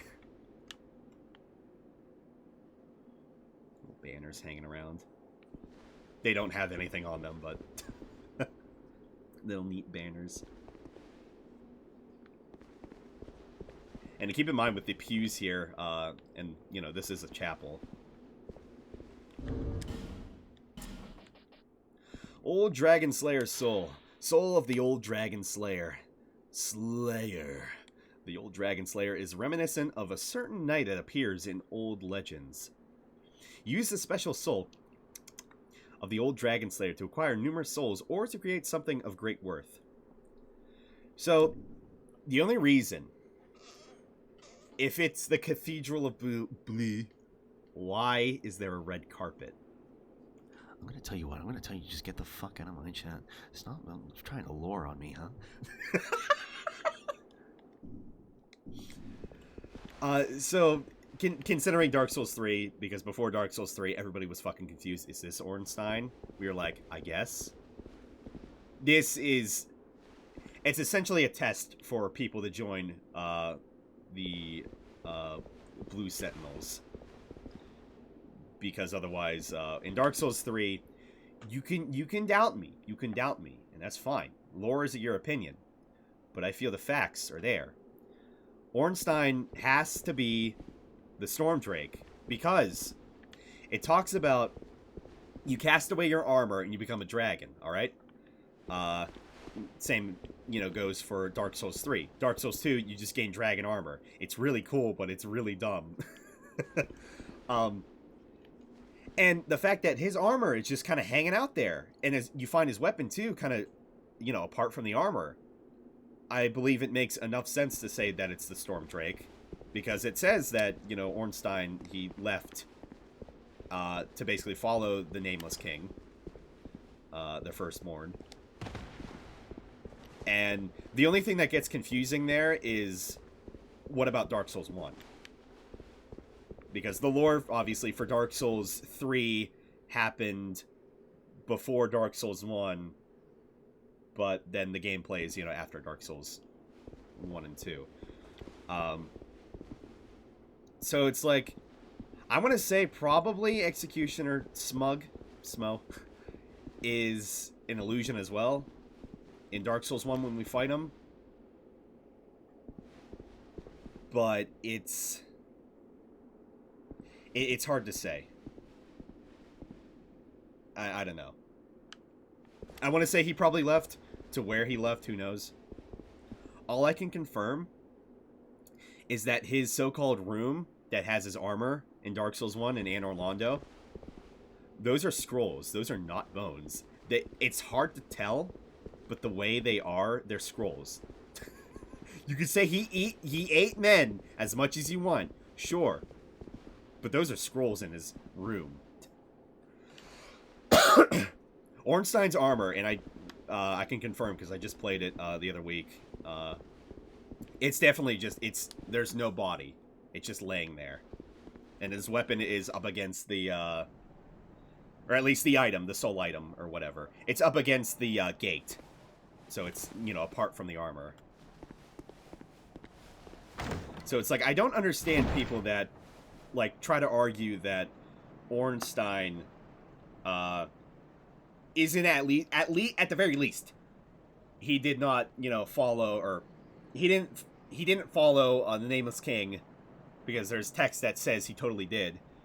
And then the fact that his armor's laying there, he's nowhere to be seen, his corpse is nowhere, there's no, like, shrine dedicated to him or anything. There's only his armor and the Nameless King and the Stormdrake. And the Nameless King putting his hand on the Stormdrake, and he's like, you were a good boy, a very good boy, but it's also like, you were a good friend and you followed me. Not to mention, again, you cast your armor off to become a dragon, because you cannot otherwise. Except in Dark Souls 2, when it's literally just armor.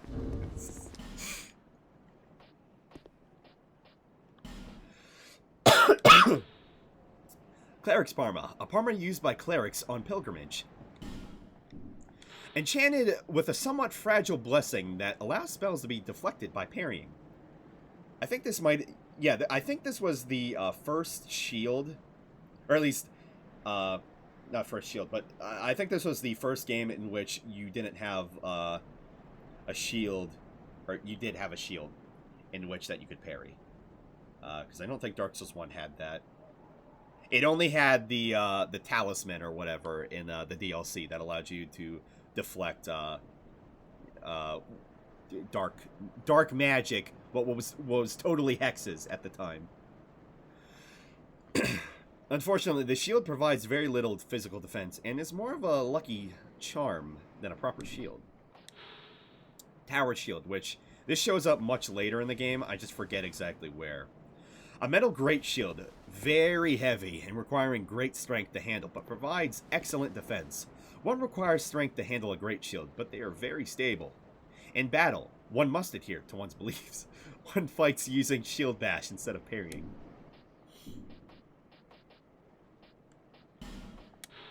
Old Leo Ring. The beloved ring of a dragon-slaying knight strengthens thrust weapon counterattacks. After many years of use, the ring's face has worn down, but close inspection reveals an engraved lion. And see, you could also say that, oh no, this is Ornstein, because, look, his ring's here. It's called fakes. Could be a fake, for one thing. And here we have Solaire. It's really him. Transient being. This is no place for one such as you. It's his voice actor, anyway. Be gone. You are not needed. Transient being. Nothing has changed. You would never make a Knight of the Blue, and I have nothing more to say. What do you say to me? Be gone. You are not needed. You son of a bitch! Targray has fucking ultimate fashion. Yeah, you can get Targray's armor. You have to kill him, though, is the only thing. And you gain sin for doing that. But I love his fucking beard. I love his armor. His halberd's pretty cool. The shield's really cool. I love the lore with the shield. You can find it in Dark Souls 3 as well. I'm pretty sure this is the same one, in which it depicts a tree that turned itself into this shield for a scared child. Which is really random and really cool. And in fact, Dark Souls 2, very, like this much. Look at this. That much. Touches on that sort of tree in the DLC. In the Sunken Crown DLC. There's that tree that you can whip. Not the same shield in Dark Souls 3. My bad, then. my bad. Regardless. It touches slightly upon it, I feel anyway, with the tree that you can whip in Shova, in that it's kind of a tree that is, you know, a living being in a sense. He gives it to you by ranking up. Okay, my bad. Yeah, I've only ever been able to do it like once, I think, and that was like in my original playthrough back in Vanilla, when, you know, there was more players. But yay, we did it. And so, for coming out of all that, we got 47,500 souls. You have to whip the tree? Yeah. It repairs your armor. But if you whip it enough, it dies. We'll be coming back to Targray, though. We'll get a little bit of additional dialogue, at the very least, from him. Since we're doing a pyromancy build, we'll be able to get our faith up, and later on our intelligence for another character. Oh, I wanted to say, so, believe it or not, and yeah, look at this. Isn't that fun? Isn't this fun? Even though I alt-tabbed, I'm still... Spin! Solaire's voice actor, I forget his name. He had some lines in fact, a very major role in an anime, a very interesting one, way back.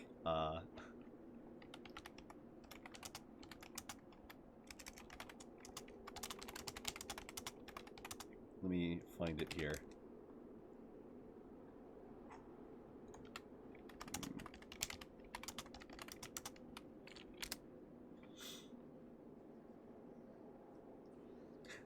This is, quote, the second worst line in anime, and I don't believe that at all. So everyone, I hope you enjoyed this little bit here. Not here. Hi, it's me. I hope you enjoy me. I hope you enjoy this.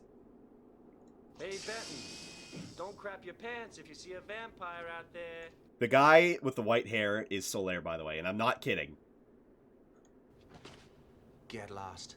You wouldn't recognize a goddamn vampire if one jumped up and bit you on the end of your fucking dick. So just get off my back.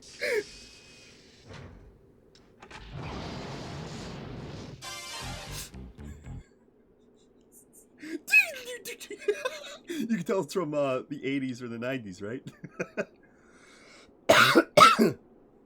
But yeah, no shit. Legit, that is Solaire's voice actor. It's amazing. What masterpiece was that? Oh, fuck. Wait. I always forget the name of it. My cousin wanted to watch it. Cyber City Oedo 808.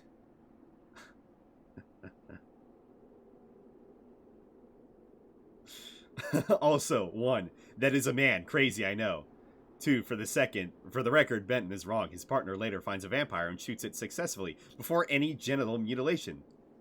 Too bad it's a helpless woman. Okay. It's very curse heavy. It's a very interesting anime. I haven't seen it yet, but I'm gonna watch it at some point. So yeah, that's Solaire. That's what he did back in the day. He talked about vampires biting guys on the dick. So fuck off.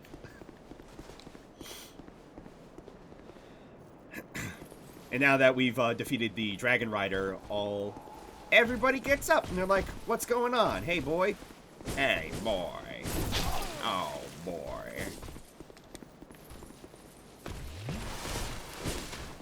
Don't knock me off!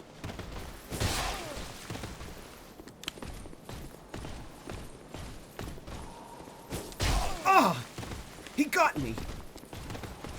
No, go away. Go away!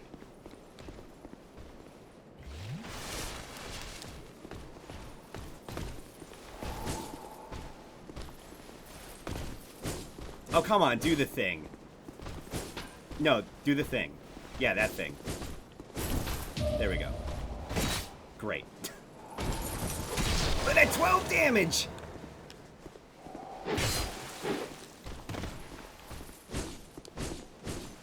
It's like, I'm only good at parrying that one.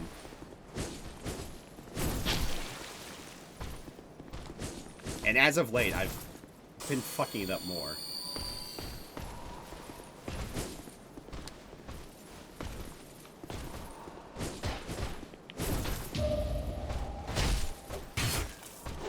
Just because I haven't played Dark Souls 3 in a long time. Yeah, it'd be cool if you could use this moveset, though. But no. I wish I had a 2-frame startup on my weapon. Bruh.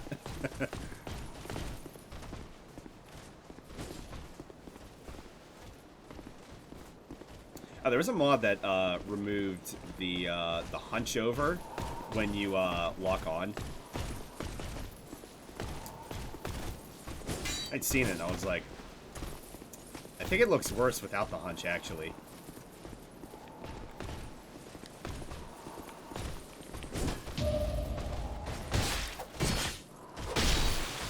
Also, I don't know what it is about these two in fucking particular, but they follow you to the ends of the earth! Shocker!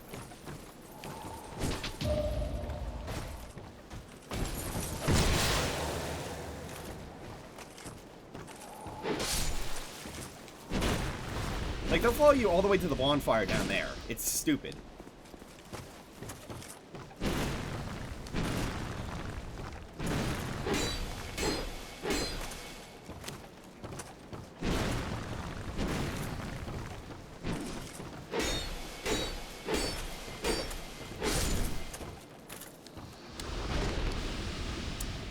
Thought I'd get a piece of armor. Okay, so next we're gonna start heading towards No Man's Wharf. Because that's smart, right? Yeah, we're doing this way out of order. Fuck you. We're gonna be OP when we fight the last giant. We're gonna beat half the game. Go frick yourself, buddy. You go frick yourself! It's as simple as that! Hi.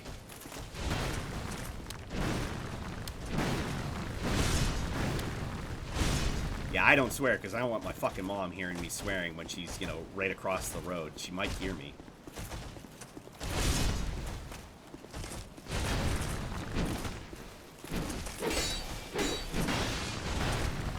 I appreciate the fact, by the way, that this is the easier knight to kill. The one with the greatsword. I'm gonna take that.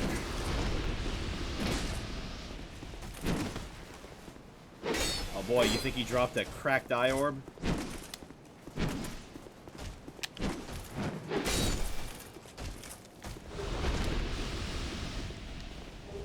Oh boy, they both dropped Palestones, okay. An altered state of Titanite. Use on a weapon or shield to undo all imbued powers. This does not revert reinforcement, but undoes imbued powers such as magic. You got that?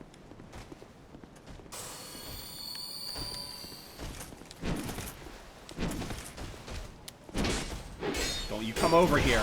I see you. Don't you do it.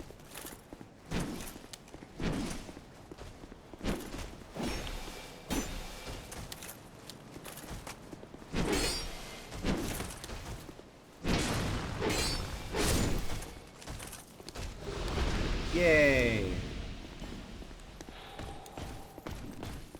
I'm big, boy.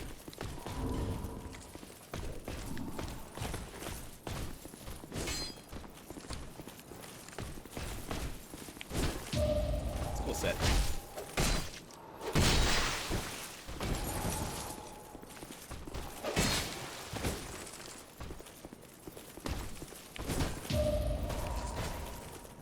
Oh.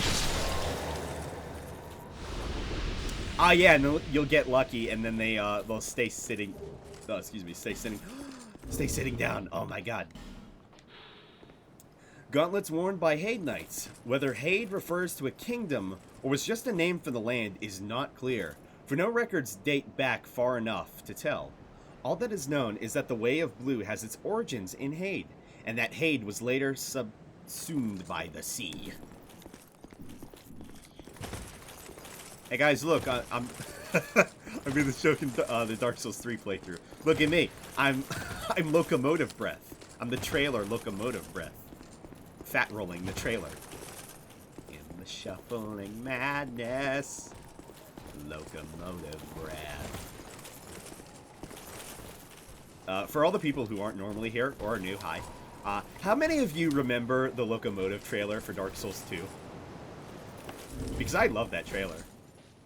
And if you don't, then I'm gonna have to show it, even one person says.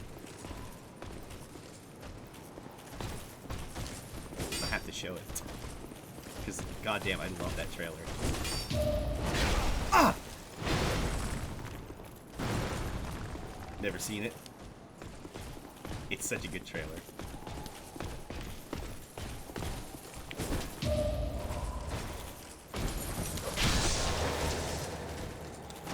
Pro gamer tip, don't die.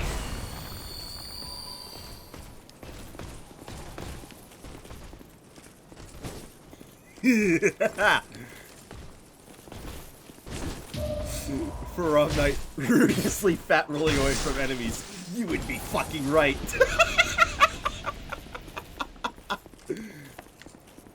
I love that trailer for that, but also the song, and it's weirdly unfitting for Dark Souls 2. Well, not weirdly. It's very unfitting, but it's also somewhat fitting.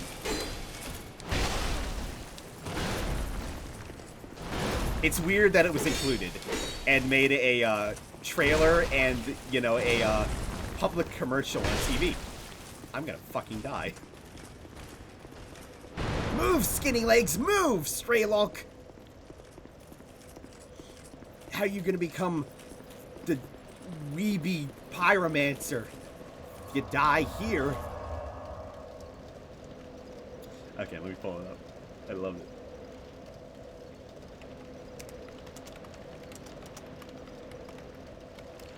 Locomotive breath.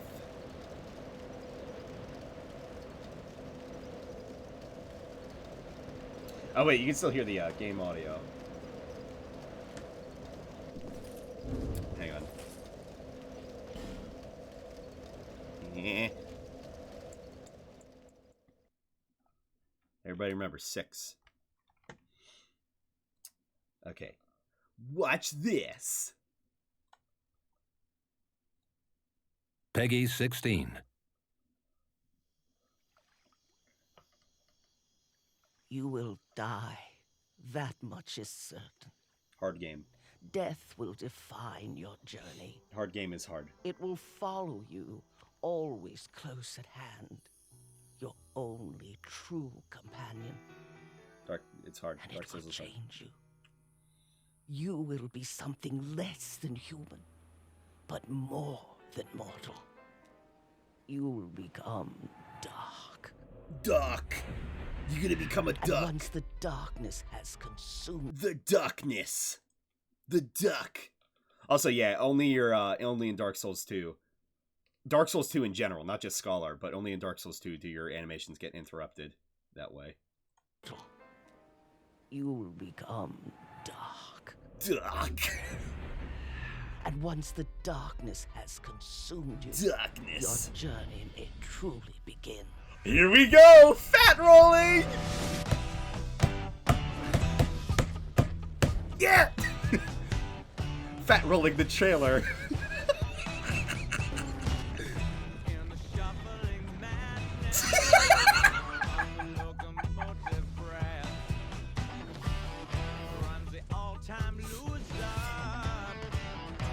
Also, weirdly random, like, shing sword noise added right there with the, with the phalanx. Shing.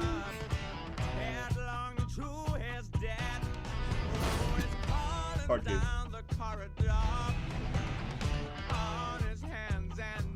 That's a bummer.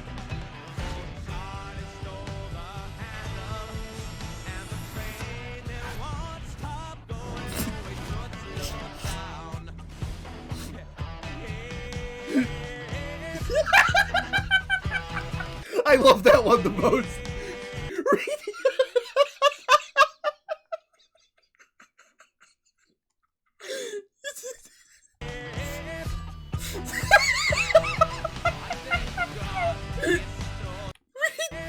Wait!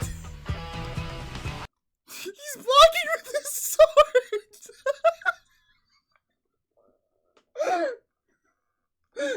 He's blocking with his sword to block the flames. And then Sun and Shield. Wait, did that fucking hit through him? Wait, I'm noticing more things about this trailer as I go along. Did that fucking... This guy right here on the left here. Did he hit through him? Cheat engine confirmed.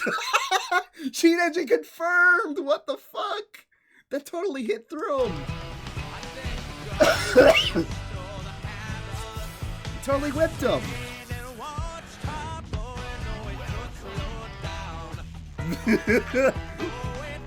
Slow walk.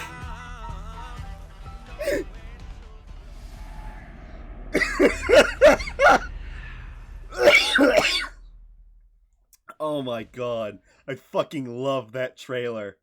Also, remember when Dark Souls 2 was released later on the PC? Isn't that weird? Remember when that was a thing?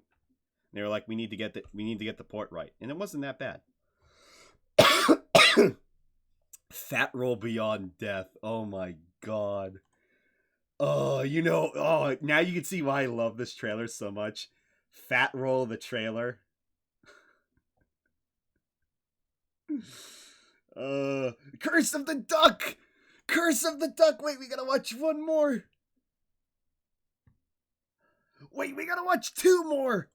Guys, let's watch the Dark Souls 2 trailers. Oh my god, I'm gonna plug in my controller and let it charge for a hot minute. Let's watch these two trailers. Also, why not Imagine 309? I generally try to. Thank you for the follow. Yeah, let's watch the Dark Souls 2 trailers. Peggy 16. Oh man, I'm so excited. I haven't seen these in forever. Because like I'd seen in the preview thumbnail when it played, you know, the little bit of it, when you hover over it on YouTube, there were some spiders crawling, so it's like, I haven't seen that. Your flesh will decay, your Hard game. mind will fade. Hard game. But you won't ever die. I died.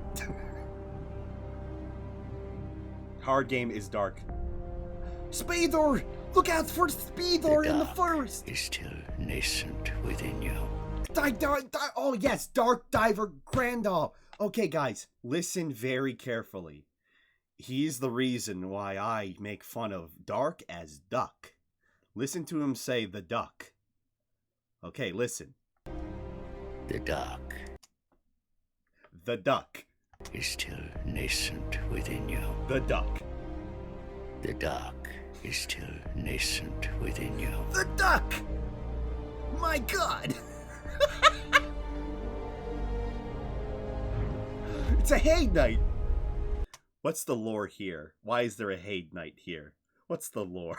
May the dark shine your way. May the dark shine your way, dude. Those drawn to the dark are destined to seek it. Oh my god, Crate, no! Seek it. Crate, the Great Mate, no! And I think that's an Elite Knight.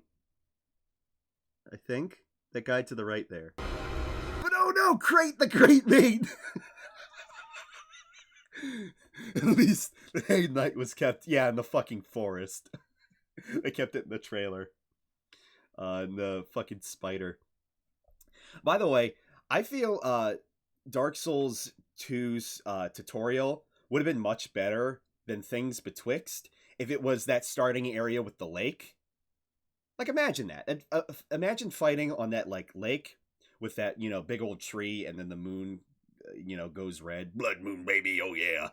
Imagine that instead of Things Betwixt. It's much more cooler. It's much more interesting. And you can still go to Things Betwixt after the fact. It's just, they should have you be able to make your character beforehand than starting at the tree. So just cut out that and then just play it forward. And then, you know, you understand what effigies are after that point. Something like that. I don't know. I just feel like it was a wasted area that would have been cool to actually play through. Anyway, let's watch the trailer. Speedor! Great! No! Dark that has existed from times long past. Oh, Crate! Oh my god! Wait, multiple Crate. Face. It's multiple Crate.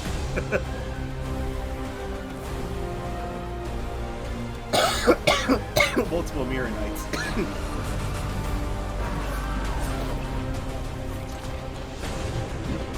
Back at it. Damn. See that fucking flick? Look at that! God, it's fucking cool. Guys, remember to pre-order. All right, Peggy 16. All right, one more trailer, and, and then we're gonna get back. What the fuck was that? There's like an O up in the corner. Wait. Watch up in the right corner here. What is that? Is that the loading icon?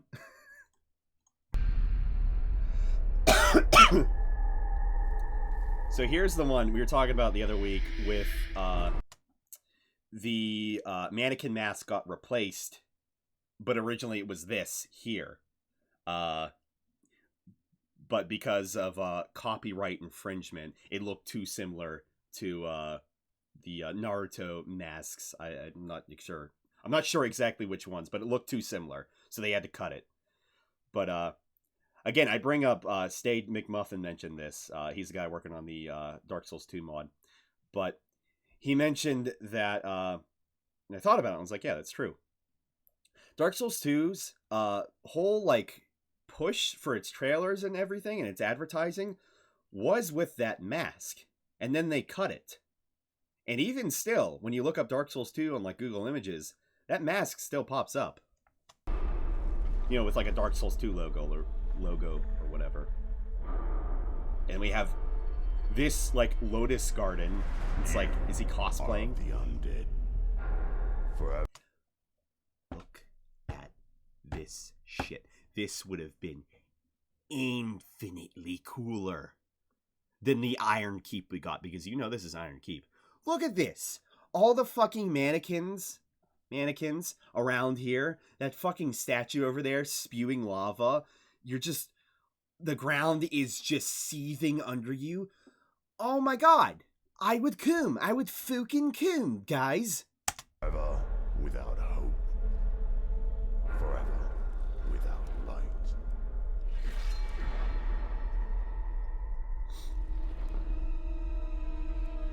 And a random cave with a dragon corpse. That too, no weapon scabbards. That makes me really sad. And not to mention, with the Alon Knight katanas, you're holding it like this, and it's not even in the sheath. That's not the point of the quick draw. You have to have it in the fucking sheath. Because the shield partly propels the fucking sword. Anyway. Also, this sounds very stock. It reminds me of a part in Dead Space 1's trailer. You know, the song that goes like, yes, I can. That one. It sounds very similar to it. Anyway. Sorry. Maybe it is a stock sound effect. It sounds like it.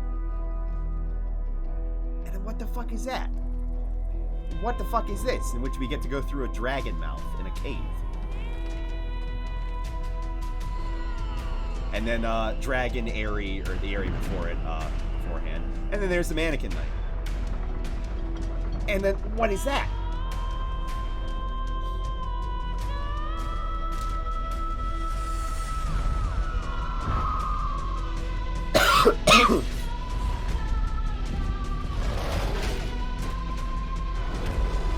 And then Skyrim.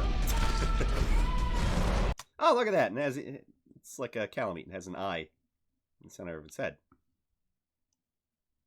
Where was this one?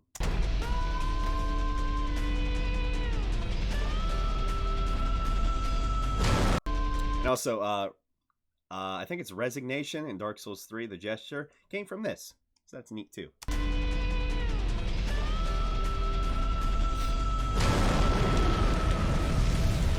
Dark Souls 3. 2. Dark Souls 4. Collapse. Right. Close enough. Dude, Xbox Live or PlayStation Network. Mancoot. Anyway, I'm glad we could, Ooh, wait, you want to feel sad? Wait. Oh my god, no! No! No! We gotta watch 2. Oh. Okay, I promise we're almost done. I promise we're almost done. I just fucking remember these. Oh my, they keep popping up. This Peggy one, 16. This one will make you feel sad, but then will make you feel slightly happy that somebody is restoring it. The lighting, anyway, starting with. And level editing. Get ready for this gameplay. Iron Keep. Look at that. Oh! Boom!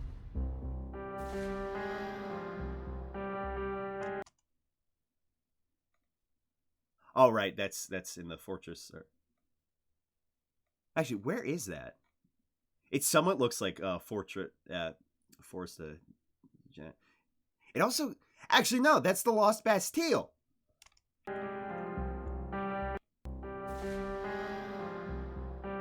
It's much more green looking.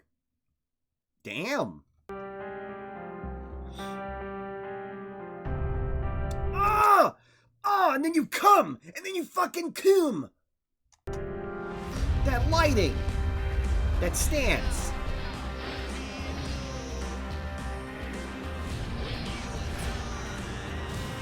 You will die! You're gonna die! Dark Souls is hard!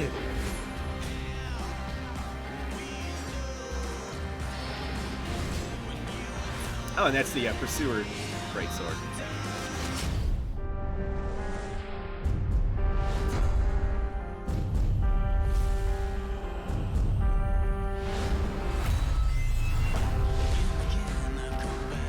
It's a great trailer.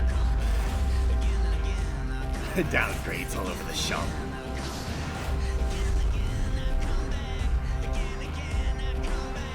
Look how fast you go.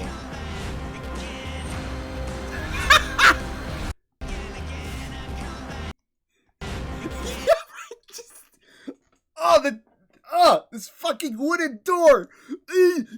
Bam!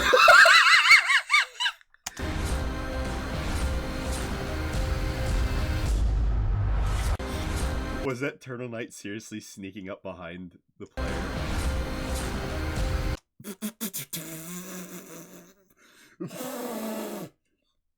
Guys, you ever got snuck up?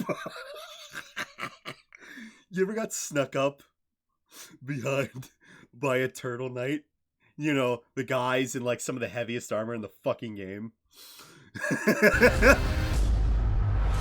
Yeah, the bow glitching. Guys, don't forget to pre-order though. Okay, next. Okay, I think Peggy we 16. legitimately have two more. This isn't about death. See, that's the area I was talking about before. This isn't death, by the way. It's not death, guys. It's Dark Souls. Now, whenever you die in real life, just say, he didn't live the Dark Souls life. This is about your determination. Bruh. And remembering how it all began.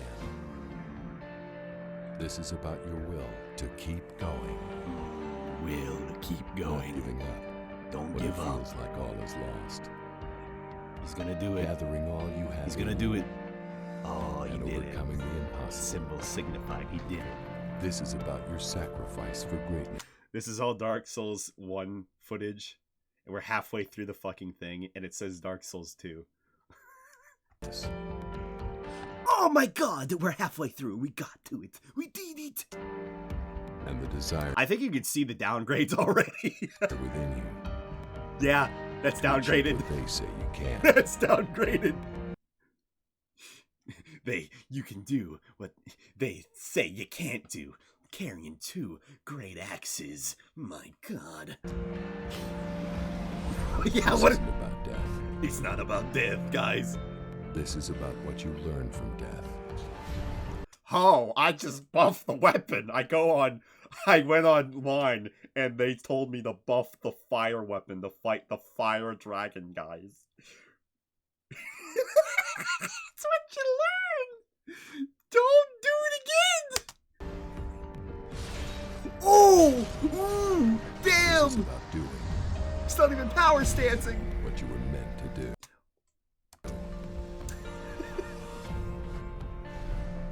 You gotta do what you gotta do. You hear that, guys? It's about doing what you were meant to do. So fucking dumb. It's about doing what you were meant to do. Kill a dragon with a fire weapon. Also, here's the real comedy. You ready for the real comedy? I'm glad I get a visual explanation and showing, so I didn't have to mention it earlier. You ready for it? Here it comes. Pre-order! Get early access to 10 items! Guys! You get... Can you imagine pre-ordering Dark Souls 3 and getting access to weapons early? And then you can't find them in-game ever again? Oh my god. Yes. I really like the quartz shield, though. The quartz shield is legitimately really cool. Black Armor Edition while supplies last.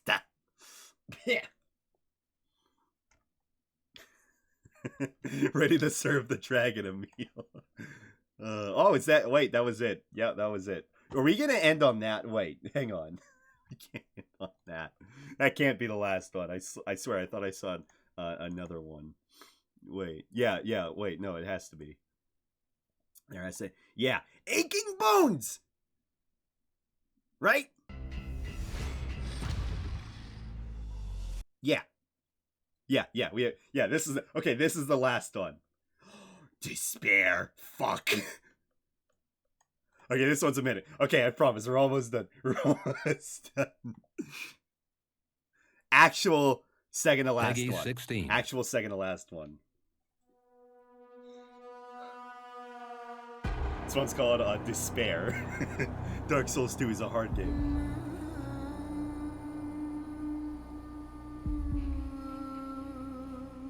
Where is that? I'm so excited for these fucking vastly different trailers. Is that supposed to be Haid?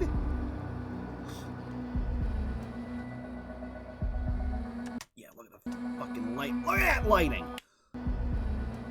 Oh my god, we can get this lighting now. We can get this lighting. We could get the lighting almost back then, but we can have it now.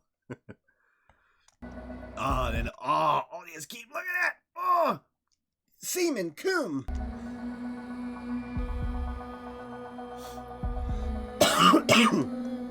Oh, and this was the area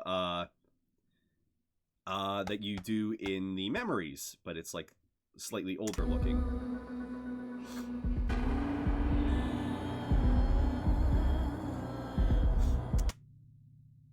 Default stance. I guess. Or the locked on stance, but you're not. It's really weird.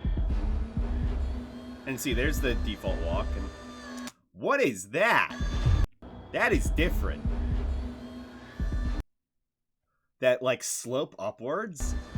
Not to mention, that fire is fucking awesome on the chariot, but Jesus. Yeah, and the lighting there.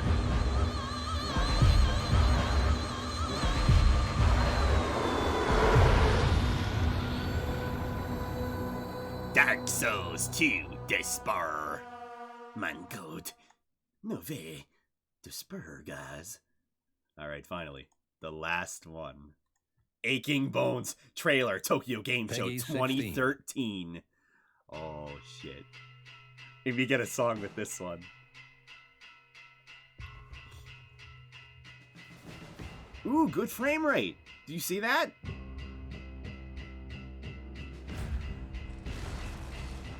This is it. Yeah, this is a good one. Getting your ass fucking kicked by the turtleneck.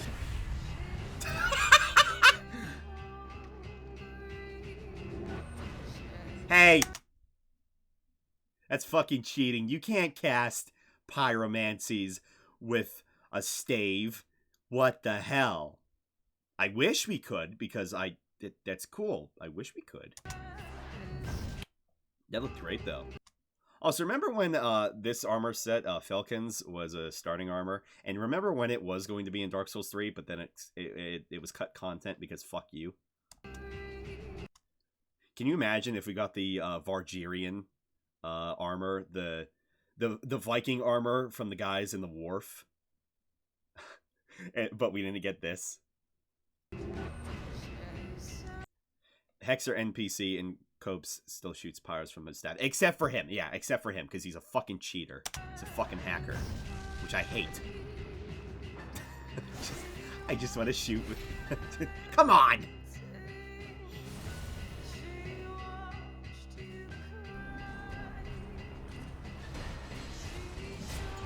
Damn, Dark Souls is hard, guys. Oh, fuck. Oh, damn. Oh! And then a new guy came up. For real? Yeah, for real. It's Strayed, guys. It's Strayed double sword. Strong curse Strayed. Strayed is stronger than Falcon knockoff. And then this guy. Which, very different, actually. I think the bracelets, for one thing, are different from the final version. Not to mention, those hexes look fucking awesome. Oh no, Strayed! No! White Strayed! White double sword Strayed! No! Who will be able to conquer the Laloan Knights, guys? I'm gonna guess maybe the Faram Knight?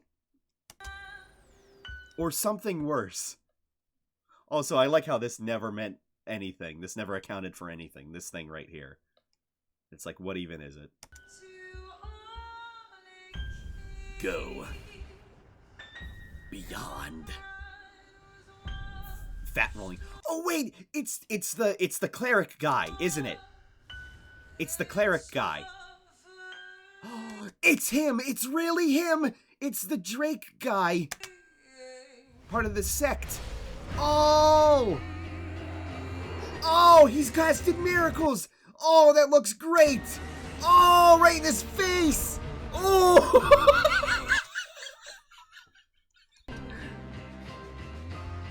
But he gets back up because he's strong. Ooh. That's the Dragon Slayer axe, by the way. I like that quick get up.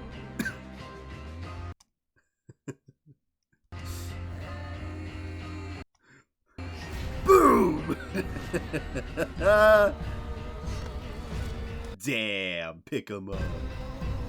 Put 'em down. Dark Souls 2! Dark Souls 2! Don't forget to pre-order, guys. Oh my god, I love those trailers. I love... Get the Warrior Knight figurine! Oh my god, he got the power stance swords! Holy shit. The authentic cloth game map. I bet it's totally still accurate to the final version of the game. No, only I'm having the seizure. I hope everybody is more calm in chat than I am. Oh my god. Oh my god.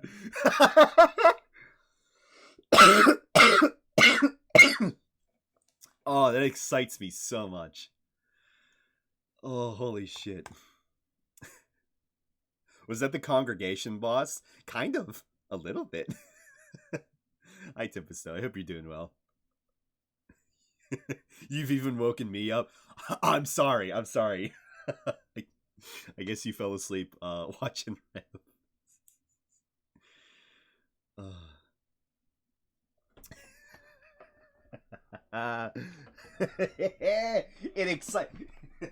It excites me this much.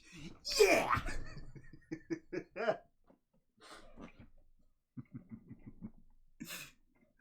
On that note, I'm gonna take a short break, just get some more tea and go to the bathroom, and then we're gonna actually play the game again. I promise. Most of the stream hasn't even been gameplay. It's just talking to people and watching trailers, which that's fine. All right, give me a minute. I'll be right back. Enjoy this. Alright, be back. Good night, Frank. Take care.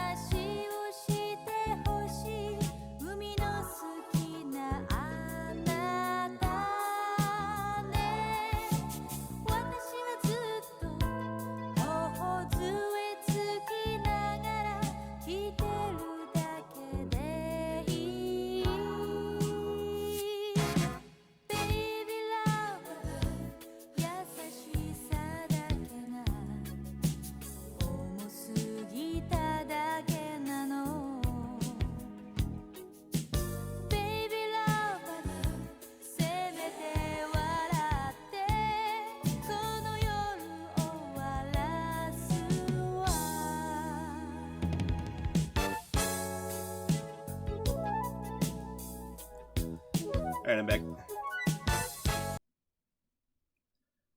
Okay, we're gonna actually finally get back to playing Dark Souls 2. I'm gonna chill out just a little bit.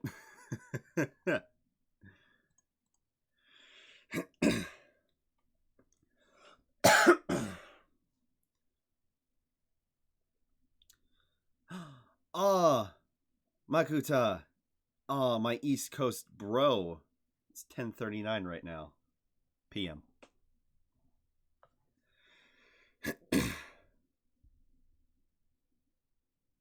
Oh, well, at least it's a half an hour for... I'd feel worse if I woke you up much like in the middle of the night.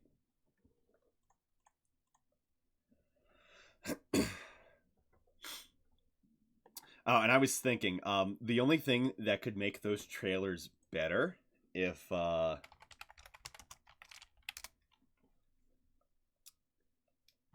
let me see. If it hang on. If it had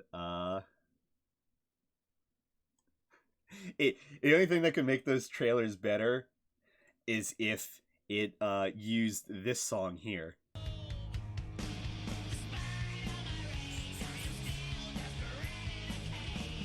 You can imagine it though, right? In the shuffling madness, locomotive breath runs the all-time loser, and true is dead. Down the corridor, on his hands and knees. And here we are back in base Dark Souls 2. Ah, I missed the lighting.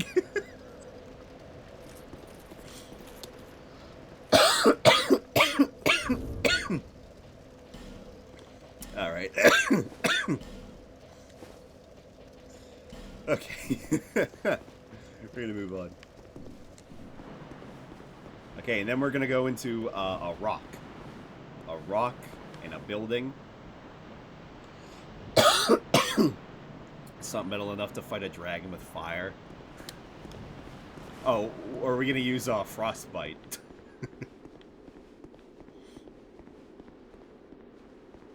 1 hour ahead of metal? Metal? Like the object? The genre? Or do you mean me? Metal. It's me, Metal. Hey guys, what's up? Speed metal.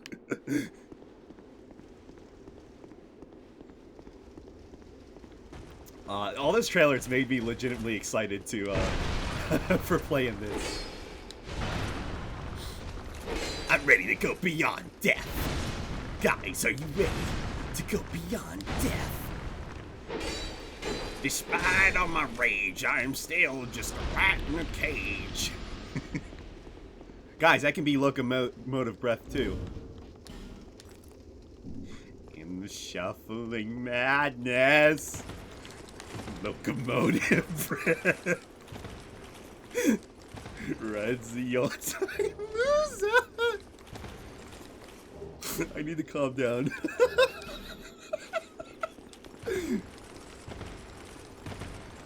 It's me, guys. It's locomotive breath. Oh, those trailers got me too hyped up. Parkour. Oh my god. I haven't seen some of those trailers in fucking years, though. And here we have a new addition to Scholar. One of these, who's they, Cyan Knights?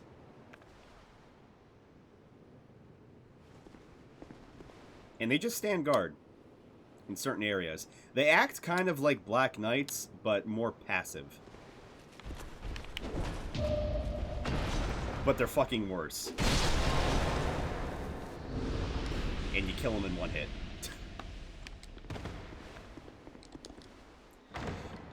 And what they always tend to be guarding in Scholar is Sublime Bone Dust. Wow. Wow. Charred ashen bones. Dark Souls 3. Cast them into the fire in Mahula to increase the HP restored. With each use of your flask, they say... Oh, sorry. They say these are the remains of a saint who cast himself into the bonfire, but we will never know for sure. For soot and ash tell no story. Who would win, Black or Haid Knight? Black Knight, definitely. Dude, not even a contest. Well, wait. Dark Souls 1... No. Even if it's Dark Souls 1, Black Knights. No, definitely. Yeah, definitely Black Knights. Because if we're talking to Dark Souls 3 Black Knights, no, Haid Knight will never stand a chance.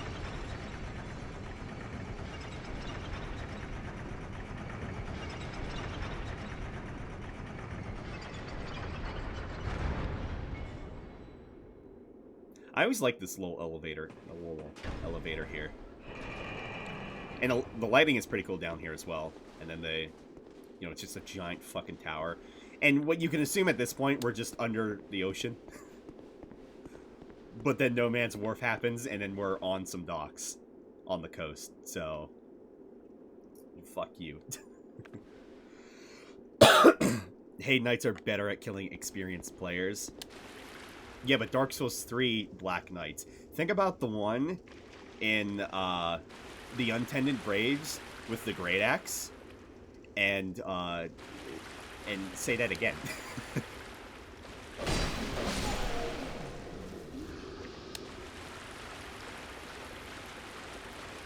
And then random Petrify guy, because Petrify guy. New name, Petrify guy. True lore, Petrify guy. Guys, gotta block the damage, block the fire. Locomotive breath. A fun reminder, these eyes are fakes. And those are the real eyes. Eye of Death, actually, that's not an item in this game, is it? Or at least it's rare, I don't remember. I like how basilisks, how triangular their fucking face actually is. It's so funny. It's such a weird enemy, too. I haven't played Dark Souls 3 up to that area yet, so I can't tell. Man, I bet you got stuck on the Haid Knights, huh?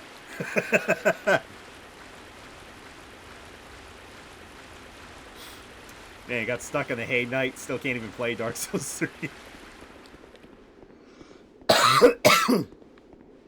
Oh my god. Thanks everybody for hanging out here, by the way. I appreciate it. This has been a really good stream. I knew I was going to have a lot of fun playing Dark Souls 2 again. Could have progressed past Dark Souls 2. Man, I bet you got stuck on the optional Haid Knight in the forest. You know, the one sitting up against the tree. I bet you're not even playing Scholar. Man, scrub. I bet you can't even afford to pre-order Dark Souls 2 and get the Quartz Longsword. Fuck you.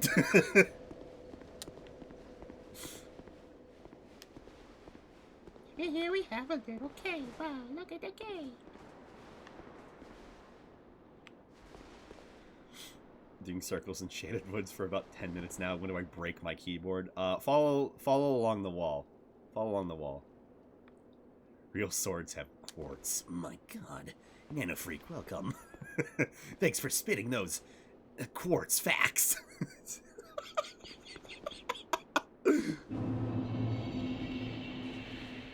I think you getting that, I think you getting that. I think you get that in, I love this guy especially. I think you get that in the gutter. One brain cell. Two, if you're getting spicy. Oh, you mean like the item? The spice? Look at those animations, by the way. When he puts down the bow again. It looks fine like that, and then he puts it down, and it's suddenly 30 frames. And he's just already 30 frames over there. So is he. That's so weird. Why is it like that? Where it's fine when he pulls it, but then he goes back to his, like, idle animation, and he's back to 30.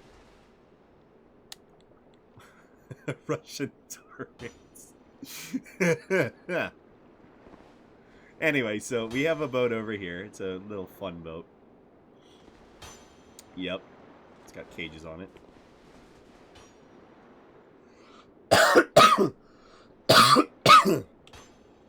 Reminder for anybody, by the way, we're doing a Lorethrough. So, taking my time, looking at the areas, generally just enjoying the look and the feel of the game. So, we haven't been moving that fast in 5 hours at this point.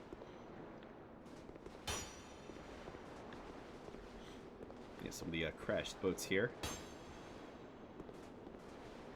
It's like, come on, guys, it's not that hard. That boat did it fine. Why can't you do it fine? And what happened to that boat? Okay, let's go for it. I think we're upsetting him.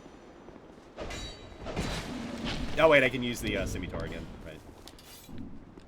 Oh, wait, I didn't see we got this.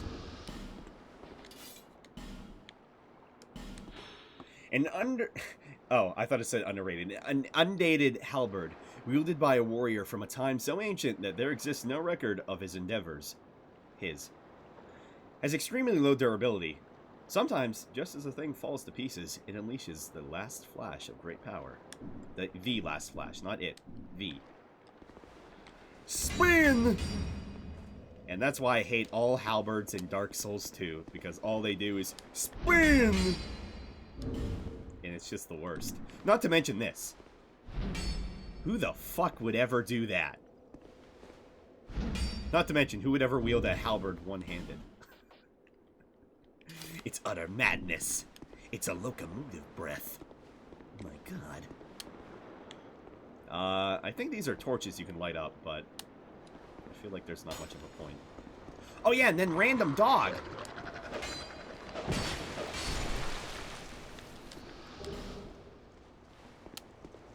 He's trying.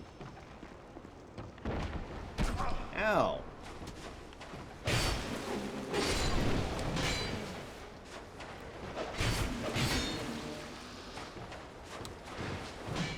I dare you to light every torch and compare the view after.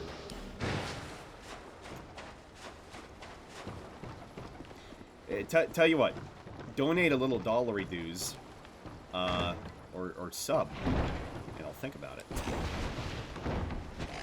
'Cause that's a lot of... I'm not going to do it until I backtrack.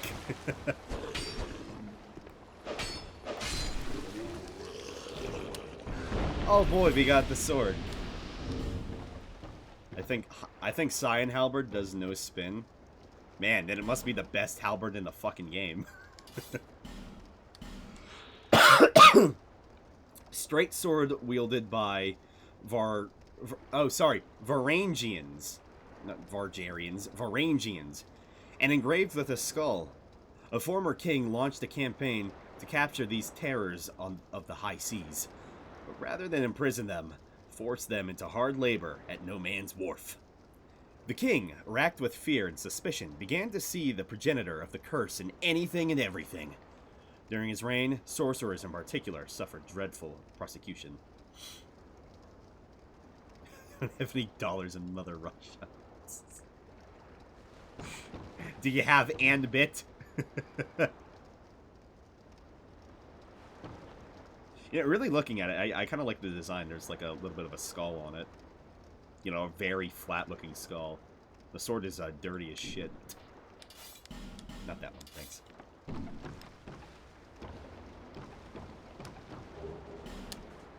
Oh, but if not you, Tempest, surely it's worth lighting all these scones to somebody in chat. Surely.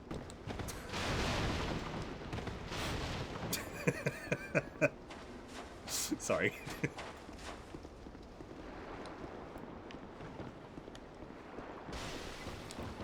Okay, these guys, funny enough, that thing you just threw was a pot of oil. So, if you get hit by any fire, or if you light a torch and you're covered in oil, then you're gonna fucking burst in flames. And I missed. Mega miss.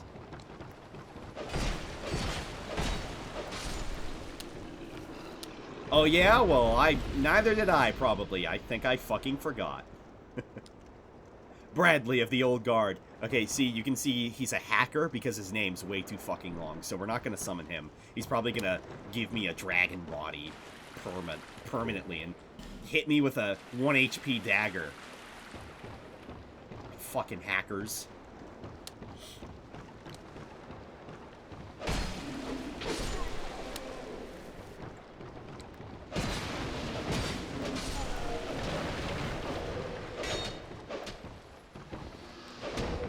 That's not the... No, don't pick up the item. Oh no, don't get trapped! Heal! Heal! Physician! Heal thyself! In the shuffling madness! A locomotive breath! I should have been fat rolling. Oh, they're fucking... I hate when they do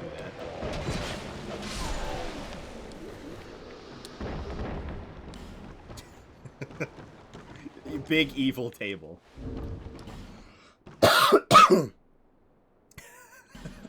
Darkest Dungeon stress check. Hey, we got a couple of things to read. Monastery Charm. A blessed charm cures poison and restores HP.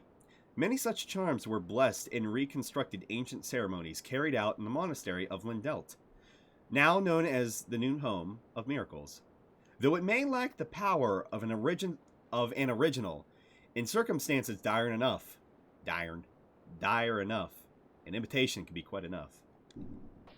Dire, get that eldritch blast. Throwing knife, used as a projectile, instead of a little pokey thing. This simple weapon is easily utilized. Its range is limited, and it deals very little damage, but even still, it is a valuable tool in the absence of other ranged weapons. Dark Troches. Troches with an inexplicably pungent odor. Temporarily boosts dark defense. Verbal histories often mention Saint Elizabeth. Her uniquely concocted medicines and potions are still widely used today. Hexed Pine Resin. Applies Dark Flame to right-hand weapon. Dark Flame. Dark. Duck. The darkness. The affected weapon inflicts dark damage for a short time. Particularly effective against enemies that fear dark, such as clerics and magical creatures. Magic, wow, like a unicorn. Like a fucking unicorn. Wow. Alright. By the way, reminder, we have not leveled up once. These are still base stats for the Wanderer. Sorry, Swordsman. It's me, you guys, the Swordsman.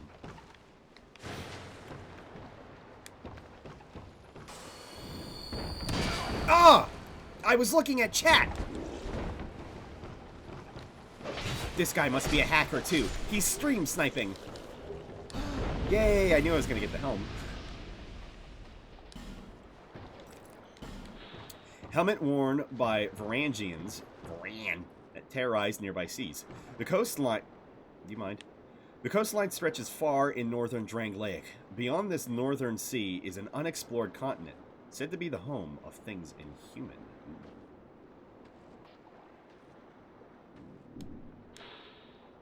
Helmet worn by hollowed infantry, a piece of basic minimal equipment. Worse yet, it's worn and nearly falling apart.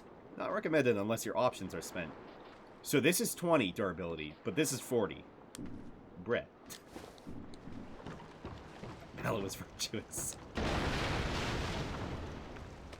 So another thing added to Scholar was these random torch guys. Random. Still weird, all the markings all over their body. Yeah, they kind of just hang out. They don't do much. They do follow you, however. Scholar added one thing with these enemies. There's an NPC way later on that'll if you have a torch lit. And then this guy, he's a friendly one, and he'll follow you. And then he'll fucking trigger all the enemies. And be like, you fucking idiot. I said extinguish your torch. And then he kills you.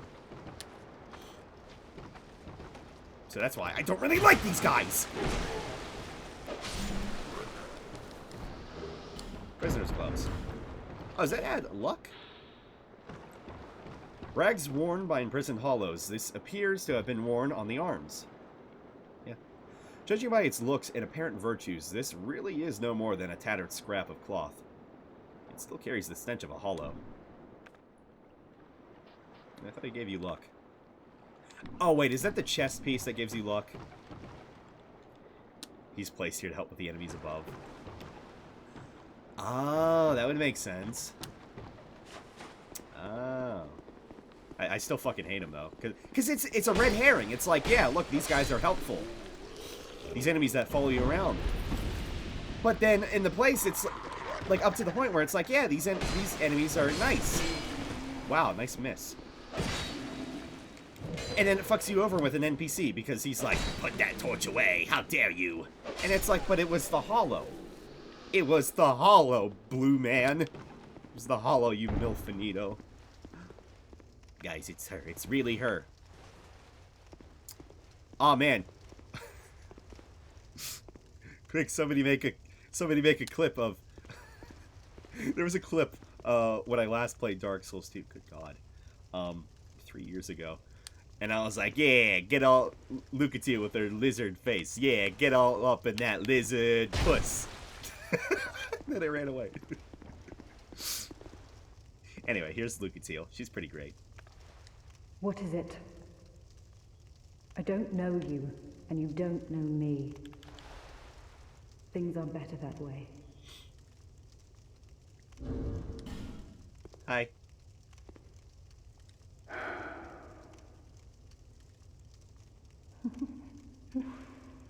You are an odd one. Normally, people keep a safe distance when they see this mask.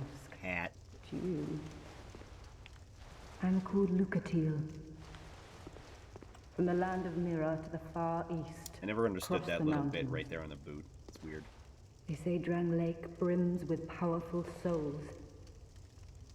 And so I came to claim my share. But what a strange place. Even the rumors did not prepare me. You are an odd one indeed. I've always made a point of avoiding people. I'm not even looking at you. Well, you've made a I'm point not of even looking at engaging you. me. But it does this way. I can see that you are mid-journey. I'd, like, If you turn require myself. assistance, I Still will not, help you. still not looking at her. I come from Mira, a land of knights. My sword is always ready. Slightly better. There we go. Don't hesitate to call upon me. Whatever happens, I won't be missed. Social distancing. This is as close as I can get. I can't get any closer to her. Her social distancing shield is blocking me. I'm doing little baby steps. You are an odd one indeed. Yep. I come from... Don't Yeah, hesitate. get up all in that lizard puss. Oh my god, her shield's too strong. I didn't even hit her. Human effigy.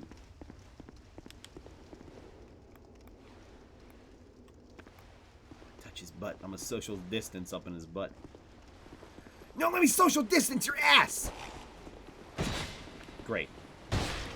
Yay! Unintentional. Terror field. Thank you. I couldn't think of it. Bum, bum, bum, bum, bum, bum, bum, bum, bum, bum. Oh my god, we're getting so much of this set. Coastline stretches far to... Yeah, unhuman. But it's like, what the fuck could it be? Also, this set is disgusting, except kind of the chest. I'm still not gonna wear it, though. And remember all the pointless room ahead, pointless messages? Here we go. Pointless room, pointless messages ahead. And random lit torch.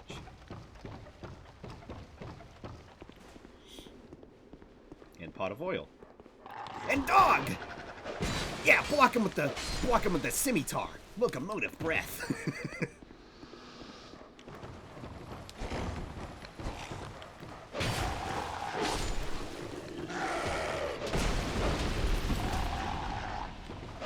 Oh my god, they're too strong. This room is the pendant of level designs. That could not be more perfect. That could not be more fucking perfect. Wow. You know, if Miyazaki was a real OG, he would have never said anything about the pendant.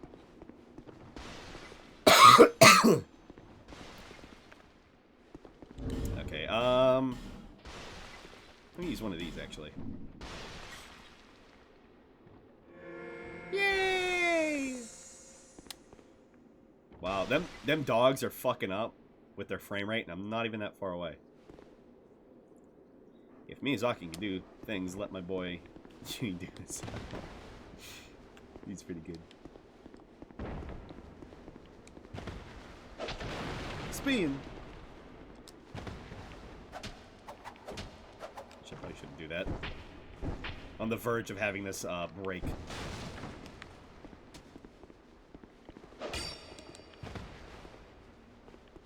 I wonder, can you blow this up with a... Hell! Oh, I don't have any firebombs, though. Yeah. Oh well. Okay, nobody hit me. Nobody touch me. Dog, stop doing whatever you do. Oh, scimitar at risk! Don't get fucking shot by fire!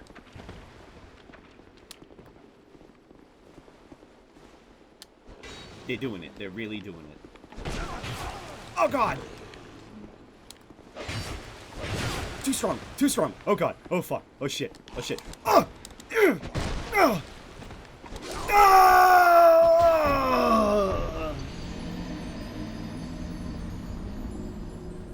If that one hadn't hit me, I would have totally gotten away.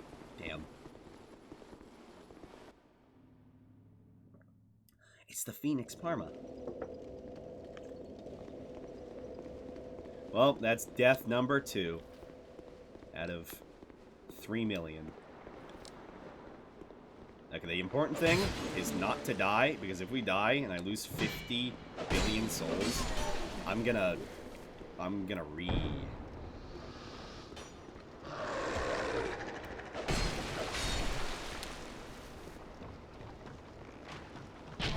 Ah! Yeah, some of these enemies here might be a little... Funny enough, a little too strong, and I probably should have leveled up.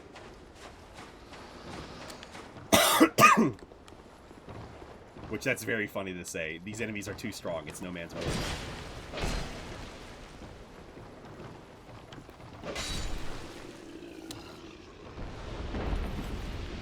I need to conserve my HP very carefully.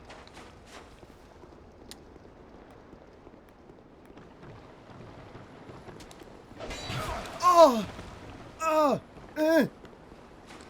Run away!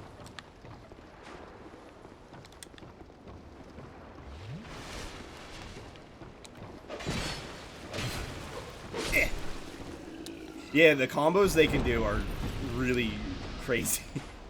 See how Scimitar didn't last. Man, wait till we get the Uchikatana. Yeah. Then the real playthrough will begin. Also, part of the reason we're going here first, so I can get the Pyromancy Flame.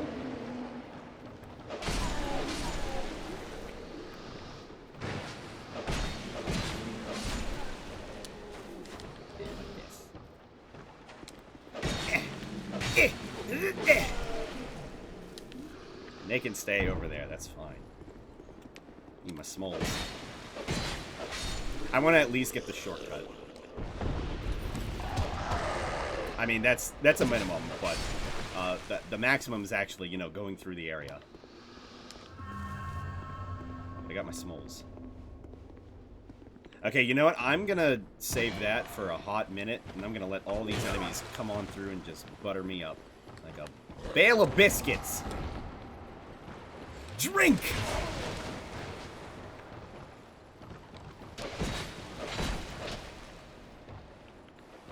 I may need to stubbornly level up.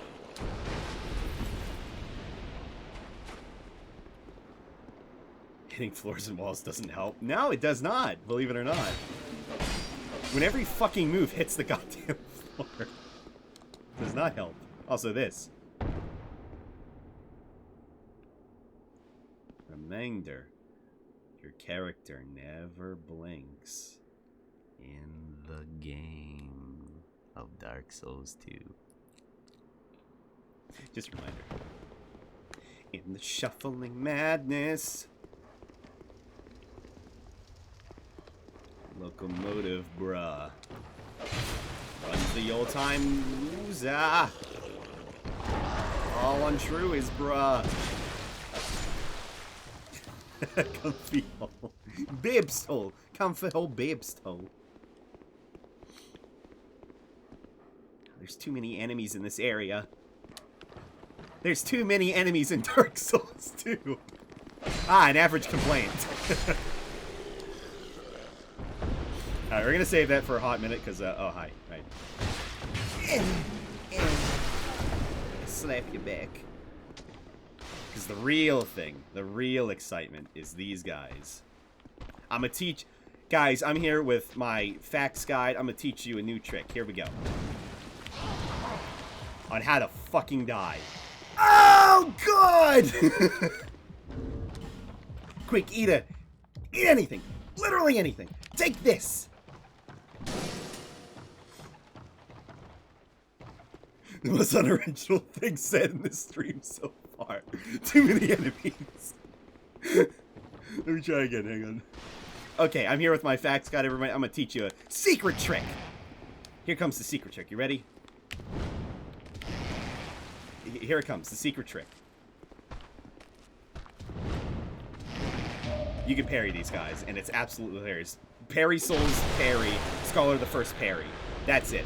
That's it. You can parry these guys. And I love that you can parry them because it makes no sense. Because yeah, oh my god, it's such a silly game. Get parried! They have butthole faces. 20 enemies per meter.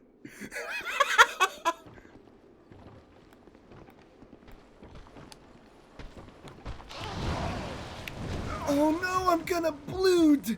Ah, I should level up. Run.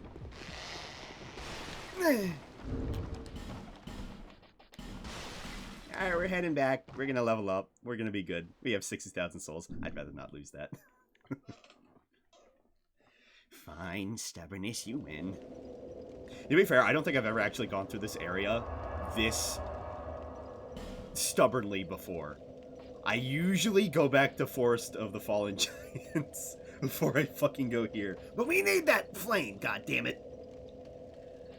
And it's also the unseen path to Hade. You know, the unseen path. You know, if you follow along the rocks and go up the, you know, rock stairs, the unseen path to Hade, which leads into a building. You know, the unseen path in which you break through a wall. The unseen path to Hade. Guys, did you see it?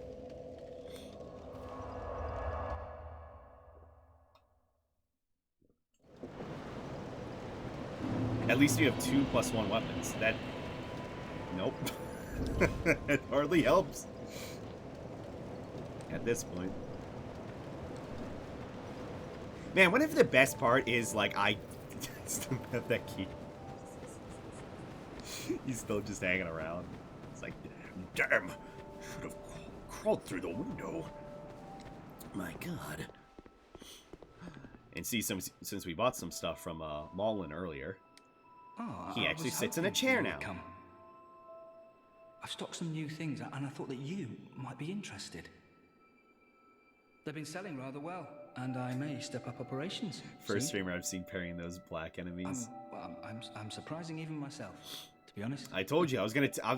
This stream, this playthrough is expert strats on how to meme Dark Souls. Parry Souls 2. Parry Souls parry. Scholar of the first parry into the parry ground. And I'll tell you a free hint right here. You know, before we even get there, those elephant knights in at Castle Drang Lake, you know, that guard the stairs, Originally, those ones, you could parry, and they would sit on the floor forever. Never get up, ever. Once you parry them, just once, they would never sit up. And it was the best bug ever. And then, in Dark Souls 2, Scholar of the First Sin, which is the worst quality version edition, man, you can't parry them, period. They don't get to parry. The only ones you can parry are the old ones in the Door of Pharos. But they get up. And that's your hint, tips of the... Fuck you. Did I mention before that, well, I'm not from these parts? Yeah, Vulcan. But I know.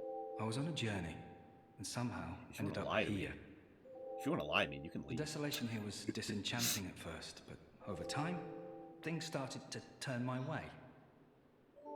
Yeah, I've got a good few regulars now. They're all strangely desperate and quite willing to pay a premium. Sadly, some of them never come back, but I try not to think about it. Can you imagine him? Other people come through here? Can you believe it? I don't. I mean, it probably is, but it's like, who exactly is coming through here that we haven't seen, and that we never see, in fact. Also, I'm going to give you one more hint tip. I guarantee you don't know. Guarantee y'all don't know. In fact, if you don't know, smash that motherfucking subscribe button. Tier 3, in fact. 25 bucks. Okay. Believe it or not, there's an item in this game. Always open for business. There's an item in this game. In fact, I have it right now.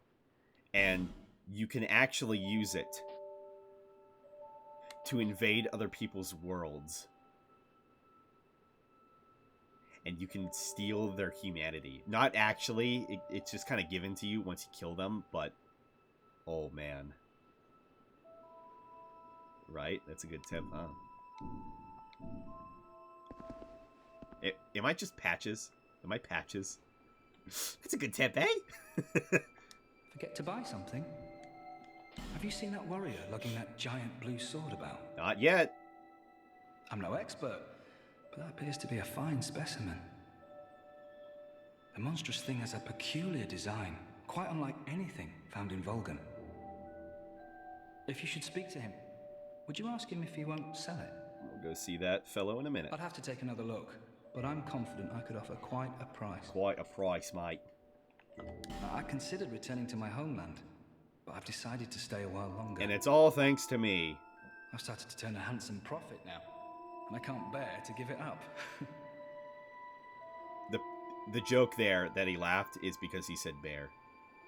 I considered it. Okay. Alright, we have some more stuff we can buy now.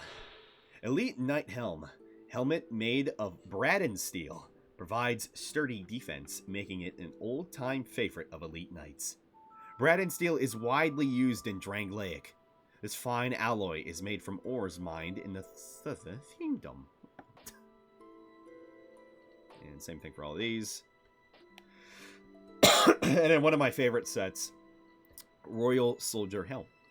Royal Drangleic Soldier Helm. Equipment crafted by the Royal Blacksmith. Finely polished and ready for battle. And that's the only description you get, which is really annoying. But the armor set itself is pretty cool. I'm going to buy 2,000.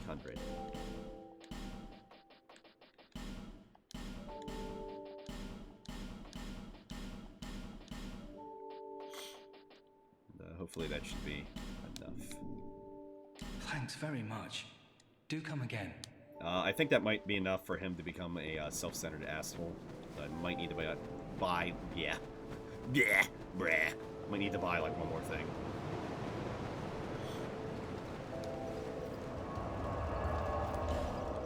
I have this one. Majula's quarantine, no trespassers. Oh, no wonder they're sitting so far apart. And no wonder Lenegras never talks to his daughter. Yeah. And then see, he went from sitting in a stool, and now he's sitting on a box. Sorry, have we met? I just saw you. Sorry, it's just I've been awfully busy lately. It's been, like, Care to look 1 over my minute. wares? Please, be my guest. It's been 1 minute. I upgraded my stock recently. although it may be a bit out of your reach. I'm rich! I'm rich! With souls. I don't need to go home anymore. I just realized.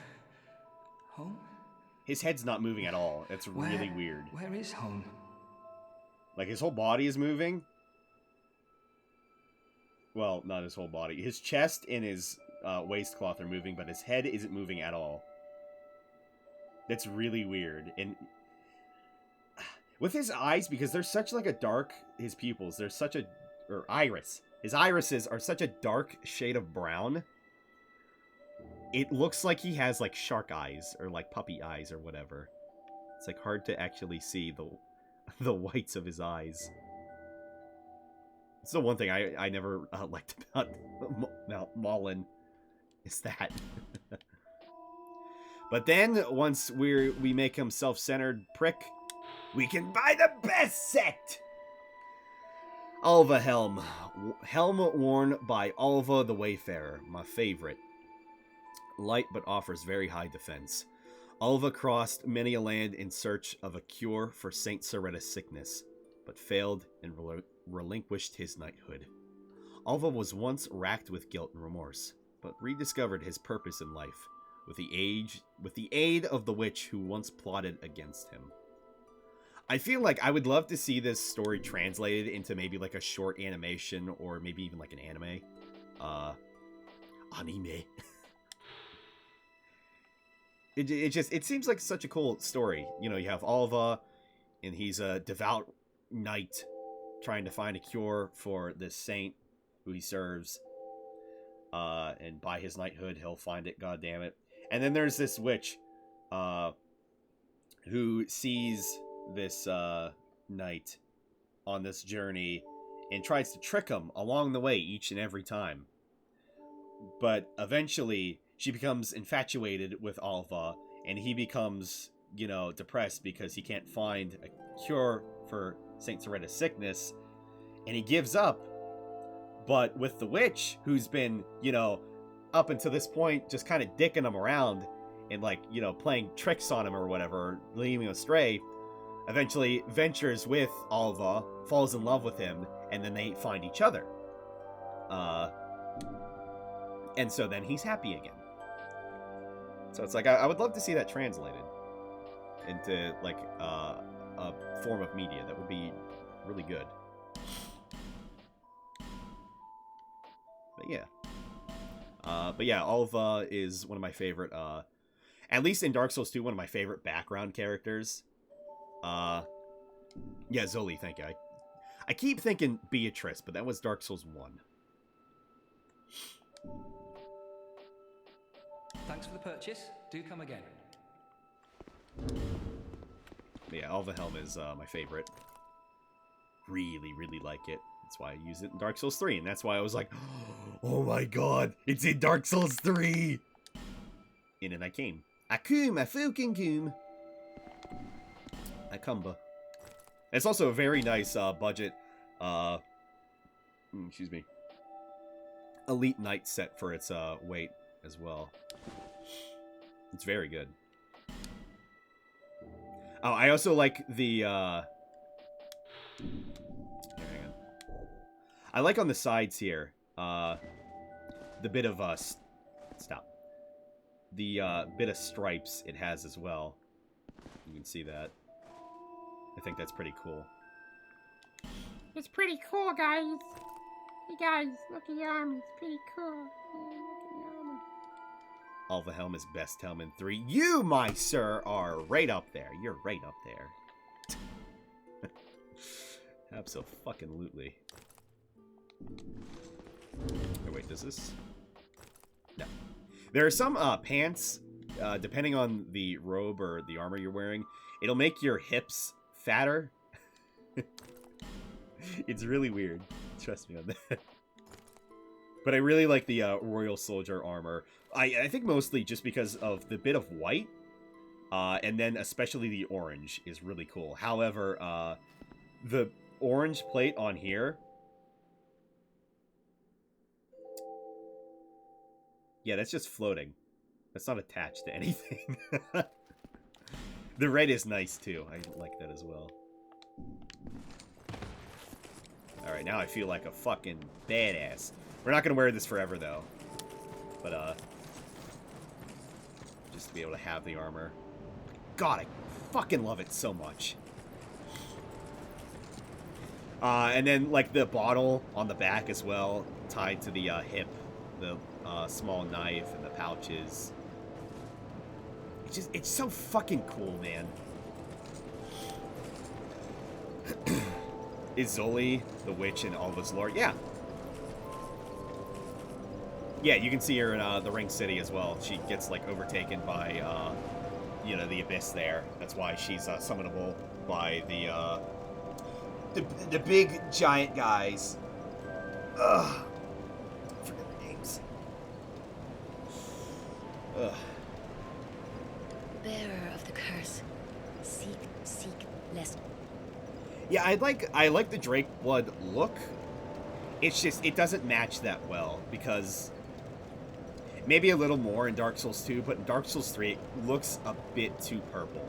So it's hard to match it, well-ish, I kind of feel.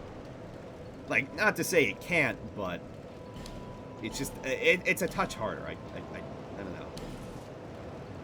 Like, it's not black, and it's purple. Oh, wait, let me use some souls first.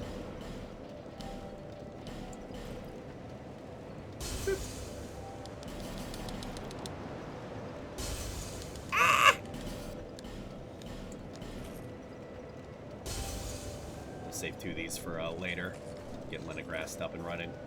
Bearer, seek, lest. Let's level up.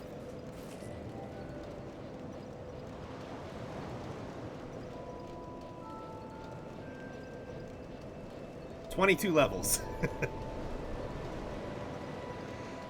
Let's get our intelligence up.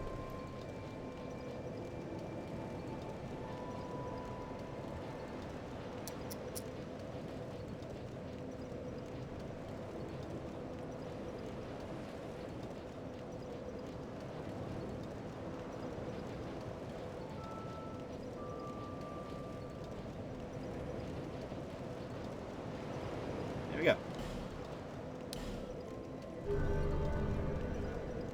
There's no purple armor in Dark Souls 3-ish. You pressed yes on Vigor, it would have been epic. I would have lost my mind. You're like, no! I'm gonna be wearing slightly lightweight armor. No. Oh. God. I think Sullivan might have something else to say. Again, this stupid fucking sprint. Look at our new neighbors. How they fret over all and sundry. Oh, those were better days. Oh, talk about, Oh, dear me. Lucia. It really takes me back. Back to the days. Back to the days when Majula was a happening place. Somebody said strip club earlier, and I didn't comment on it, but... it takes me back to the disco. Hade's Tower of Flame. Alright, thanks. Thanks. May you find peace on your journey. I'll think about it.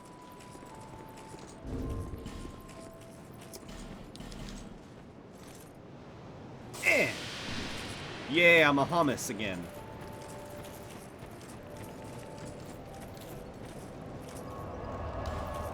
Go ahead, burn some sublime bone dust.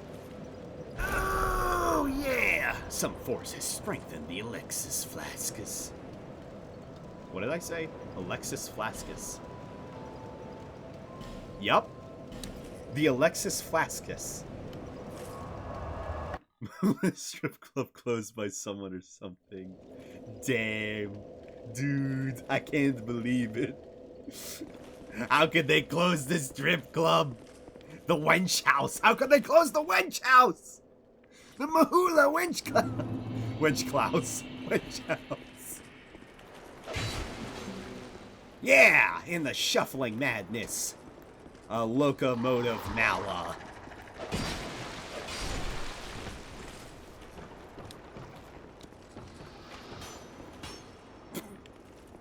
I went to go look at that arrow and I fucking touched.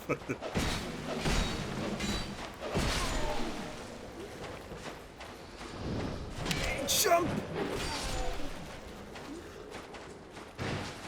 It's my mega jumping attack. Super mega jump attack. Jump! Yeah, just trade them blows.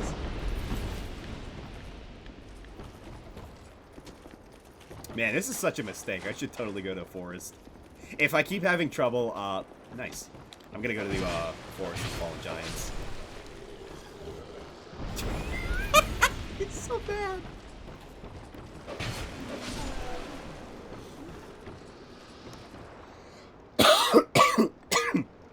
Tell you what, I'll summon Bradley when we come back around. Couldn't even imagine. Man. Yep, because I'm too young. I'm a small baby with a big fat beard. I'll tell you what, I played Santa Claus, goddammit. I played fucking Santa Claus this past Christmas. Santa Claus! I was Santa! I wore a fake beard, but I was the best Santa they ever had!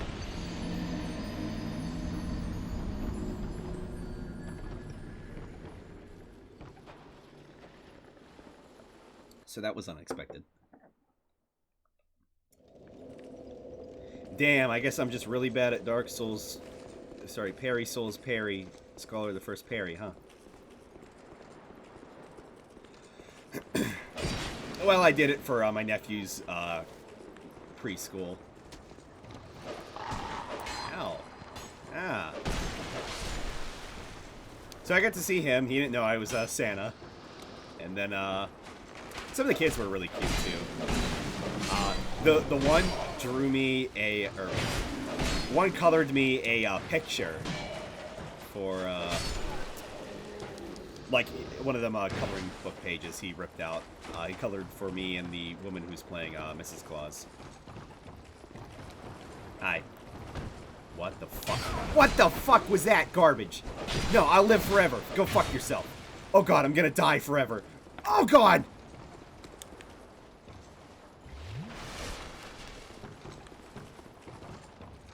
Haha, fuck you, I'll live forever. Oh god!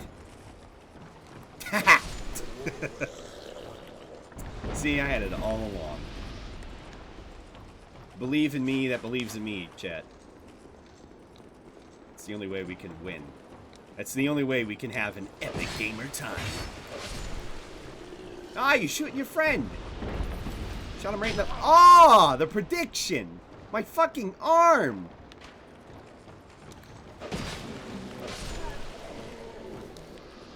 Damn.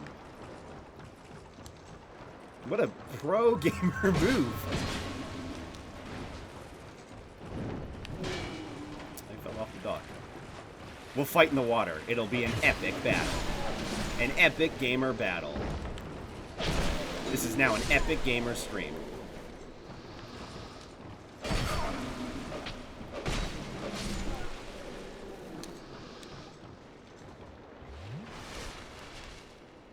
Alright, Metal. Thanks for dropping by. It's nice having you. See you around again. Take care. Also, I realize now when you were saying metal... Ah! Metal earlier, you're talking about metal and not misspelling metal.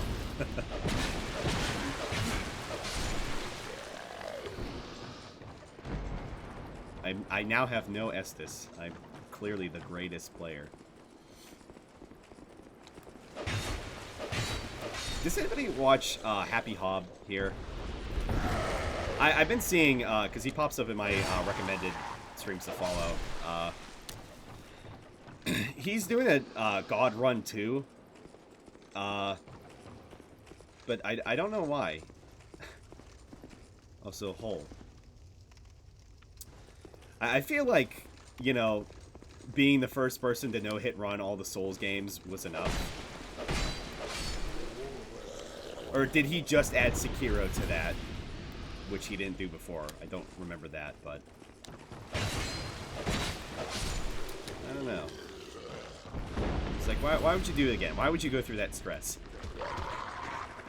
Unless he added Sekiro, then it's like, alright, I understand.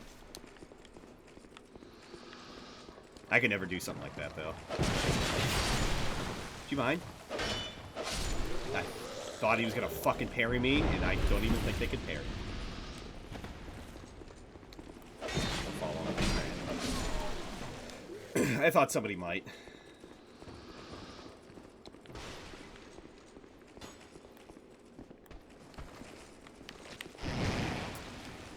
Fucking killed.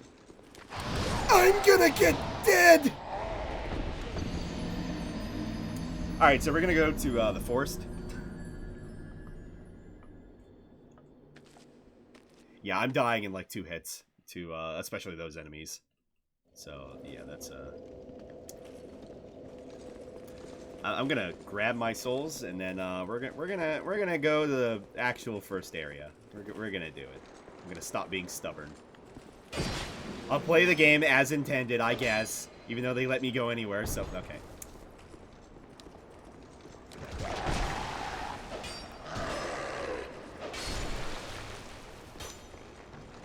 Look, if it's in terms of fighting the boss, Flexile Sentry, no issue. If it's in terms of fighting all the enemies and I need to parry the, oh no, but my armor. My armor. Oh. I gotta use a coin. My armor. I gotta get my armor. The chest piece, anyway.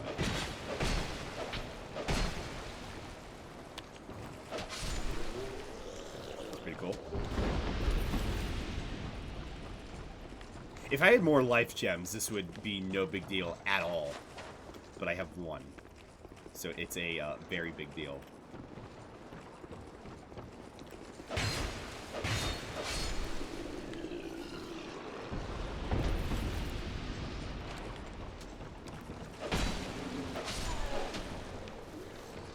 Don't you just love cued moves?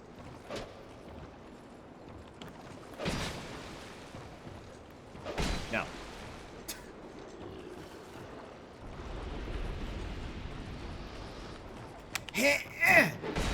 Jump!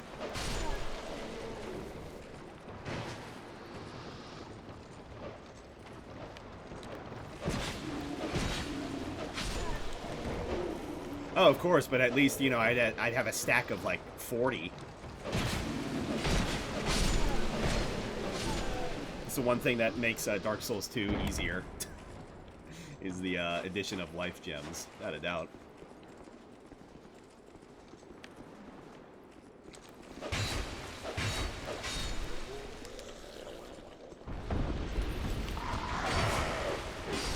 Shit, he hit me. Get out of here. Jump! Whoa, jump. Whoa, jump. Whoa, jump! Whoa, jump! Does anybody know? Does anybody? Y'all remember Brave Fencer Musashi? Musashi! Musashi! Man, what a game I only played the demo of on the PS1 disc. The demo disc, that is. Man, do y'all remember PS1 demo discs? Or am I an old boomer? Am I right, my young demographic? Am I right? Eh.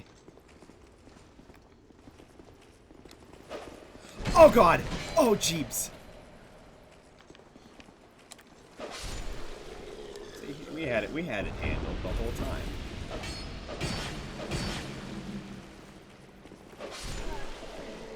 Get a Sun Princess ring. Look, Guinevere's not even in this game. Can't just get one. Okay, we're gonna have to actually fight them normally.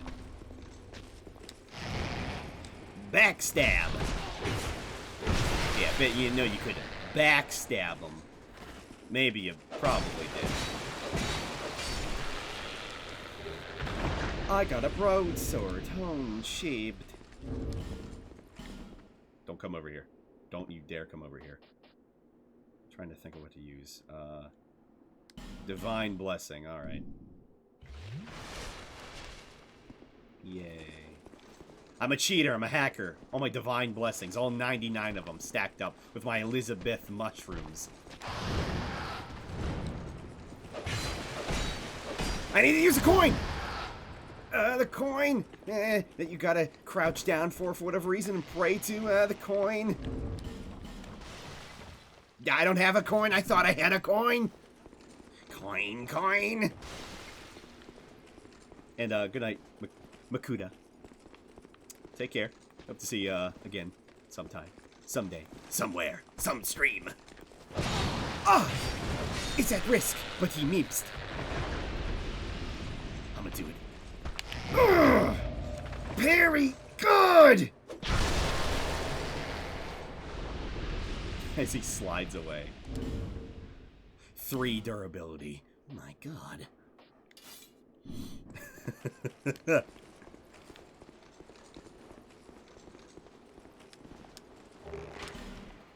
Oh!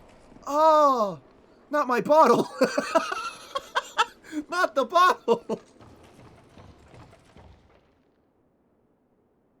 Man, it sure would be a shame if, you know, this, doorway here just kind of exploded. Sure would be a shame. Sure would be a shame if I backstep through the door.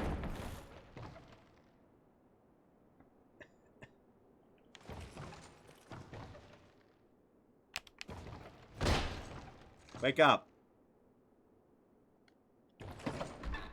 Sure would be a shame if I opened the door.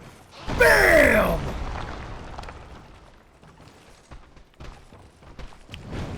Come on, I'm the Barry God now! BAM! Come on, your butthole face and your butthole mouth. Come on. Come on. Yeah! Yeah! Backstab! Ugh! Damn. Get out of here. Still less of a shame than the audience keep ones. At least that one's surprising.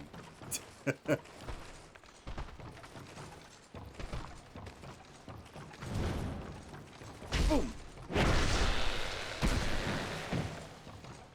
So something I hope will I'll be able to tell once I stop getting broadswords.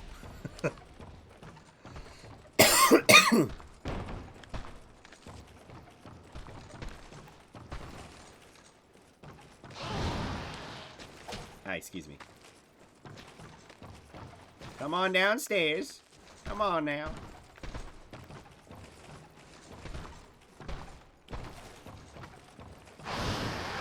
You can totally hear that, by the way. I just want to be cautious. Come on. Come on. Drop the chest. Well, at any rate, these enemies, I forget the entire lore with them, but they drop pyromancy bits of the set, which clearly they're pyromancers. Oh my god, that fucking hurt so bad. I thought I would be alright and roll away. Oh my god, at least I got the silver talisman. A tiny charm embedded with an imitative magic used to transform into something to blend in. Use this talisman to hide from invaders. Only provides the most superficial camouflage, but sometimes that is enough to do the trick. Nothing personal in this gauntlet. I'm gonna fucking die. But I'm gonna live forever. We're getting close to it. We're getting close to that shortcut at least.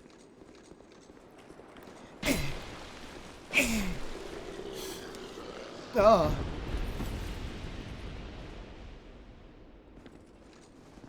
That's fun.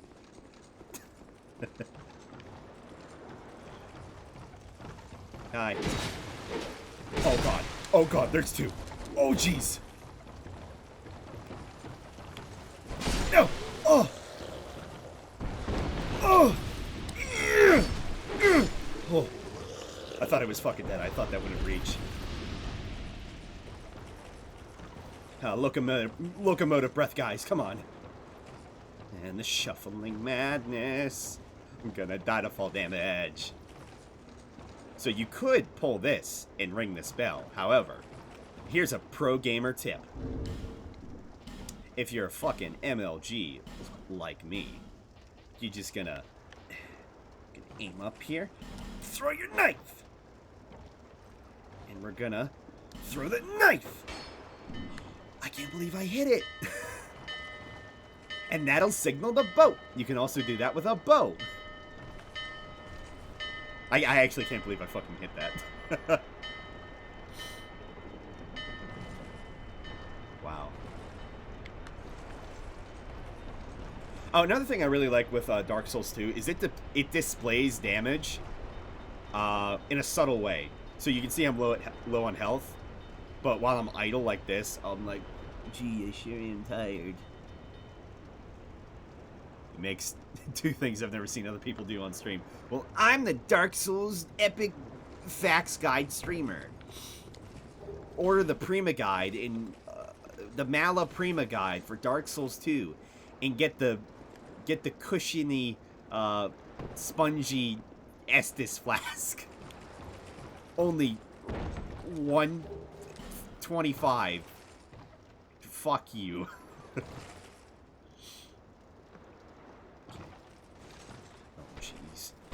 God. Ah! Man, I hope he's smart and uses... He's using the spares. The smares. And he gave up. And he's coming back. Come on, you can do it. I'm gonna throw a thing at you. I don't have anything to throw. Something tells me you aren't winning that fight. You're not fucking dead.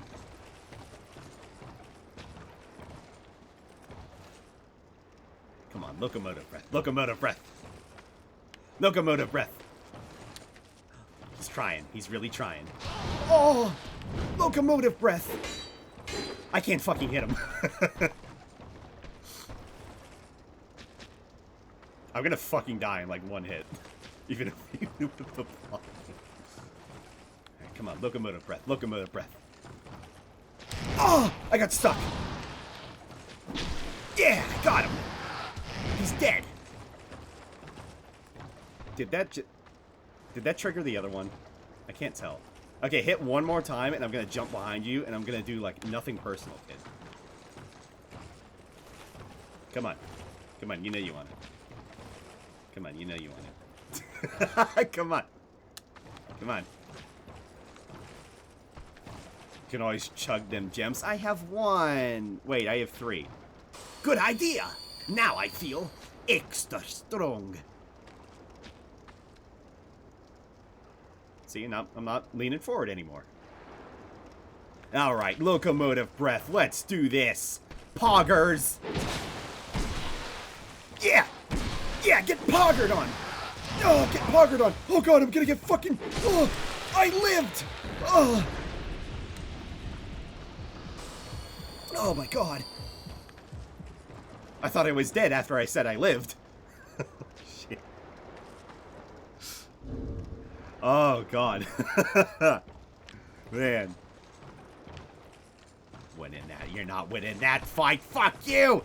I'm a Dark Souls pro. I wrote the Prima Guide.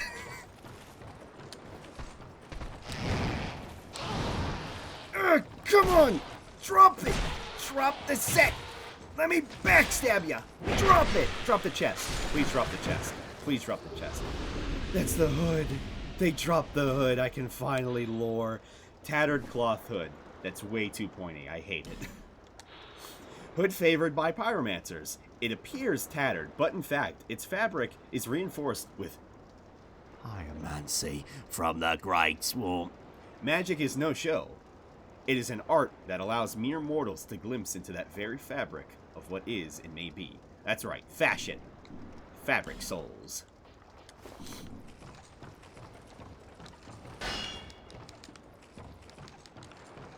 Wall's not in here, is it? No. Ah! Fuck you, Gree! I'll live forever until I die. Shuffling madness. A locomotive breath. When's the all-time loser? And True is dead. Blah, blah, blah, corridor. On his hands and knees. There's a boy up there. It's a shadow boy. It's a shadow boy. Ah!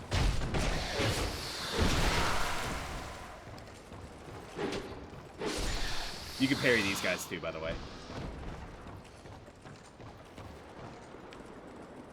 Listen, if you can parry enemies that don't even have a weapon, you can parry the world. Never let your memes be dreams, guys. Okay, there's one more. I'm pretty sure he's right over there. Also this. What's up with that? Shuffling madness. Locomotive breath! Oh, locomotive breath. Ah, get fucked by the locomotive breath. Oh. Damn streamer luck. Alright, guys, this is it. That's the last Healy McDealy.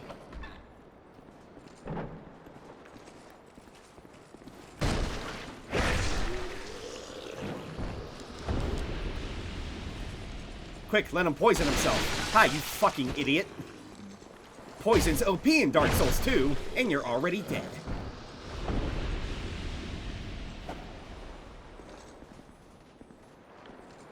I don't want to get covered in poison. If I get covered in poison, I'm probably fucking dead. This is the real strat run. Ah. My final message. Parry the world. Goodbye. Enjoy that lurk breakfast. Maybe I'll see you back here in a little bit. Ah! It's gonna be too close. Wait, I know! Alright, time to do an ultimate gamer move! Yeah! It worked. I'm so happy it worked. I'm so happy it fucking worked. Wow, do you hear them sparkles? Do you see that fucking wall right there? Man, would be weird if I fucking broke it! Get out of here! Jump! No, jump. Do the jump. Jump! Don't leave. Jump! Got him. And sometimes when you kill them just good enough, they'll still be moving in an idle animation. It makes no sense. But look at all these boys they sealed in this wall. Go on, guys, say the line. Look, it's a skeleton. Say the line. Two different skulls. Come on, guys, say the line. You know. Come on, say it. You know you wanna. Say the line.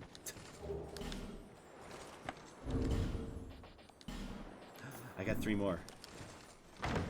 This is truly the post-apocalyptic survival horror simulator. Dark Souls. Spooky, scary skeletons? No, not that one. You're banned. No. Listen closely. Or at least just don't give up, skeleton. Crystal Lizard. Just be like, hi. In the corner. Yeah, it's fine. A ring bearing a soldier's seal. That's not a seal, that's a knight head. Increases the load that can be carried. These rings were granted to warriors who distinguished themselves in the service of King Vendrick. King Vendrick. The king favored simple warriors who staked their every battle on strength alone. Wow. Also, gutsy! Put your glasses on! You will be wrong!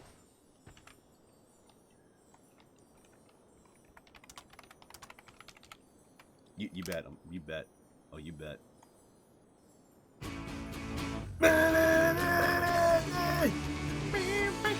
A straight sword with a very long blade.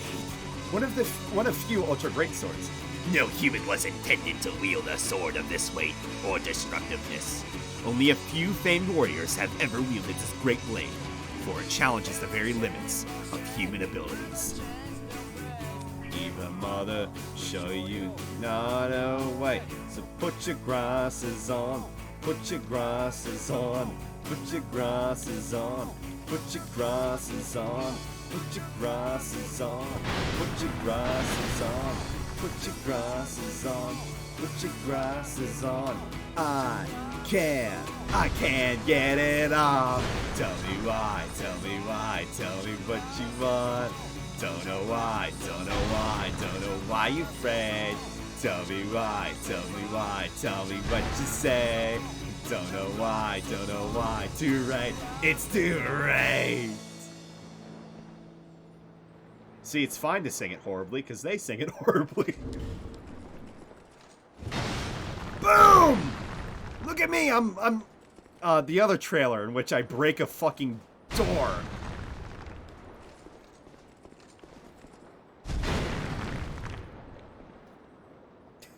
I like how they made the great sword from Dark Souls 1. Like, it was a great sword, alright? They made the great sword an ultra great sword. It just increased, like, they just increased how big it was. So it's like, oh yeah, now it's an ultra great sword. But it's a great sword. No, but that's... It's like, you what? Alright. Also, thanks for coming back, Tempest, with the emote. I appreciate it. Oh, wait. You gotta press A! And you get a secret armory. Fire bombs. Chests you can't open. And my god, what is this? A large titanite shard. My god. And it's... Oh! Not him. No! Yeah! Put your glasses on.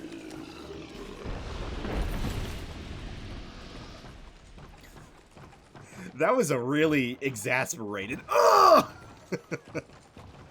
There he is. Gavlan wheel, Gavlan deal. Gavlan want many souls. What you want? With Gavlan, you wheel, you deal.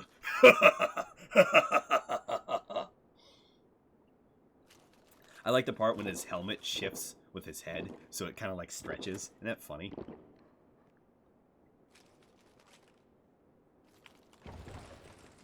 Germs are great. Who are you? Who are you? I Gavlan. Gavlan wheel, Gavlan deal. This is me in a couple years, by the way. I need to grow my beard out. Gavlan wants soul. Many soul.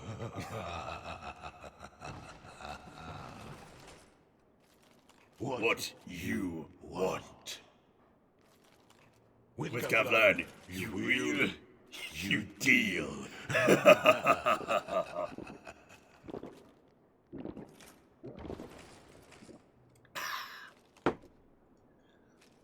This could actually be me in a few years.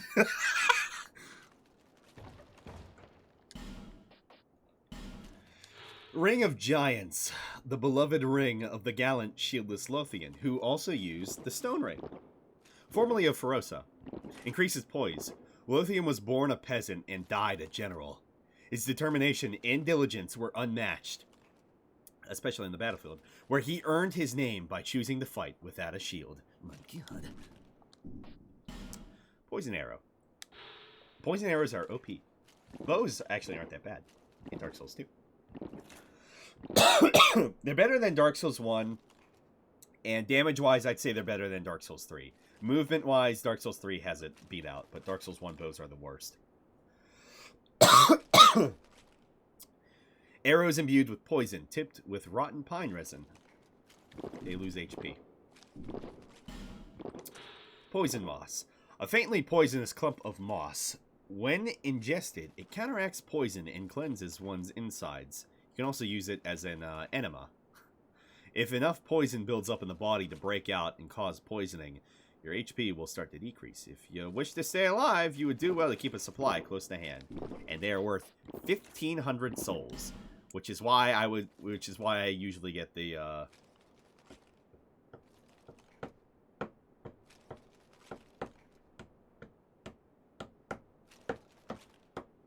healing wares.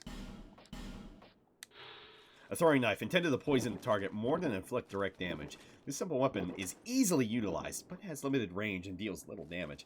However, if the knife can poison, the target will take damage for some time. This rotten pine resin has gone poisonous. This rotten pine... Oh, wait, I see what it means. This rotten pine resin has gone poisonous. It's gone bad. Interesting that he only sells poison stuff. I wonder why that's the case. Gavlan will, Gavlan deal. Gavlan wants soul. Many, many soul.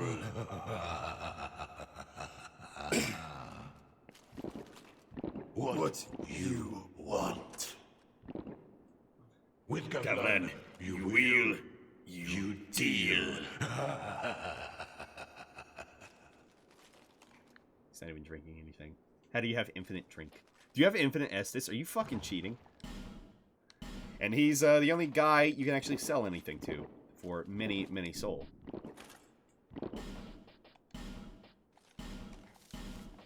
His prices could be better, but they're alright.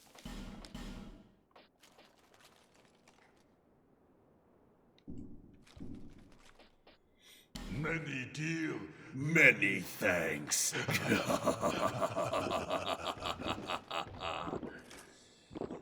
Yeah, Germs are fun.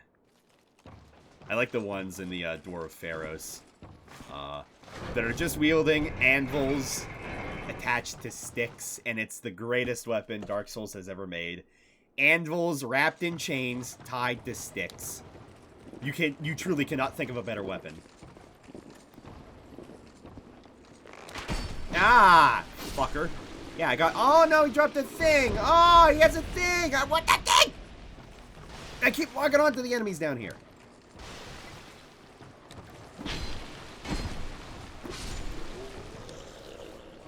Oh. No. Oh. Yeah, chilling, relaxing, maxing, all cool. Shoot some fucking b-ball outside the goddamn school. Oof. Yay, repair powder. Too bad I'm gonna hoard it. Alright, I'm gonna... You'll quit. Ah!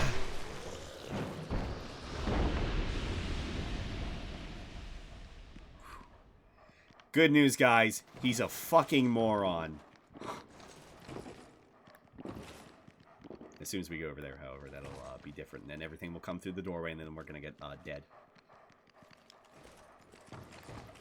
Let's get him! Fuck. Oh my god, that's not a fucking parry! Those are binoculars!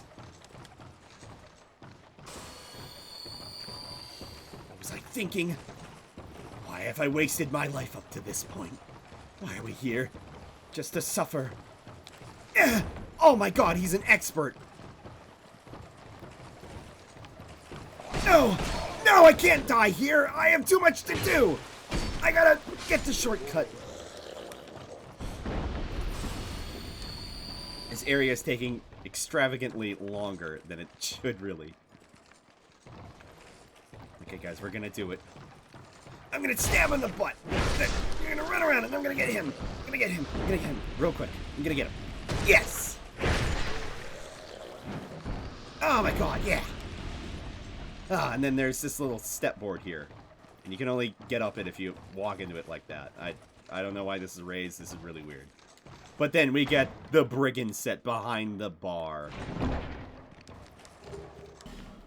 And it makes sense because this place is a shithole. You can also open up the windows and let some light in. Yay. And there are no dogs there. Oh god, locomotive breath.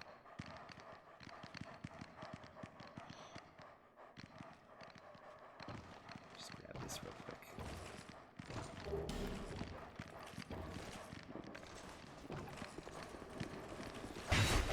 No! No!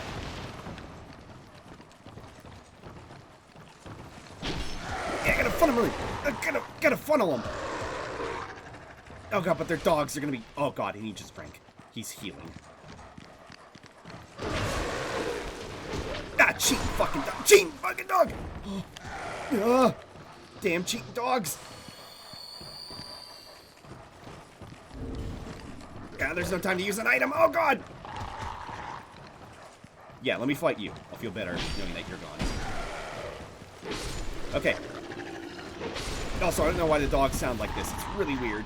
And he just fell through the floor.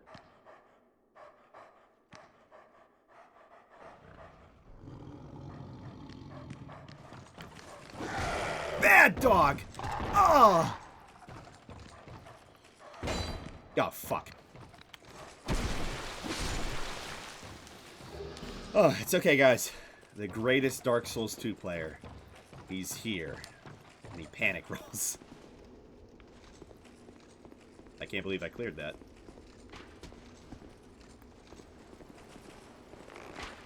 Ah! I would show you fucking what.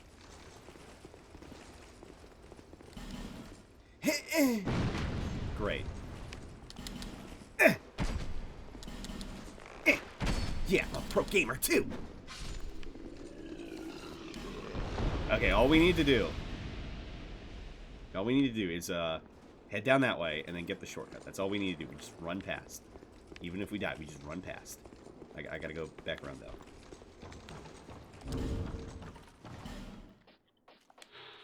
An axe wielded by Drangleic infantry, a makeshift crude weapon that deals an underwhelming amount of damage. Bandit axe, an axe of bandits of the Ferosan outskirts, very sturdily built for the armament of a bandit. When Ferosa fell to war, its citizens were left landless and entirely to their own devices. Many were reduced to thievery, while Ferosan knights scattered to other lands as sellswords. Yep. Hood worn by looting brigands. Mountains surround Drangleic on 3 sides. Most travelers who try to cross them end up hapless prey to the countless brigands lurking there.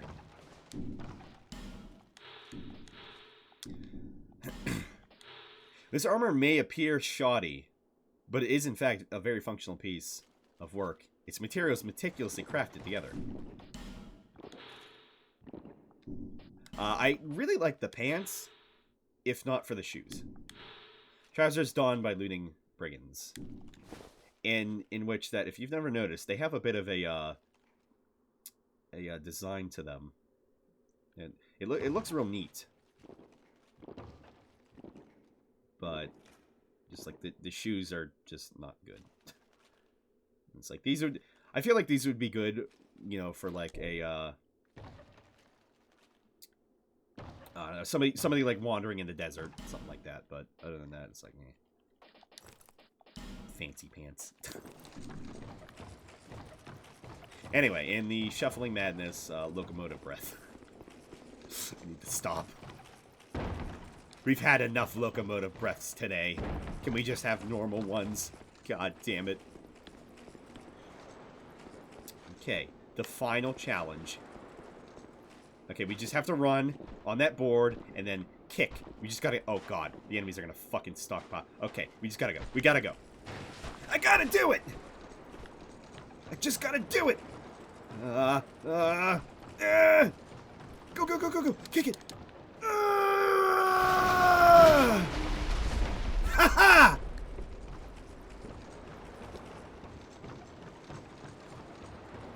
So long, fuckers. You can't beat me. I'm the locomotive. Oh, we did it. We got the shortcut. Oh, God. Ow. I don't know when. I think I hurt my ribs a little bit. I think I got too excited for my own good.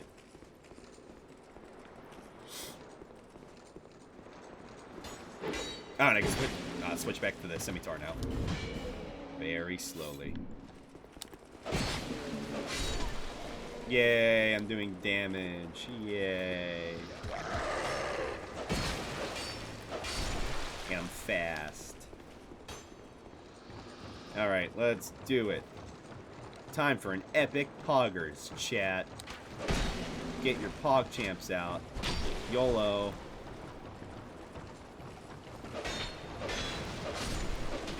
Ah, don't hit me from the... You're rude. You're fucking rude, dude. Hey, stop that.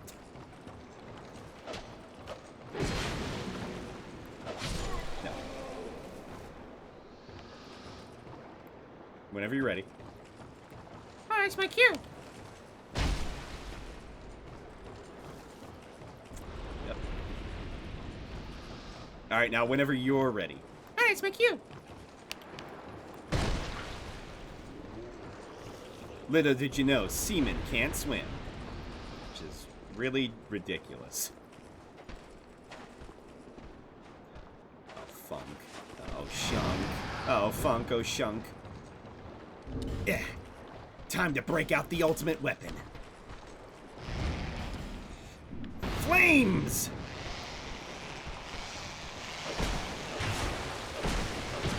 They hate the firelight. Which is ironic because they're pyromancers. Somebody drop the chest piece for fuck's sake. Why did I lock onto a guy who's not even in the room? Ah! Why did you come around? Fuck you. Get out of here. At least let me find a scone to light. Scone.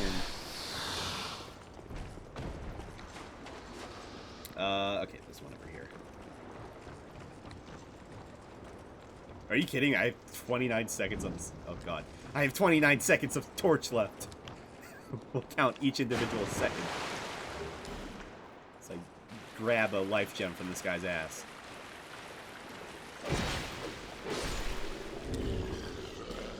Guys, I have 2 life gems! Holy shit. You walk so damn slow in the water. Oh my god.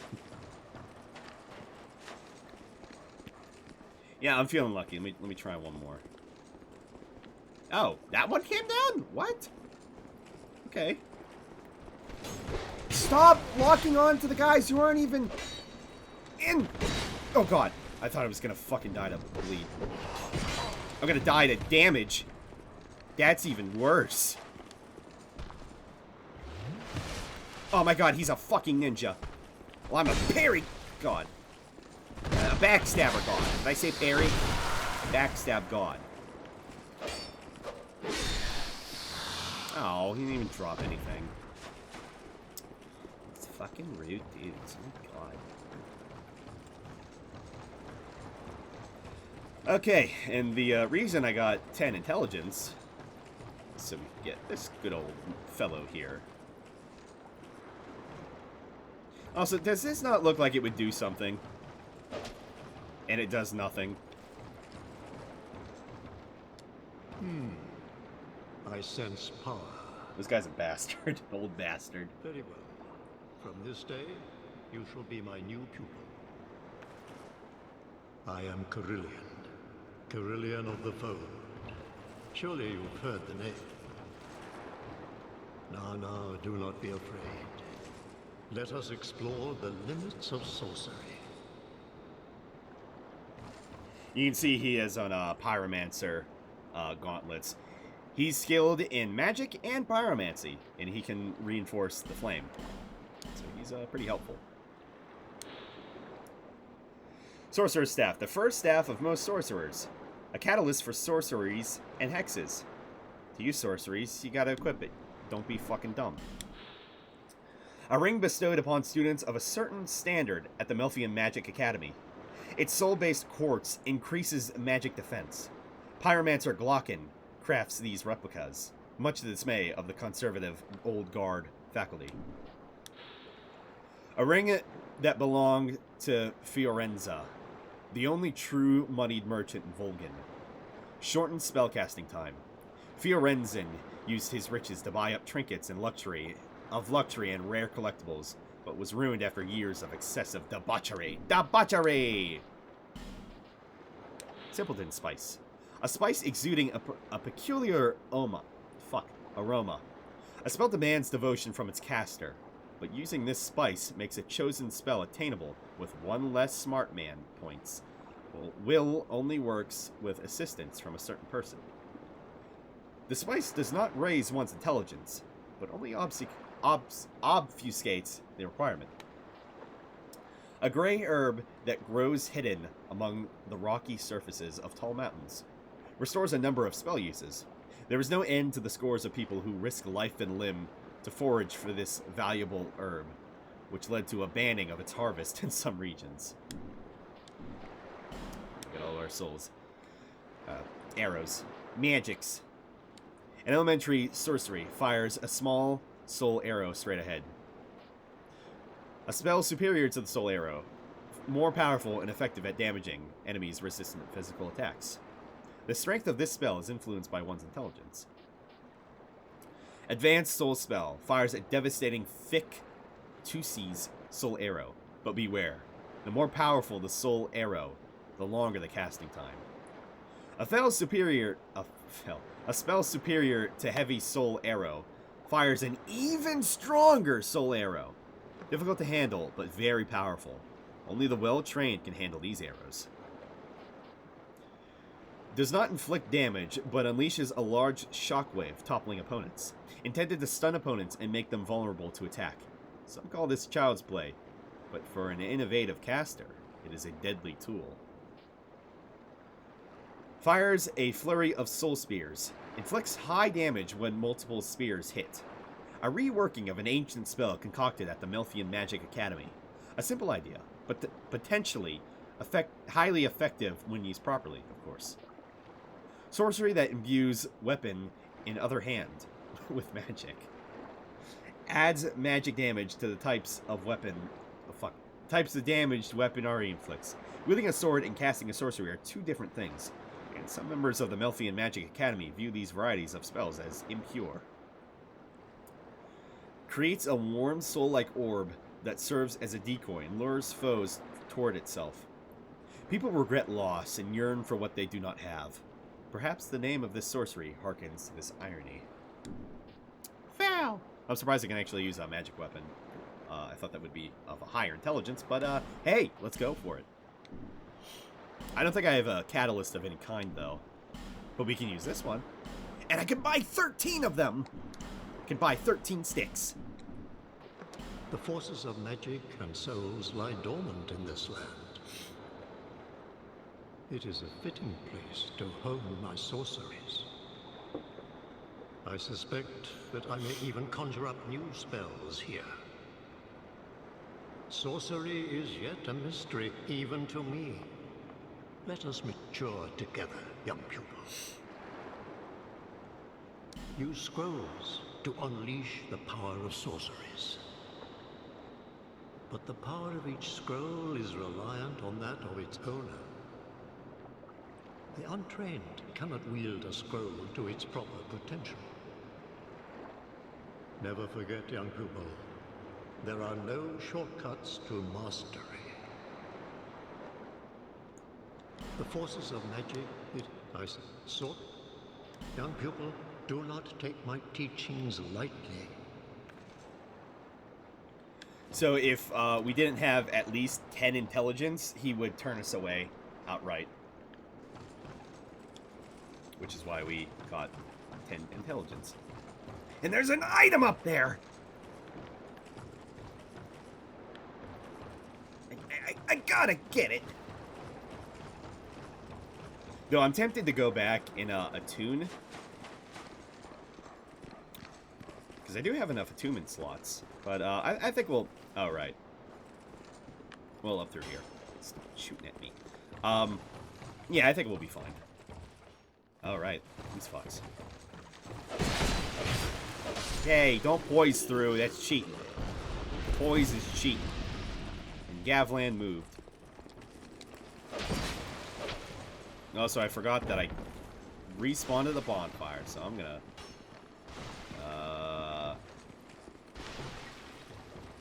I'm gonna run! Go! Excuse me! Pardon, excuse me. I got it. I gotta go. Bye. Yeah, I might as well just go back to the bonfire now in a tune. Yeah. Yeah.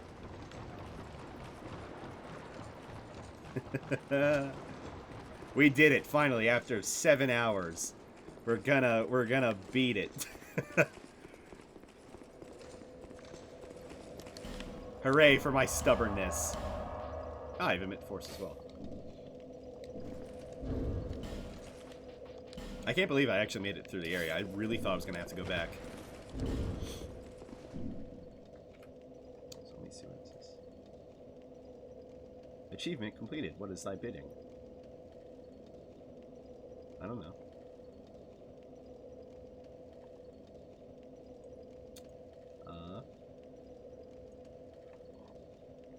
Reach 200 followers. Yay. Yay.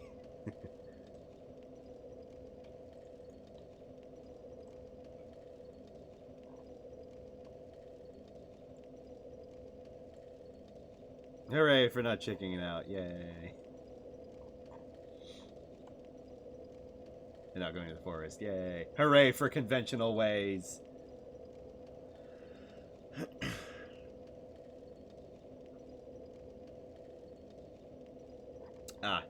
Thing on area design. I think I've seen that. I'll check it out. Had to download. Oh.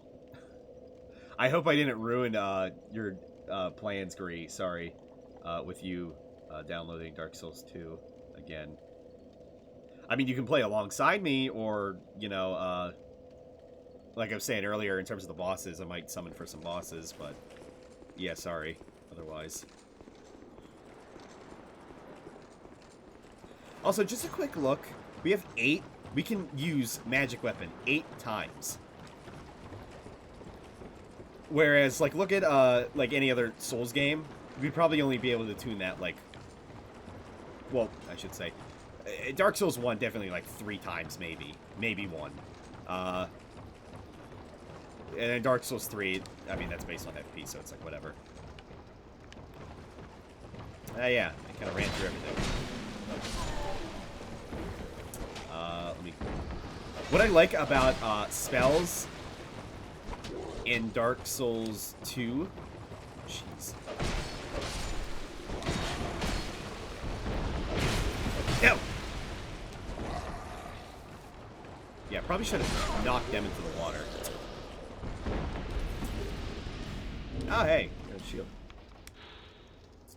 A small Varangian shield engraved with a strange pattern. A former king launched a campaign to capture these terrors of the high seas, but rather than imprison them, forced them into hard labor at no man's wharf. This is actually better than what I have. Cool. Oh, wait, I think this is the shield that, Masterless Glencore was using. Kind of looks like it. Anyway, what I like about, Dark Souls 2, in terms of spells, is that you can attune just the same spell over and over, and you get more uses for it. So, like, if I put another magic weapon on, I would be able to, or if I attuned another magic weapon, I would be able to use magic weapon 16 times. The only issue, of course, is that you need herbs in order to resupply your spell usage. But I think you can just outright buy them after a certain point, so it's not much of a big deal, I feel. That is what I think, my fellow Americans. Okay, now we gotta have a book fight. Yeah, book fight. Book fight. Book fight, bitch. Book. So area gets real interesting in New Game Plus.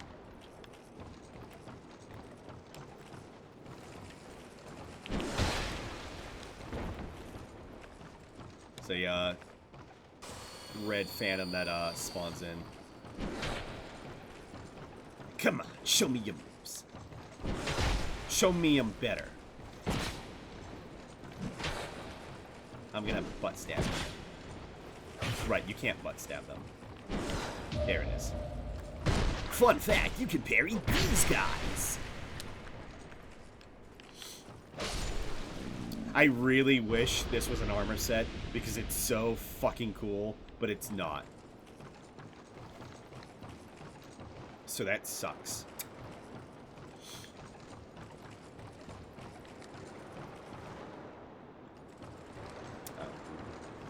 I don't know why these cages are lit on fire. It's so random. Oh, I didn't get to mention the, let's see. Right, where is it? Up. Like, right up there-ish. That thing I kept, passing by near, like, that bar place. That was where you would use a Stone of Pharaohs.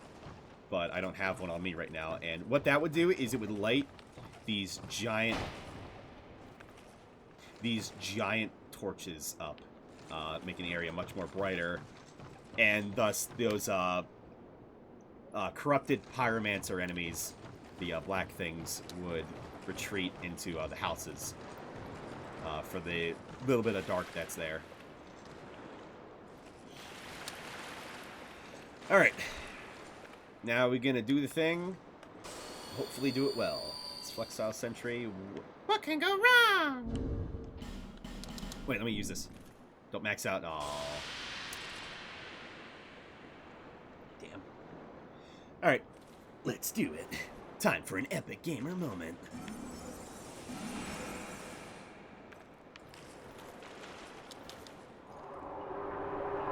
Let's grow.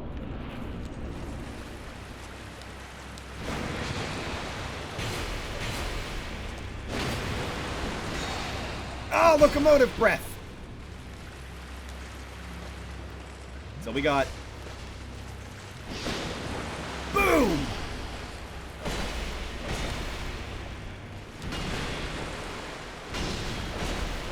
So the longer you take with this fight, the more the water will rise.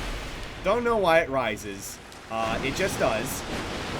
It slightly impedes your movements, but not all that much.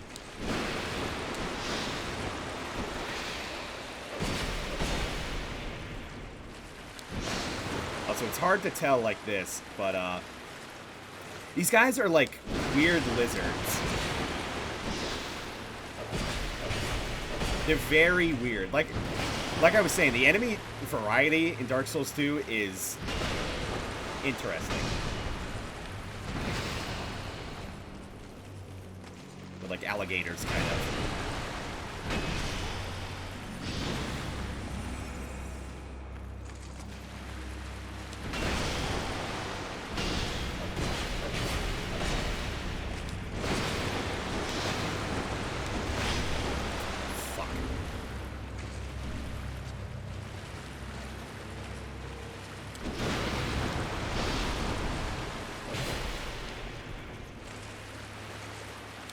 Oh god! Attack I've not seen in a long time.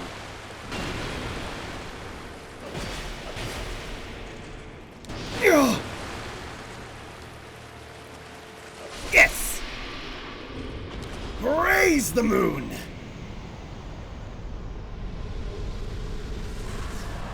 Ha! I'm better than my big bro Reb. Not in Dark Souls 3 though. So No Man's Wharf was Florida all this time. Yep. Oh, so you got to see the water rise a lot.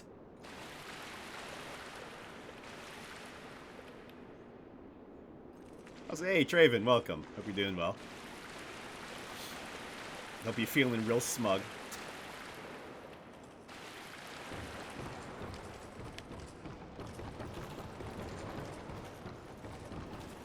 Okay, so the responsible thing to do, okay, one thing, by the way, which is fucked up. So you see this thing, it says examine. You use this, you go to the next area. You use this, you can't open this chest. Which is fucked.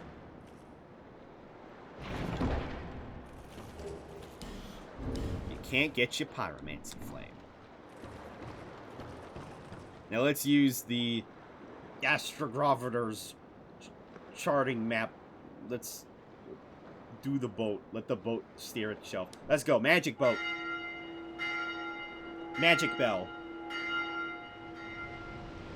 I really like this cutscene though. You just stand on a boat. Alright, and I'll see y'all in how long was the Guts boat ride? 7 years? See y'all in 7 years. We'll continue this playthrough then.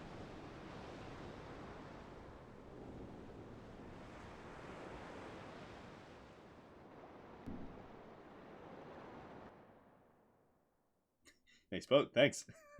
I stole it myself. And how do I get off the boat? Fuck you. Who's to say?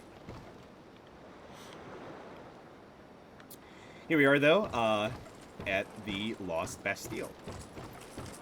Can't see it right now, but we're here.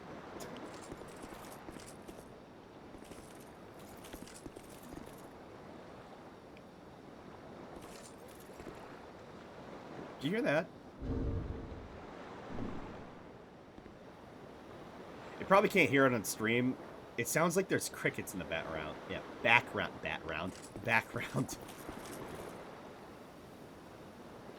Like, is it rant? Those are definitely crickets. The fuck? And now there are no crickets. Okay, so we just gonna get through here and we're not gonna disturb anybody because we're gonna die on like one hit. Okay, okay. Feeling good.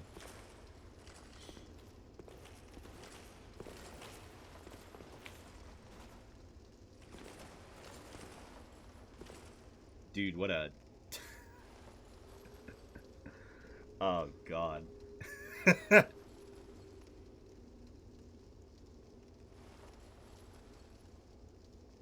Feels great, man.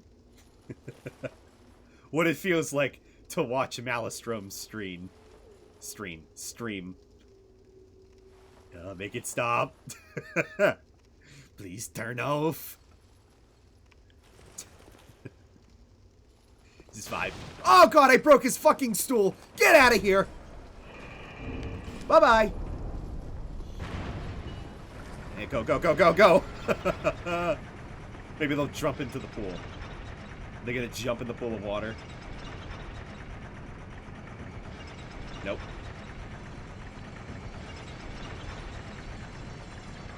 Oh my god.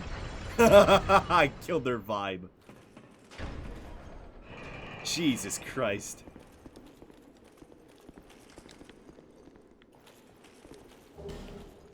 Okay. Oh my god.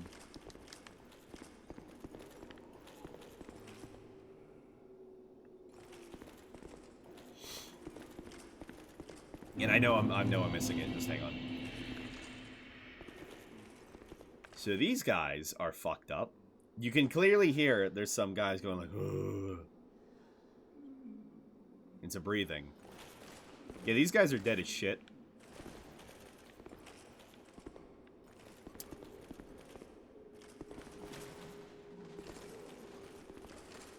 Dead as fuck.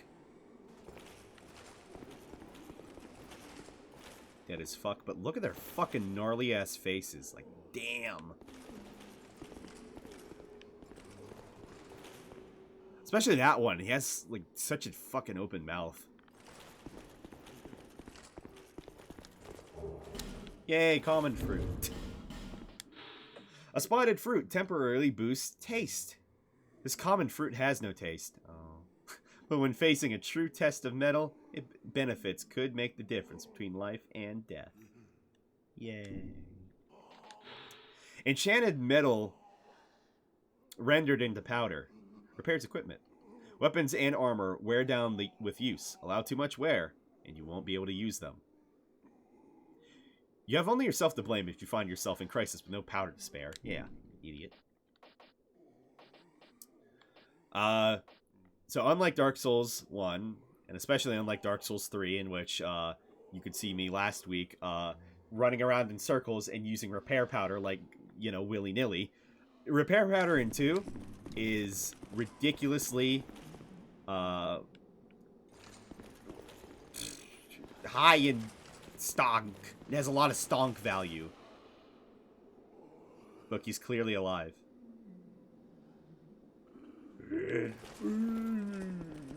It's him. It's him, and he's really alive. Bonfire! Yay! Yay! Oh wait, this was Praise the Moon. That's right. This was Don't Let Your Memes Be Dreams. Shit. Okay, I guess I'm gonna have to do Praise the Moon like this. Forgot about that. Does it mean they failed the vibe check? I think I failed it because I interrupted their vibe. I failed the vibe check. Okay, now I have to think in how am I gonna do this? Well, it's not like I'm gonna be using the staff, really. I got the Paramancy Flame. And you can punch with it.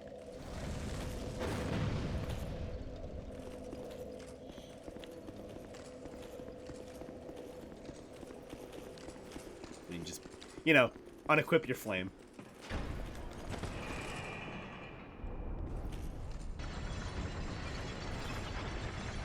Go down here. And we're gonna go through here. And it's on the other side. And it's on the other side. And it's on the other side. Great.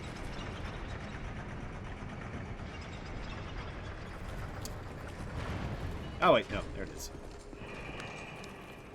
And then we get another scimitar. And then we get some repair powder. And then here we are.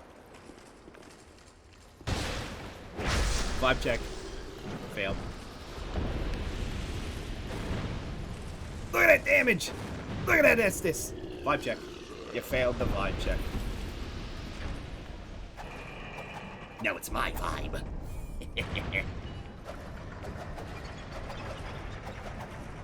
Spin.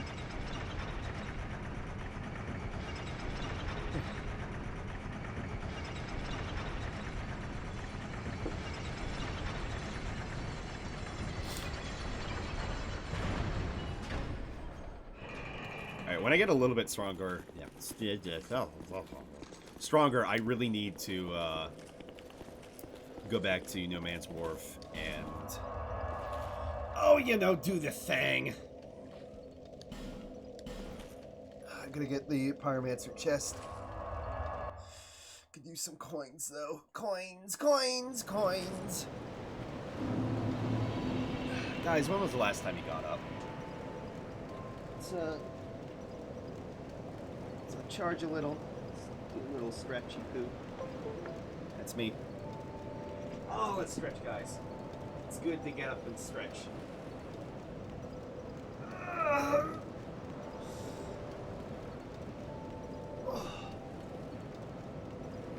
You know, when you've been streaming for 7 hours, you gotta stretch.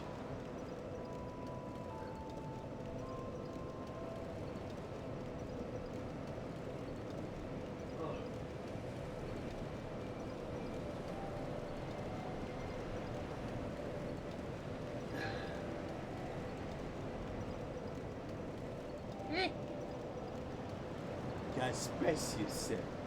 Gotta stretch yourself. Welcome, Eric. Hope you're doing well. Alright.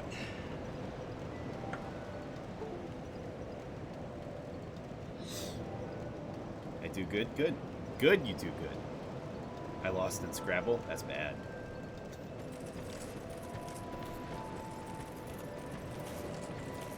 Remember, it's not the end of the world. It's only Scrabble. It's not life or days.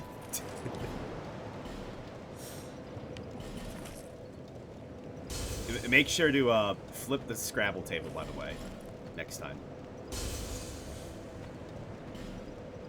Well, the world outside is ending. Well, the world inside your mind. Losing everywhere. Live, damn it, live!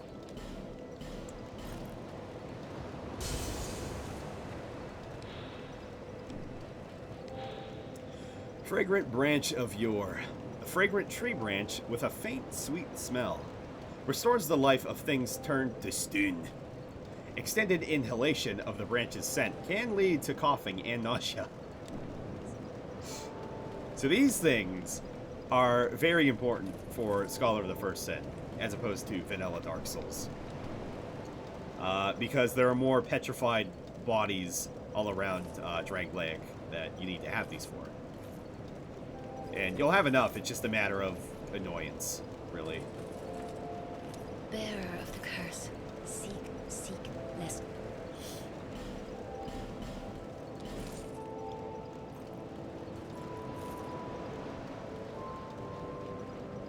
Oh, wow.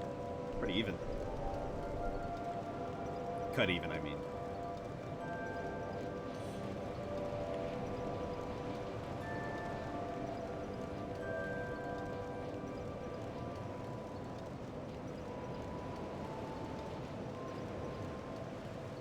$1,000 exactly. My God.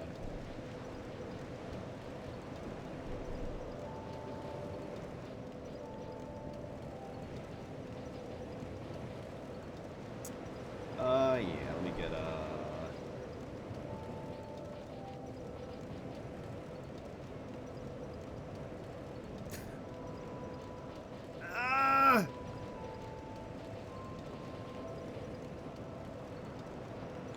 endurance. 2 points.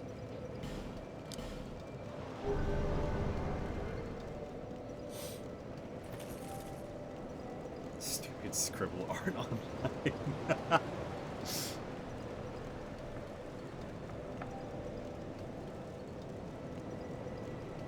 The square letter word is stronger than the sword. If you say so.